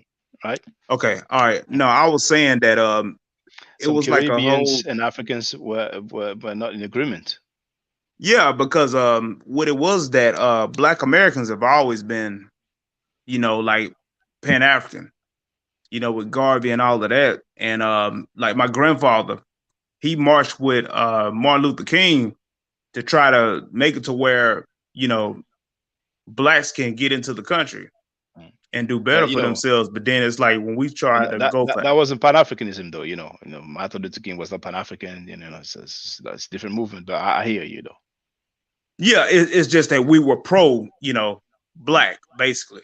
Yeah, and then I it's don't like think people label Martin Luther King pro-black, but I get your point. right. Fighting for So the it's rights like, of our people. Yeah.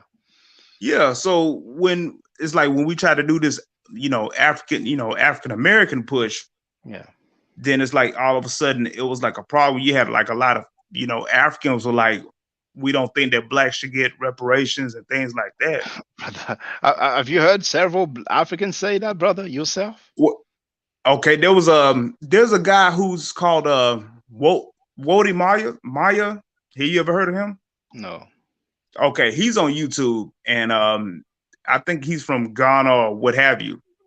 But he's Pan African. But then when black were talking, when African Americans were talking about getting reparations and things like that, a lot of Africans like, well, we don't think that Africans or maybe everybody should get reparations and not just African Americans.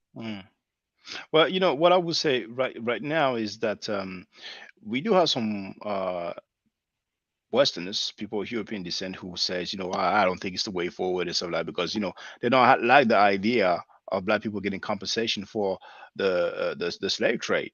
And you have some black people, who do the echo chambers. They just repeat what their white friends or white colleagues has told them, so they can look good. You know what I'm saying? But I'm very skeptical about the idea that when African Americans talk about reparations or act in favor of reparations, and we have a bunch of Africans like, oh no, I don't think that's the way. And even if some of them will feel that way, it doesn't stop anybody, because that's the main talking point of Tariq Nasheed. Tariq Nasheed likes to talk about, as soon as we try to get our check, now everybody want to come and everybody want. And I'm like, oh brother, what you talking about? That's just a talking point. He has his resentment towards immigrants. He's been talking very disrespectful towards Africans and even Haitians after he made the Haitian Revolution DVD, and now he's coming with those talking points. It's like, when some people say, and I've talked about this before on my channel, people say, oh, they look down on us, Africans look down on us. I'm like, did you come across that personally? Like, would you say the majority of Africans that you came across look down on you or talk down about you, stuff like that? I don't think we should make a rule out of an exception, but keep going, brother. Well, I'll say that, not that they look down, but a lot of the African immigrants, because I was saying I live in Houston, and that's like the largest Nigerian diaspora outside of Nigeria. I didn't know that. And it's like a lot of Nigerians, they do look down on African Americans. And I mean, Willie D is from here also. And I think that might be a lot of what. Maybe that would explain it. Yeah, that would explain. Yeah, and I know Nigerians are a different breed, But I went to Africa for the first time a couple of years ago, and I seen that a lot of Africans on the continent are actually not like that. It's just the ones that are here. I don't know if it's because they're aristocrats or what have you, if that they're different to where they think that they're better than African Americans. But then that's all we would see. Yeah. As an African American, and then we see, a lot of African aristocrats looking down on us. because I mean we've never been, you know, as African Americans, we just see, you know, by us being isolated, we're just black. Yeah. Everybody's black. We don't care where you're from. You're black. Mm. But then when you talk to them, they're like, oh, okay, I'm not black. I'm Nigerian. I'm from Cameroon. I'm from Ghana. And we're just like, we just see everybody as black. They don't say I'm not black, do they? They actually do. All right, well, it's funny to me the idea of them would saying that them saying that, but a lot of time it's true they go by tribe. You know what I'm saying? So right, you know, you have this phenomenon. You know that tribe stuff doesn't exist in Haiti. You know, my parents are from Haiti, so you know we're all Haitians. There's no such thing as tribe, but you know we do have tribes. But in a sense, you know, in America, if I was to make an analogy, if somebody is like a Moorish person, like a member of the MSTA, and another person is like a 5%er, member of the NGE, Nation of Gods on Earth, and another one is like a Black Hebrew Israelite, and another one is like a member of the Nation of Islam. It's like kind of like a tribe, you know what I'm saying? It's like you have certain jargon, you have some food that you will eat over the others, and some way of dressing certain religions. So it's just an analogy. I'm not trying to say this is what the tribe is, but you know, in a way, you have some differences like that. But you know, of course, in Africa, the tribe is like kind of stronger in terms of a social construct, or you know, but hey, you know, there's good and bad everywhere, you know what I'm saying? But like you say, you know, aristocracy, you know, some people who will be like, you know, close to like very wealthy people from the government. I mean, you know, the government's not doing I'm sorry to say, but it's not doing a great job, because there's a lot of wealth. You know, I think Nigeria is if it's not the number one oil exporter in Africa, it I is. think it is. Yeah, it's the fourth largest exporter.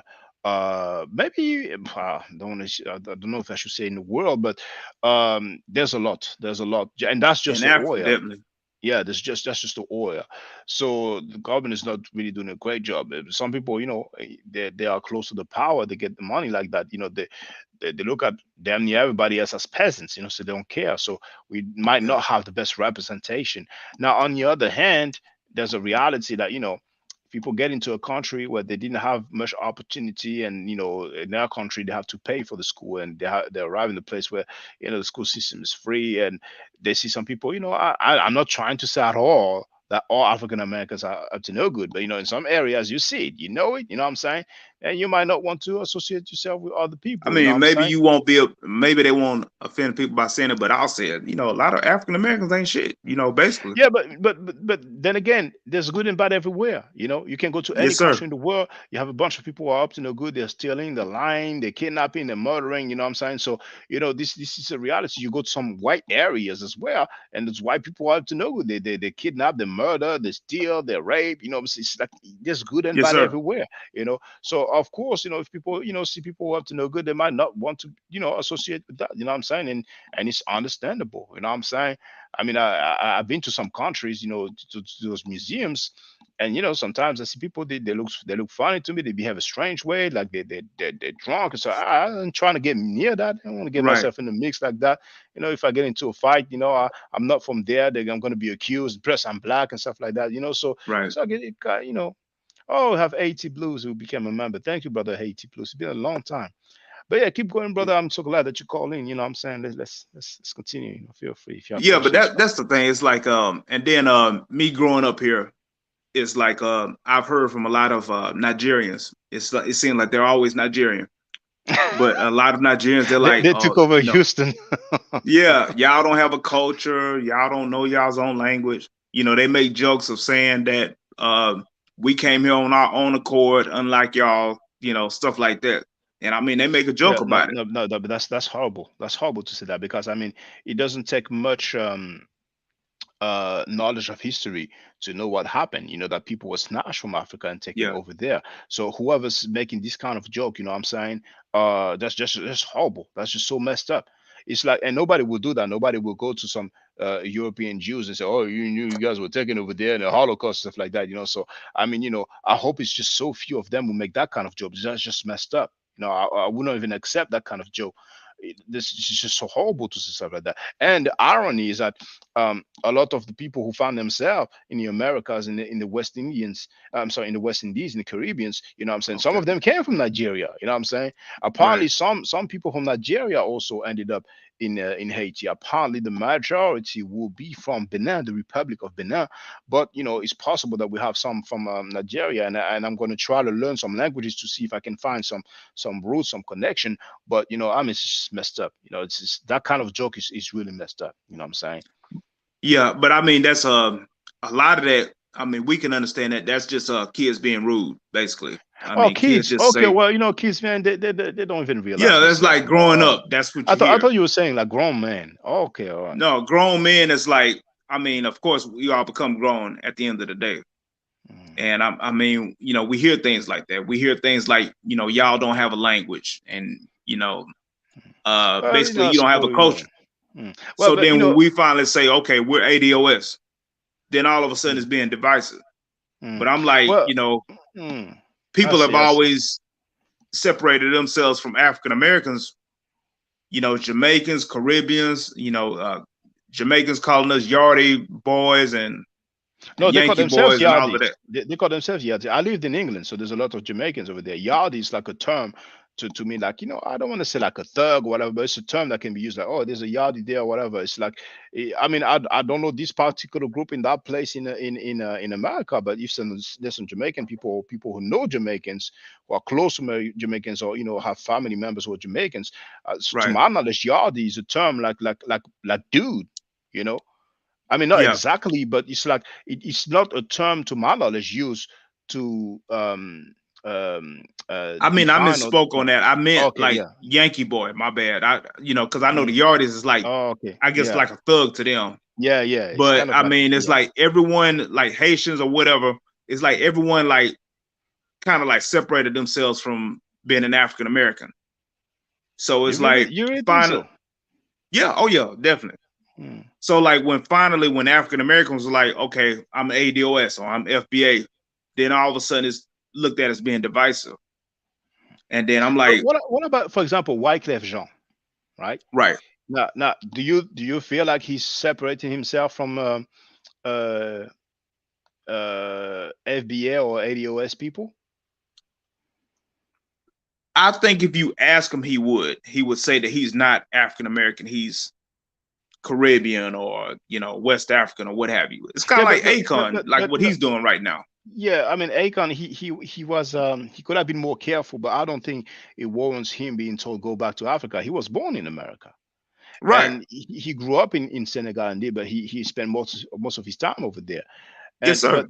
But even if Wyclef Jean, let's say Wyclef Jean says, okay, well, I'm Caribbean, I'm Haitian. Actually, he says he's Haitian because he kept the nationality. He has a green card, But now I don't know if he's born. But I'm just saying, it almost looked like it's being like a saying that I'm different from your average black person that you see in America. Hold on. I would like to tell you, brother. Okay. The guy is born in Haiti. He grew up in America, and he has a Haitian culture, So that's what he is. It's like, just like you are from America, like what we call an African American, Right. If you go to Kenya, for example, ultimately you might say I'm African American. You're not gonna try to, I don't want to say pretend that you are Kenyan, but you know that's not your initial background. So yes, sir. Wyclef Jean, let's say Wyclef Jean say, okay, I'm Haitian, right? But in his whole lifetime in career, would you say that he's somehow, some way trying to distance himself from African Americans?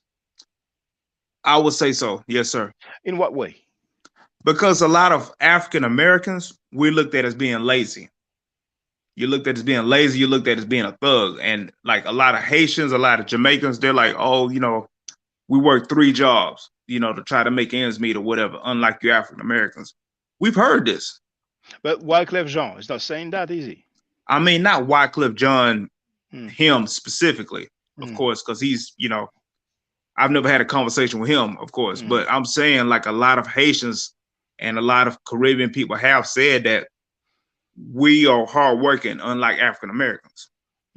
Well, some people probably say that just like in Algeria, in the northern African country, you have a lot of Chinese people over there. And they're saying, oh, the Algerians are lazy because, Chinese is an expression in France, like working like a Chinese, like they work a lot. A bit like the Mexicans, in LA, mainly. I think the Mexicans I don't think you have that many Mexicans in New York, in the East Coast, but in New York, they will probably not be the same as in LA. You have a lot of people who just arrive and they just want to get that paper. So Yes, sir. indeed, it is a reality that some people come from abroad and they come from, mess up situation. They're fleeing dictatorship, and in their country they're willing to work. There's no work, so when they get to an area where they can work, they will take all the work they can. So some will work 2 jobs and 3 jobs. So ultimately it's possible some people will say that. I'm not going to deny that, but would you say it's a majority though? A majority of what? A majority of non-FBA, or let's say immigrants, black immigrants, who would say, oh, African Americans are lazy. Would you say it's a majority? Would you say it's No. half? I Or wouldn't would even you say it say, was half. I'll say it was maybe 75-25, maybe. oh, that say that African Americans are lazy? No. I'm saying Oh. that as far as African Americans themselves, I would say maybe 75-25 that are lazy versus are hardworking. I think most African Americans are hardworking people. Oh yeah, okay, yeah. No, my question was like the non-African Americans who say that black people in America are lazy. Would you say it's a majority of immigrants? Would you say, and I say immigrants, I mean black immigrants, would you say it's like half? Would you say it's like 80%? Like if you were to give an estimation, like what would it be? I would say probably maybe half and half. Oh, half and half. That's a lot Yeah. already. If it's half, it's a lot. And I Yeah. hope that's what's up in Houston, because I learned something about so many Nigerians, being over there, like the biggest diaspora outside of Nigeria. But hey, my brothers, my Nigerian brothers, hey, there's repercussions for every action equal, and an opposite is a reaction. If you keep saying stuff like that, no surprise, the cohabitation will not be that cordial. You know what I'm saying? And I lament that. I'm sad to hear about that. But hopefully it's just in Houston, or let's say more in Houston.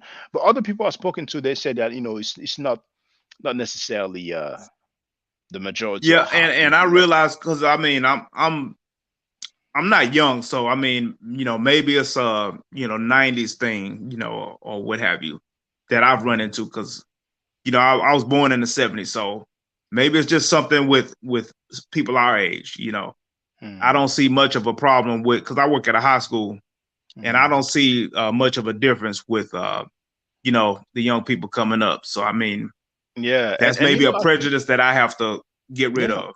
And I'm thinking, I'm not trying to play devil's advocate, but I'm thinking at school, maybe those Nigerian immigrants were told some stuff. And when you're a kid, you want to reply, so you say some stuff. Right. The Haitians, I've talked about that. There's a documentary about the Zopound gang, and they talk about Haitian Oh, Friday. Zopound, yeah. Yeah, and every Friday they would pick a Haitian, to beat him up. So obviously, they reacted, and then the rest is history. Now, I'm not trying to say that everywhere that's how Zopan happened, but at least some people talked about that. And Wyclef actually even talked about. There's an interlude in the album The Score where he either says, or somebody says he's Haitian, and the girls diss him. You know what I'm saying? It's like, why you diss me? There was some, people used to say, oh, you guys have AIDS or whatever. You eat cats, you eat roaches, stuff like that. So, there's some stuff like that people had to go through, unfortunately, some prejudice, but I wouldn't think that Haitians will grow up, like hating African Americans, stuff like that. You know what I'm saying? But there's good and bad everywhere, unfortunately. But my main thing is this: you see, if people claim to be Pan African, I don't claim to be Pan African. I think you've heard me Right. for years. I've been very critical of Pan Africans, Right. because I think it's a anything goes dumpster. But for those who claim to be Pan African, how are we going to claim to be Pan African and yet have people saying, go back to Africa, or we're not the same? It's just like it doesn't match. It's just not compatible. I mean, it was always I think a lot of, if you talk to a lot of African Americans, they'll say that they were Pan-African until they came across Africans, and then it seemed like there was like some sort of like superiority complex with Africans, because we don't have our own culture. We had to create a culture on the fly to basically deal with what we're dealing with now. Yeah. and we don't have our own language. We don't know. I couldn't tell you what country I'm from. I just know that I'm from West Africa doing my DNA search, and that's all I could tell you. Yeah. And they would call you a kata because that's basically like a cat that doesn't know its own culture. Yeah, but it's like kind of like I think some Ethiopians might use that term, some Nigerians might use that term, but I don't think that it's like a general term that Africans use as a whole. Because sometimes people say, "Oh, Africans call us a kata." I'm like, yeah, do you really think Africans in general just use that term like that? I think it's like I don't know if I can say it, but if like a nigga, basically like if you my want to give wife, a she said that word akata, and she thought it just meant African American, and I had to tell her, hey, I heard that's a bad, not a good term. Yeah, it's not a good So term. I mean, she stopped using it, but like when we first met, she used that word. She just meant African American. She didn't mean anything derogatory about it. Yeah. So I mean, it's just a term, and I mean, I don't know. I didn't. I know not all Africans are like that.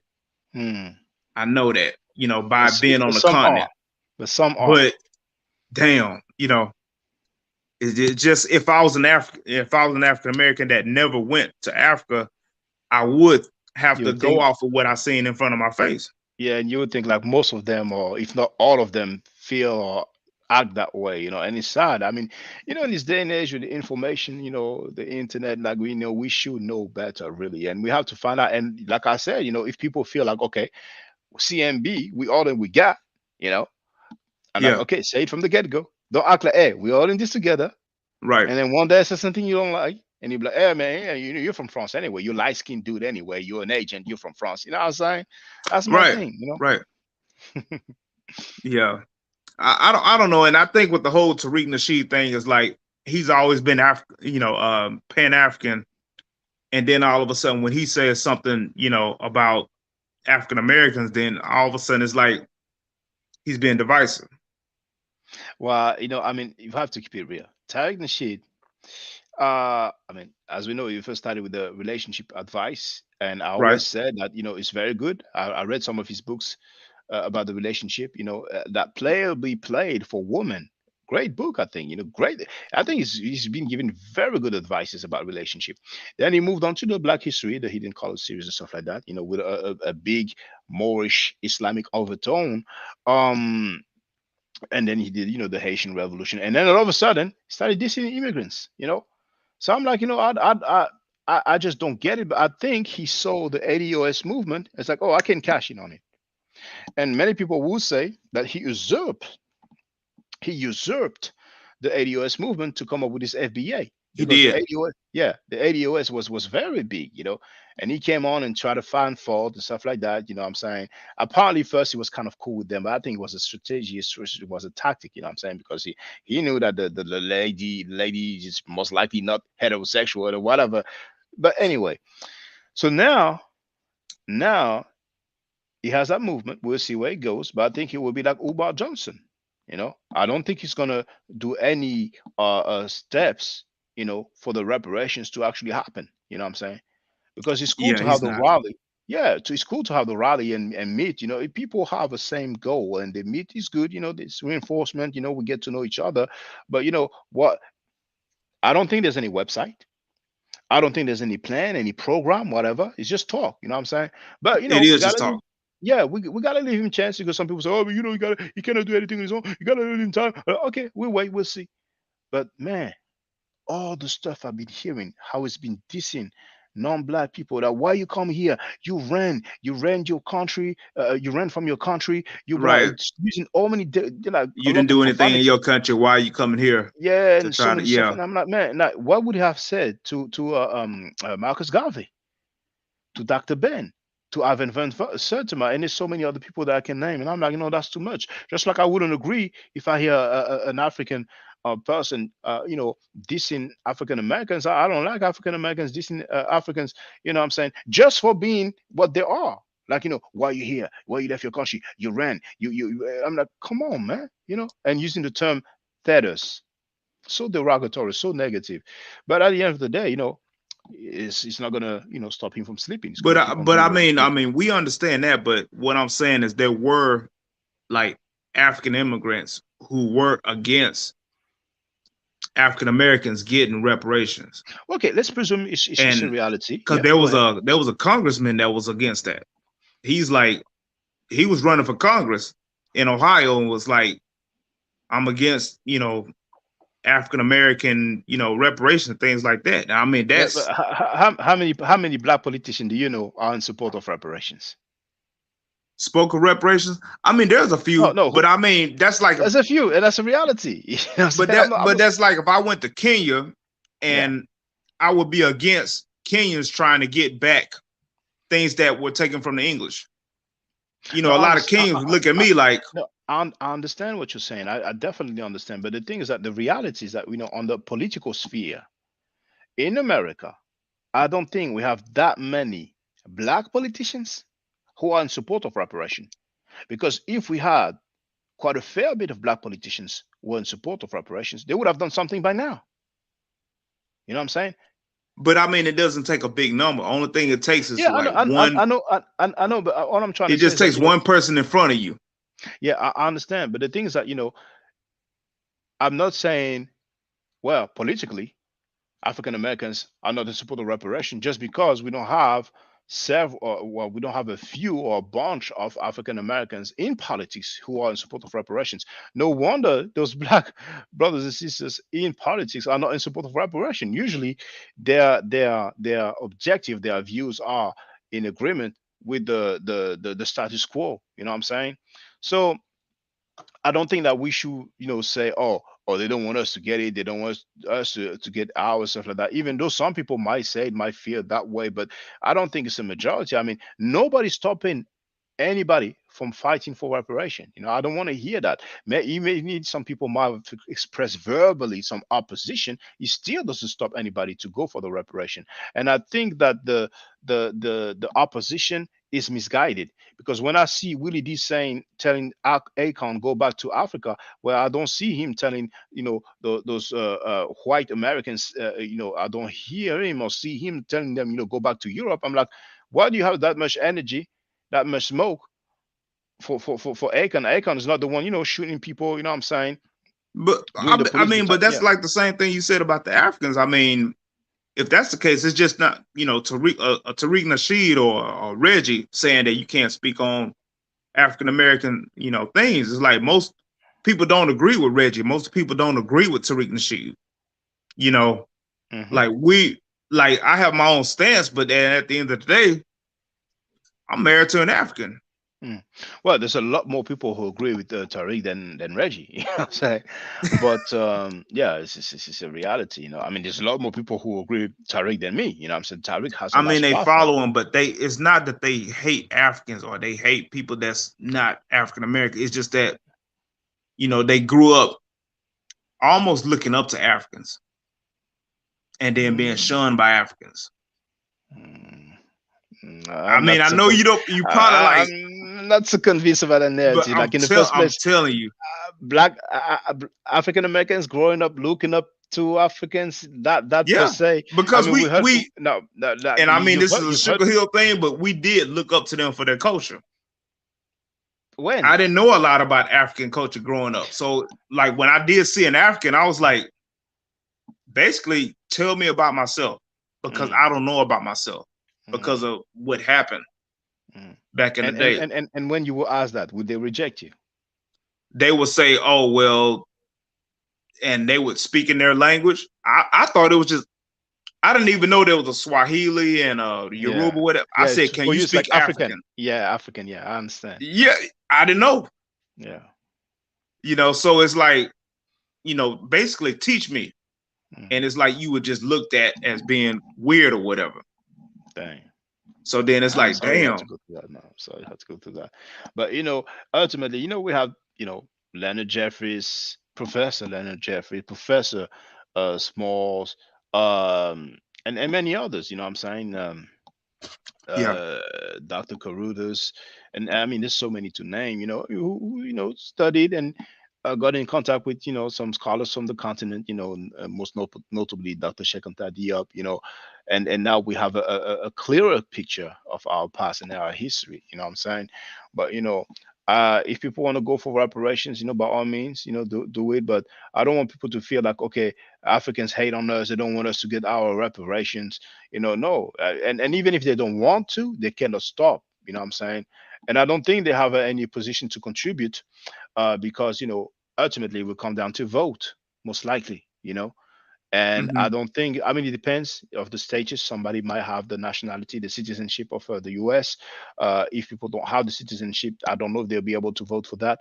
In some countries, if you don't have the nationality, like you cannot vote for presidential election, but you can vote for other elections. But I don't Right. think they will have a say. We'll see how it goes. It's a noble cause in my book. I Mhm. personally don't think it's going to happen. I don't see the American I government don't giving see it happening reparations. You either. know what I'm saying? But if people want to take on that fight, by all means, because there's still some symbolism into it. But I think that as a whole, like Marcus Garvey did, we have a blueprint, we have an example. If we unite more or less, we can be very, very, very powerful. But so far, what's been going on, and I've been playing this, like Falcon talking about, this is a bird nest, disease carrier, Yeah. disease catcher. You are not to follow the stars of Africa. That's a reality as well. That's why earlier when we were saying we grew up looking towards Africa, I'm like, I'm not that convinced, because when we hear the so-called supreme wisdom and teachings, I'm saying it's just messed up from the get-go. But when they talk about the Asians, oh my goodness, the best part of the planet Earth is in Arabia. That's their teaching. That's what they study by heart. But I Right. mean, that's what it is. It is what it is. That's their teaching. And me, I've been proposing, okay, we've tried those things, we might as well, try another route. We have Right. Kemet as a blueprint, as an example. We have all those guys who Yeah. keep on. Yeah, you see, and that's the Yeah. thing. And but now the reality is that we are a minority. So few of us, and that's why we talked about Reggie. When I saw Reggie, starting dissing Kemet, people don't know what's going on. Disgusting. What I'm saying? I'm like, how can that be?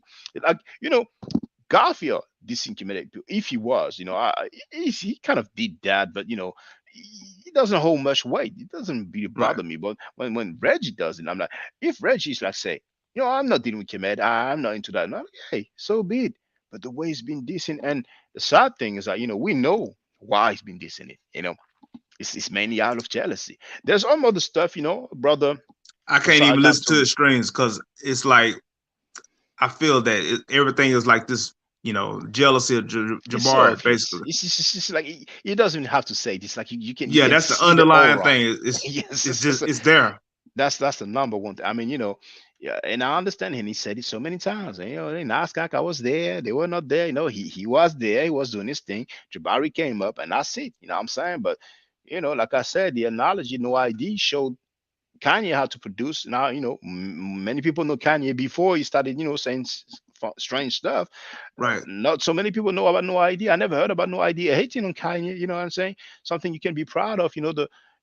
The student, kind of, got greater than the master. And some people, will tomorrow in 10 years and 5 years, there might be some people that, called in to ask me question. And next thing I know, they have organization, they have a large movement. Why would I look like hating on the dude because he is like, greater than me? That's how life is. I'm saying we have to Right. come to terms with things. Not everybody will be in the spotlight. Not everybody will have, the multi-platinum album, stuff like that. So it's just a bit sad. And besides, he doesn't even want to teach. You know what I'm saying? And then, when people send him donation, he sends half back or whatever. I'm saying, I think, but I don't Yeah, want to and say. I really think he did that free netter as a teacher because you put up that you're teaching for $10. I was like, that Well, slimy I mother. feel like Yeah. after I did the Medu Neter class on Television Right. Studios, I think that's one of the reasons why. But I don't mind because it is productive. A lot of people look up to Reggie. Reggie has knowledge anyway. A Mhm. lot of people don't really like me like that. Maybe because I'm from France, maybe because I have an accent, maybe because I don't agree with those teachings that everybody love and respect. That Right. is anti-black and anti-African. I cannot rock with it. But at the end of the day, people will get to learn, and that's not a bad thing. But I think but as long as they don't say, then I'm gonna look like somebody that's speculating, like, oh, you this wishful thinking. You think you're so important. I know the deal, but people can see that, but it is what it is. I'm not tripping on that, but it's something he could have done for so long. Why is he doing it Yeah. now all of a sudden? Okay, now speaking of the Medu Neter teachers, Yeah. my second thing, my last thing, I kind of see what the elder was saying about it not being deciphered, and it's not the glyphs. I think it's the meaning behind it. Like when you hear things like, if I was to tell a guy, you know what time it is, but I can tell you it's the glyphs. He said it clearly. or something, and I don't think it's the glyphs. I think it's the actual meaning behind it. And I'm not saying that it's not being deciphered. I'm just saying that maybe that's what he was trying to say. He clearly said, and that's why he issued the challenge, a $1,000 challenge. He said, show me any glyph of your choice and tell me what it means. So he argues that because we were not there when those glyphs were created or drawn, and we just don't know the meaning, it's not possible. But yet nobody says that about the cuneiform writing. None of us were there when they came up with the cuneiform writing, but we know the meaning of it. So, I mean, it's really what it is, to some, as far as I'm concerned. He had a hypothesis, he had a personal opinion, but he pushed it as a fact, as an absolute fact. And it's just shameful because, you see, brother Stallworth, we have all these PhDs around the world, black or white, PhDs in Egyptology, and even the Near East, because a lot of people study the Near East. They do study the hieroglyphic as well, So all of them are studied. They are all wrong, but he's right. I mean, we have to stop. That's just, and besides, like, check this out. I don't know if you had the chance to see that, but the word ebony that we use in English, which comes from the Greek ebenos, comes from the Medu Neter, ebony. The given name Susan comes from the Medu Neter as well. There's so many. Pharaoh, the English word Pharaoh, comes from the Medu Neter per a. So it's impossible to claim that the Medu Neter has not been deciphered. And besides, I just want to finish with that, brother. I promise I won't be long. The Greek or Latin or Roman alphabet, A, B, C, D, those were symbols in the first place. We're not there when they came up with those symbols, but they have a phonetic value. And when they are combined, they have a meaning. That's the difference with the alphabet that we're using now. We need to combine different letters. But with the Medu Neter, you have a few glyphs that actually have a meaning by themselves, but we have other sets of glyphs or combination of glyphs that will have a meaning. The uniliterals, you put them together and then it will basically spell out a word. But go ahead, brother. I don't want to monopolize. The only thing I'll say about that is like, it's like when we see things and they say like God. Yes. The ancient chemists were thinking king or pharaoh. Well, king, but like us, on this suit, yes. But see, like us in today's terms, when we see God, we're thinking of, up in the sky, invisible God, and that's the kind of stuff that I'm saying that. When they thought about God, they did not think about the pharaoh. That's what I would say, because they had distinct words. But keep going. No, I'm just saying that's the kind of stuff that I think that may be what it's not the actual language, it's the idea that these people were trying to convey. Well, once again, remember, brother, the Greeks were there when the Medu Neter was still spoken. So obviously we had translators. We had people who knew the two languages. And when we see the text, we see it matches.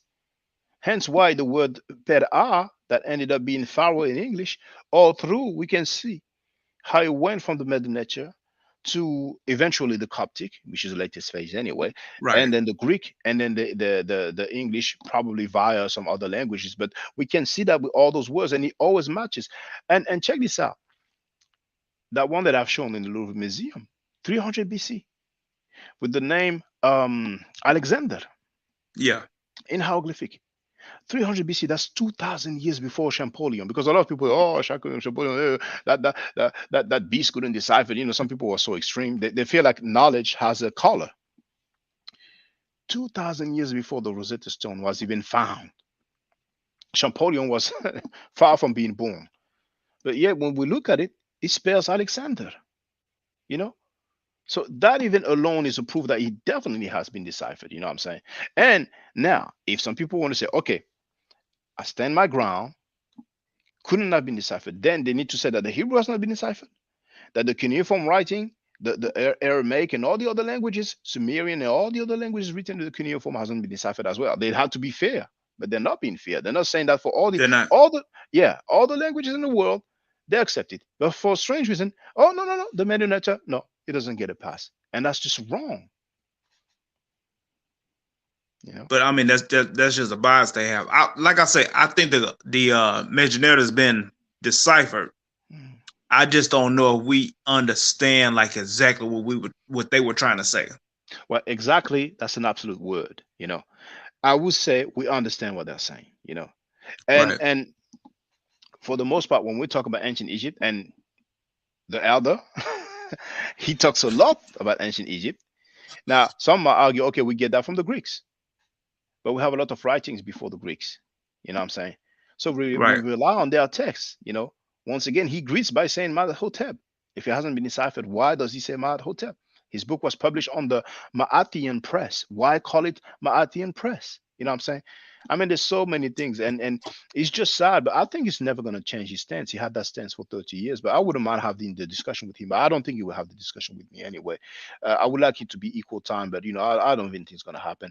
But I'm just real sad. It's not just him, but anybody that make that claim, I have to say it's irresponsible. I mean, I speak 3 languages fluently, and I know other languages I've studied. You know, I'm still studying, and a lot of people don't have a clue how languages work, and yet they want to get into the conversation and, you know, be impressed by this logic that we were not there, so we don't know what the symbols mean. I mean, you know, you might as well say that all these other languages have not been deciphered. You know what I'm saying? Period. You know, why pick on the Medu Neter and not the other languages? Why the other languages don't get the same treatment? I mean, because the other languages, I don't know.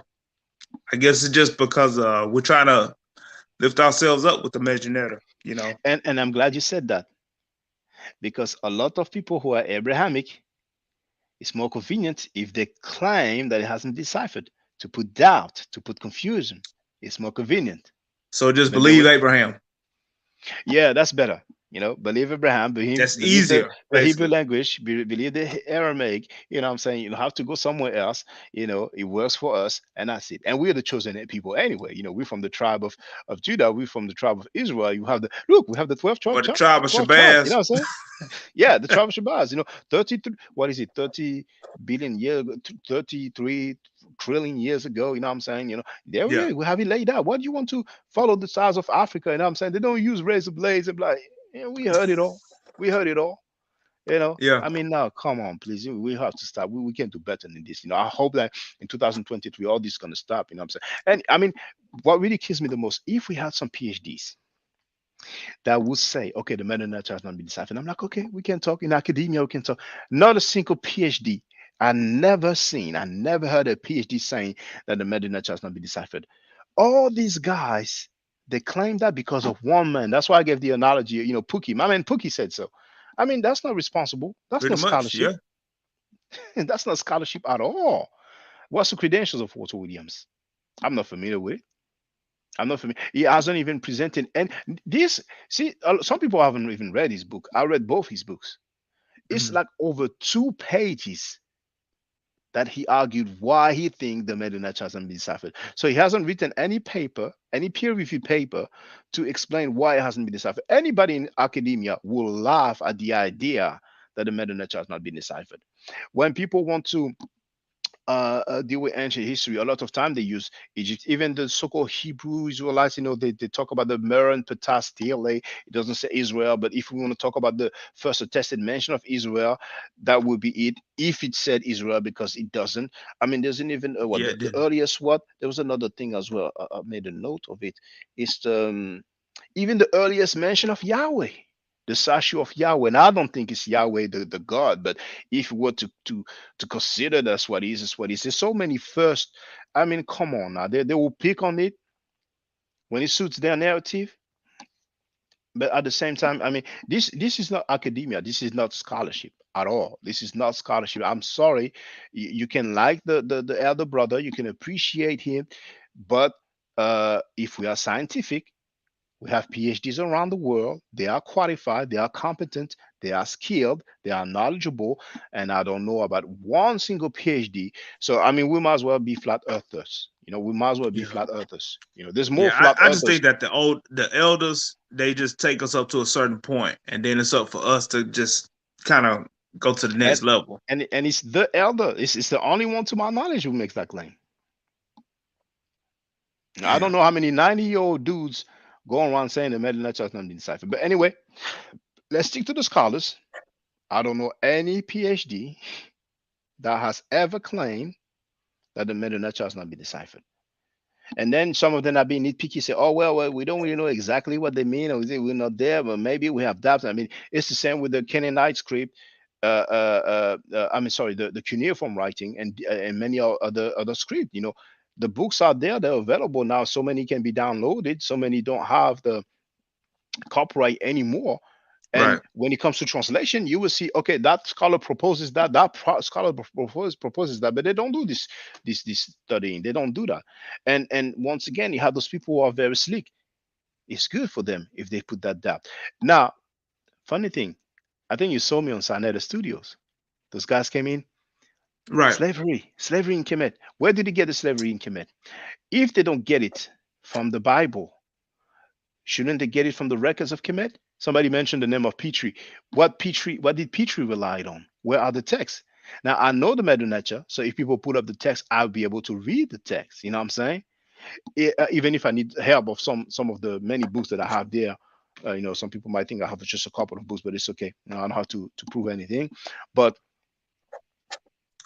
I mean, that's just them trying to purposely, just misunderstand. Yeah, but those texts that they allegedly translate as slavery and stuff like that, isn't it the text Right. from Kemet? So now that it suits you now it's Because I remember you mentioned earlier about like those Muslims in what's the Speaker's Corner? They were doing the same thing. Mm-hmm. You had Muslims like pulling up pyramid tests and saying that there was slavery in ancient Kemet. So, y'all Kemets have to call it out. That's how I actually got introduced to the conscious community, because I was like, damn, if Muslims don't like this, then this is something that I have to be interested in. I mean, but there's one thing is that some people are complaining because in different African countries, you have some black folks who are not following Christianity and Islam and stuff like that, and they are shocked because for the longest, their grandparents, they've been following the Abrahamic way. Their parents themselves, sometimes their children, and they see some of their children or some of their grandchildren who no longer following it, and they're like, "Damn, what's going on?" And they don't like it at all. I mean, they are not open-minded. They are not accepting any different view whatsoever. But we have the right to exist. We have the right to our belief, and we are being scientific. Like the Exodus story never happened. No PhDs who argue that it actually happened, that the sea opened in two, that the Pharaoh died with all his army. This is folklore, you know what I'm saying? And even the historicity of Jesus, and I'm glad that the PhD Dr. Carl Bowman came on there so he could tell the people as a scholar and as a Christian that the only thing that they rely on for the historicity of Jesus, well, let's say the most important thing, the most ancient thing, is Josephus and Tacitus. Two quotes, not during the lifetime, decades later. And one of them says that there's a superstition, and the other one does not even mention the first name Jesus. The name Jesus is not even mentioned, just the title Christ or Christos or Christus. So just because Tacitus said that they're Christians, then it's got to be Christians. It's got to be, And Bart Ehrman was so funny with it when he said, "Oh," and his whole body language, Bart Ehrman always trying to invalidate what he calls the mythicists. People are dealing with silence, but it's a mythicist. Mythicist in a view of religion, in a view in history. Why does someone get a pass because he is such an important figure in a particular religion? Because he had the nerve not only to label Paul a witness, he never met Jesus, but he's a witness all of a sudden. But he said, "Oh, we have witnesses from Jesus' brother. We have witnesses from one guy who knew Jesus' brother." What are you talking? What about the main guy, the guy who walked on water, the guy who like Garfield, secondary, primaries and all of Garfield, that I mean, kind of stuff. to the best of his ability, he's a clown. He's a pseudo, and I'm sorry to say, you cannot be 2 year old in this thing and act like you one of the top scholar. I mean, it's an embarrassment for black people's intelligence. This guy, man, Yeah. he's gonna get crushed in 2 days, and we're gonna move on to other things. It's just a hype. That dude is a hype, and he's a hustler. He's been, doing this credit repair stuff. He found a new hustle, and but now he realized, damn, I have a big fish right there. But he's gonna get a reality check, and hopefully he can cash out of it. You know what I'm saying? Maybe write another book or do something. But man, it's just pitiful. That's why he had to pay those white dudes to come on his platform and this Jabari. That's pitiful. I mean, Yeah, I people seen don't that even realize. that Richard Carrier guy. Yeah, Garfield has to pay some white dudes and Christian during apologists. Black History Month. And then damn, I was people like, going to talk about black power and stuff. I'm like, I mean, we have some black 5%er with Garfield.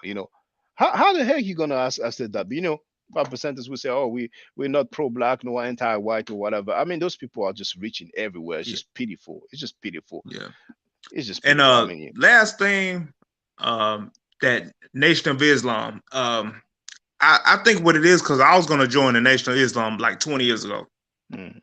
Of course, a friend of mine, he, talked to me about it. And I think what it is, it's just, as a black man, you just want to go against the counterculture. It's counterculture.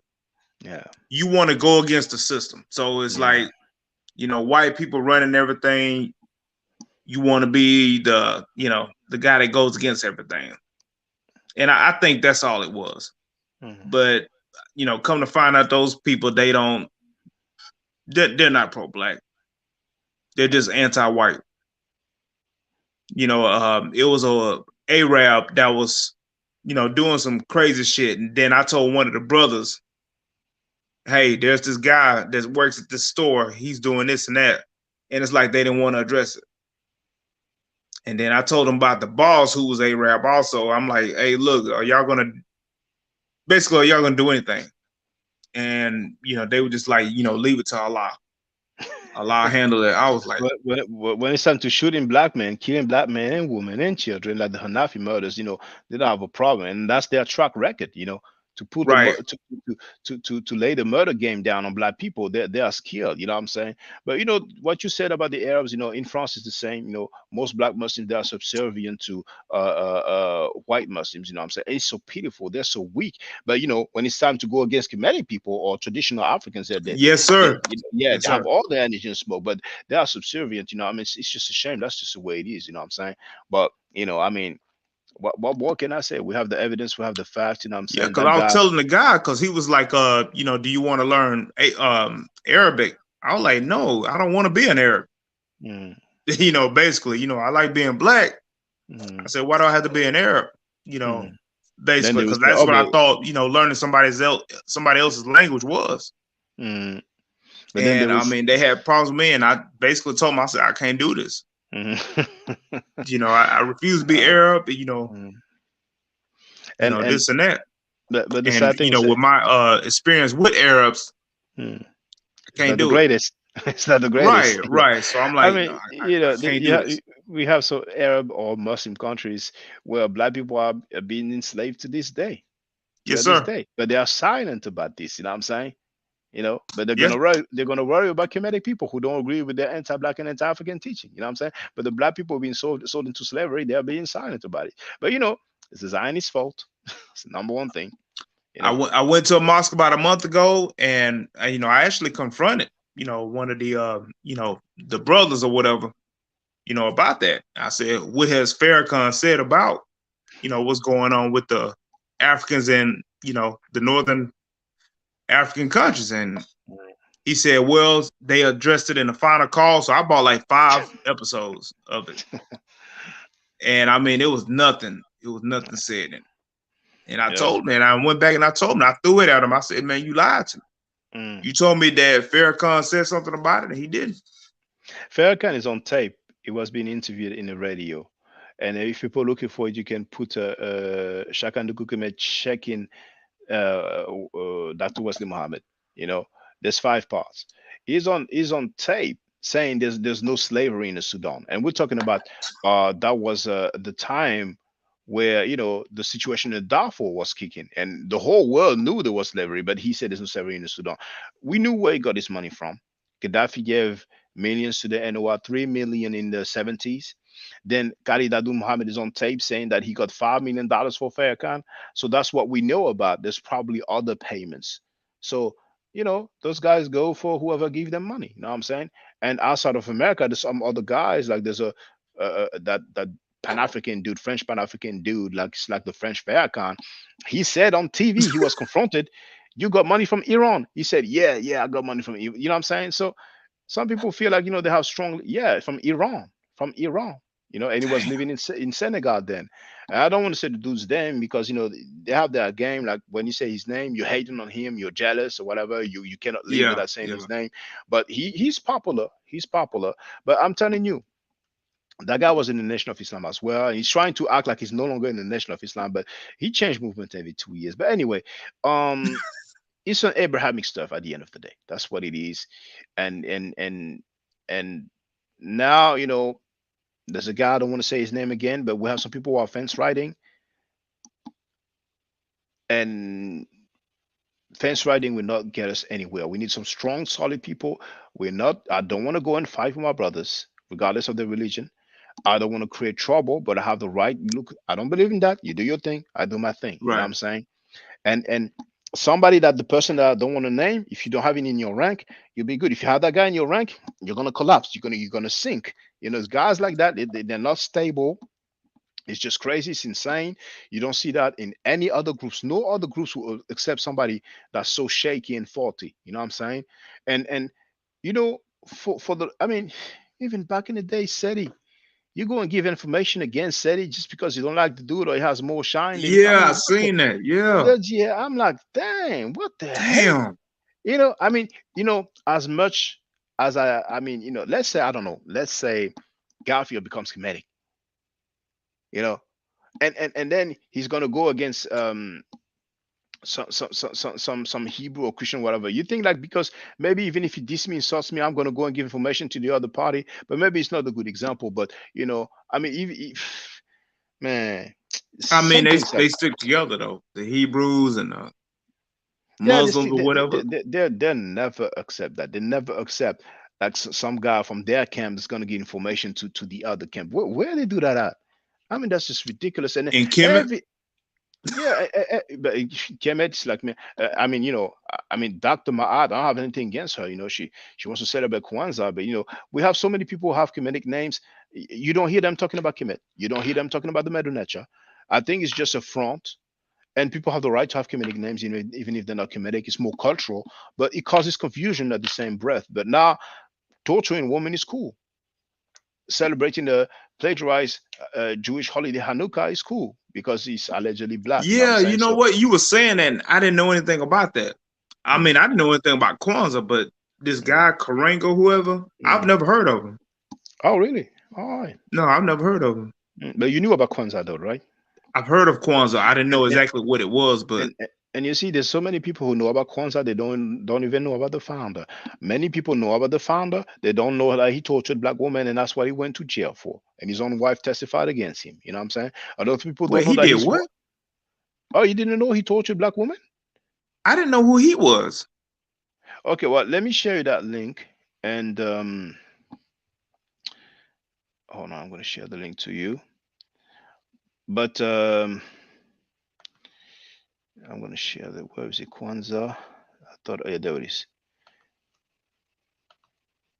So you never seen John Henry Clark talking about Karenga, right?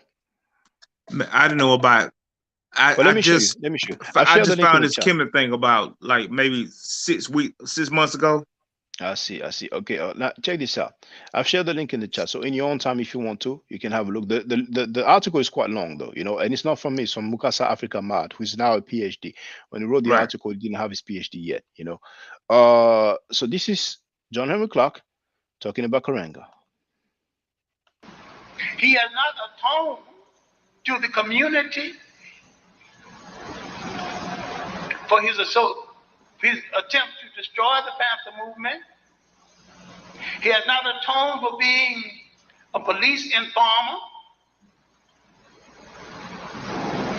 He has not atoned for the way he treated black women. And look now, the women he mistreated and mutilated were dark in complexion. The women in his harem are light in complexion. The number woman is a Mexican with what seemed to be an Afro wig. So John Henry Clark said that the guy fought against the Panther, that he was a police informant, that he mutilated black women, and his number one woman is a Mexican with what seems to be an Afro wig. You know what I'm saying? All these people claim to follow Dr. John Henry Clark. You know what I'm saying? When it comes to that, they're not following him. And there's another video here where he's talking about Karenga. Lana Karenga, where he went to jail for doing, needs to be explained. He went to jail for mutilating black women. Fuck. And the women he mutilated were dark complexion. The women in his harem, he has a harem, light complexion, almost white. So in addition to having an ego problem, he might have a color problem too. Come on, bring it down, bring it home. He speaks well, he performs well. We have to make a distinction between these academic vaudeville shows. Yes, sir.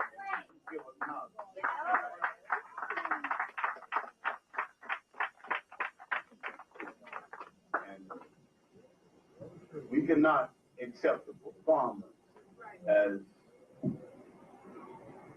fighting our liberation. We can enjoy a performance, but don't think it moves you forward. It helps the bank account of the performance. So, I really think Karenga is more of a performer than anything. I don't see anything like coming from him.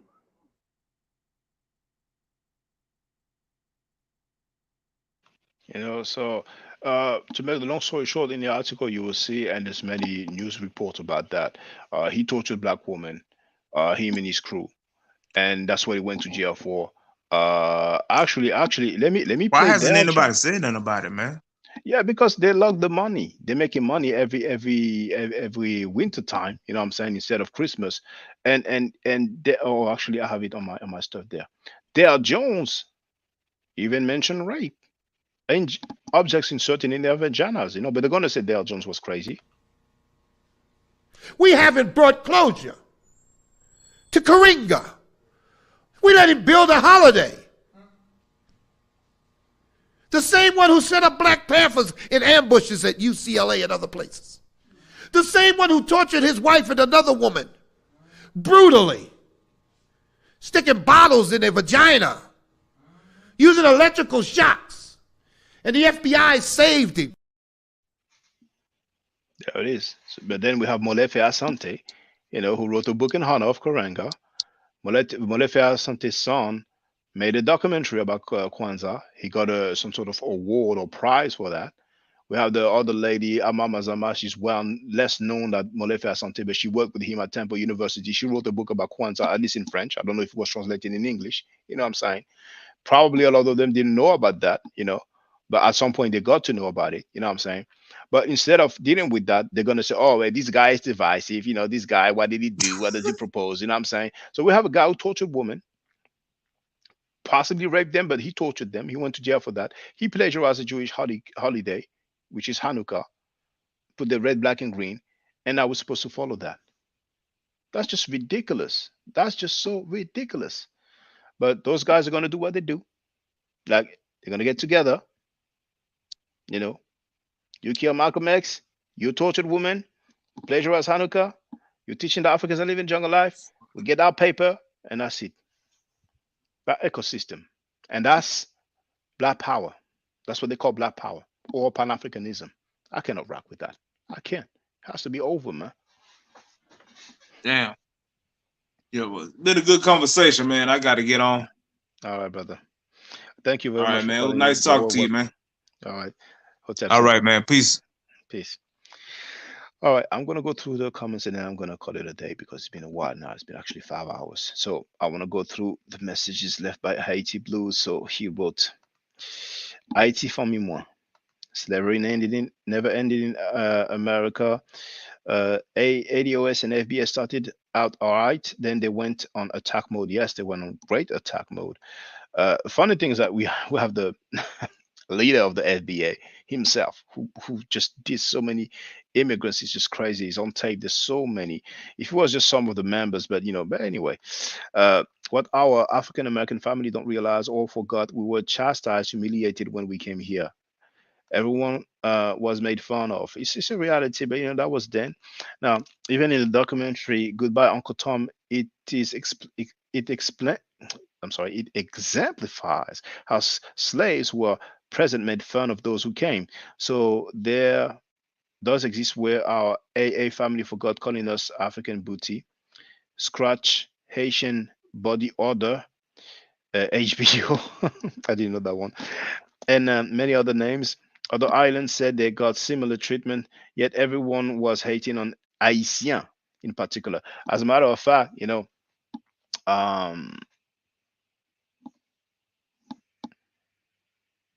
Sanetta was on tape talking about, all you banana boat N words, try to come here and tell us something. But, that was then. That was then. That was then, that was then. No disrespect. Thank you for the invitation. I hope, you're not going to feel no type of way. But that's what he said with his friend Sutek back then, both of them, banana boat N word. I don't like the N word. Haiti blues. As a child, I was mentally abused by AA fam, which messed me up. I never held y'all in contempt. I studied to seek why we are divided globally. Now they're pushing. I don't know what he meant here. They said ancient Egypt started up west first, and as a fam, gotta realize they have been used to destabilize nations around the world via this plantation, so it's different dynamics. America is ancient Egypt is a discussion now further dividing us. Some people, I don't know if it's a Deuteronomy, but you think like Egypt. I mean, those people doing interpretation with the Bible. 3 million immigrants can't determine the destiny of our African American family.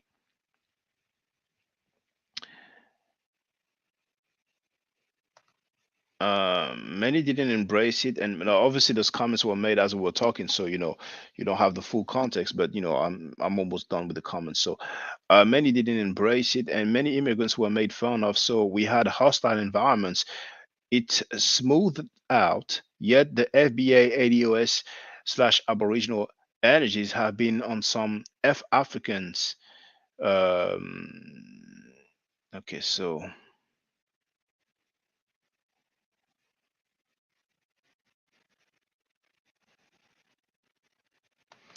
Haitians are African Americans in culture, spirituality, the island first contact, so we must embrace it all.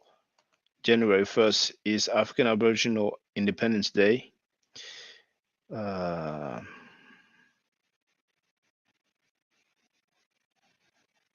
So Haiti Blues is asking me, what are your thoughts on Tamerica? I never heard that term until you wrote it earlier.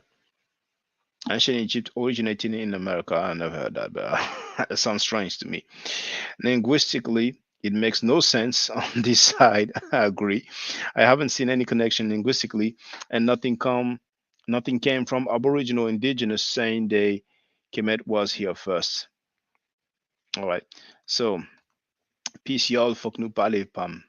Faut nous parler. Nous parler. On live. Thank you, brothers and sisters. It's been a long time. We went through a lot of things. A lot of you didn't know that John Henry Clark warned us about Karenga. What are you going to do now? You know what I'm saying? It's on you now, So stay safe, stay healthy. I don't argue, I state facts. If you're not part of the solution, you're part of the problem. If I'm allowed to, Brother Necheru, I will definitely holler back at you. Do I to the Necheru Hotep? Now, for the record, for those who don't know, I'm giving Medu Neter classes. And here, that's the flyer. Okay? So, those who are interested, feel free to holler at me. If you're not interested, it's cool. But I recommend that everybody who has not yet seen the video, Kemet and Ma'at, before Judaism, Christianity, and Islam, then watch it. It has about 300,000 views and really deserves to have a lot more. I just want to let everyone know who's listening in now and who's going to listen to this stream in the future. I just had my first Medu Neter class by Brother Shaka today, and I've had other Medu Neter lessons by other teachers, and I can tell you right now, the brother is the best in the game. He is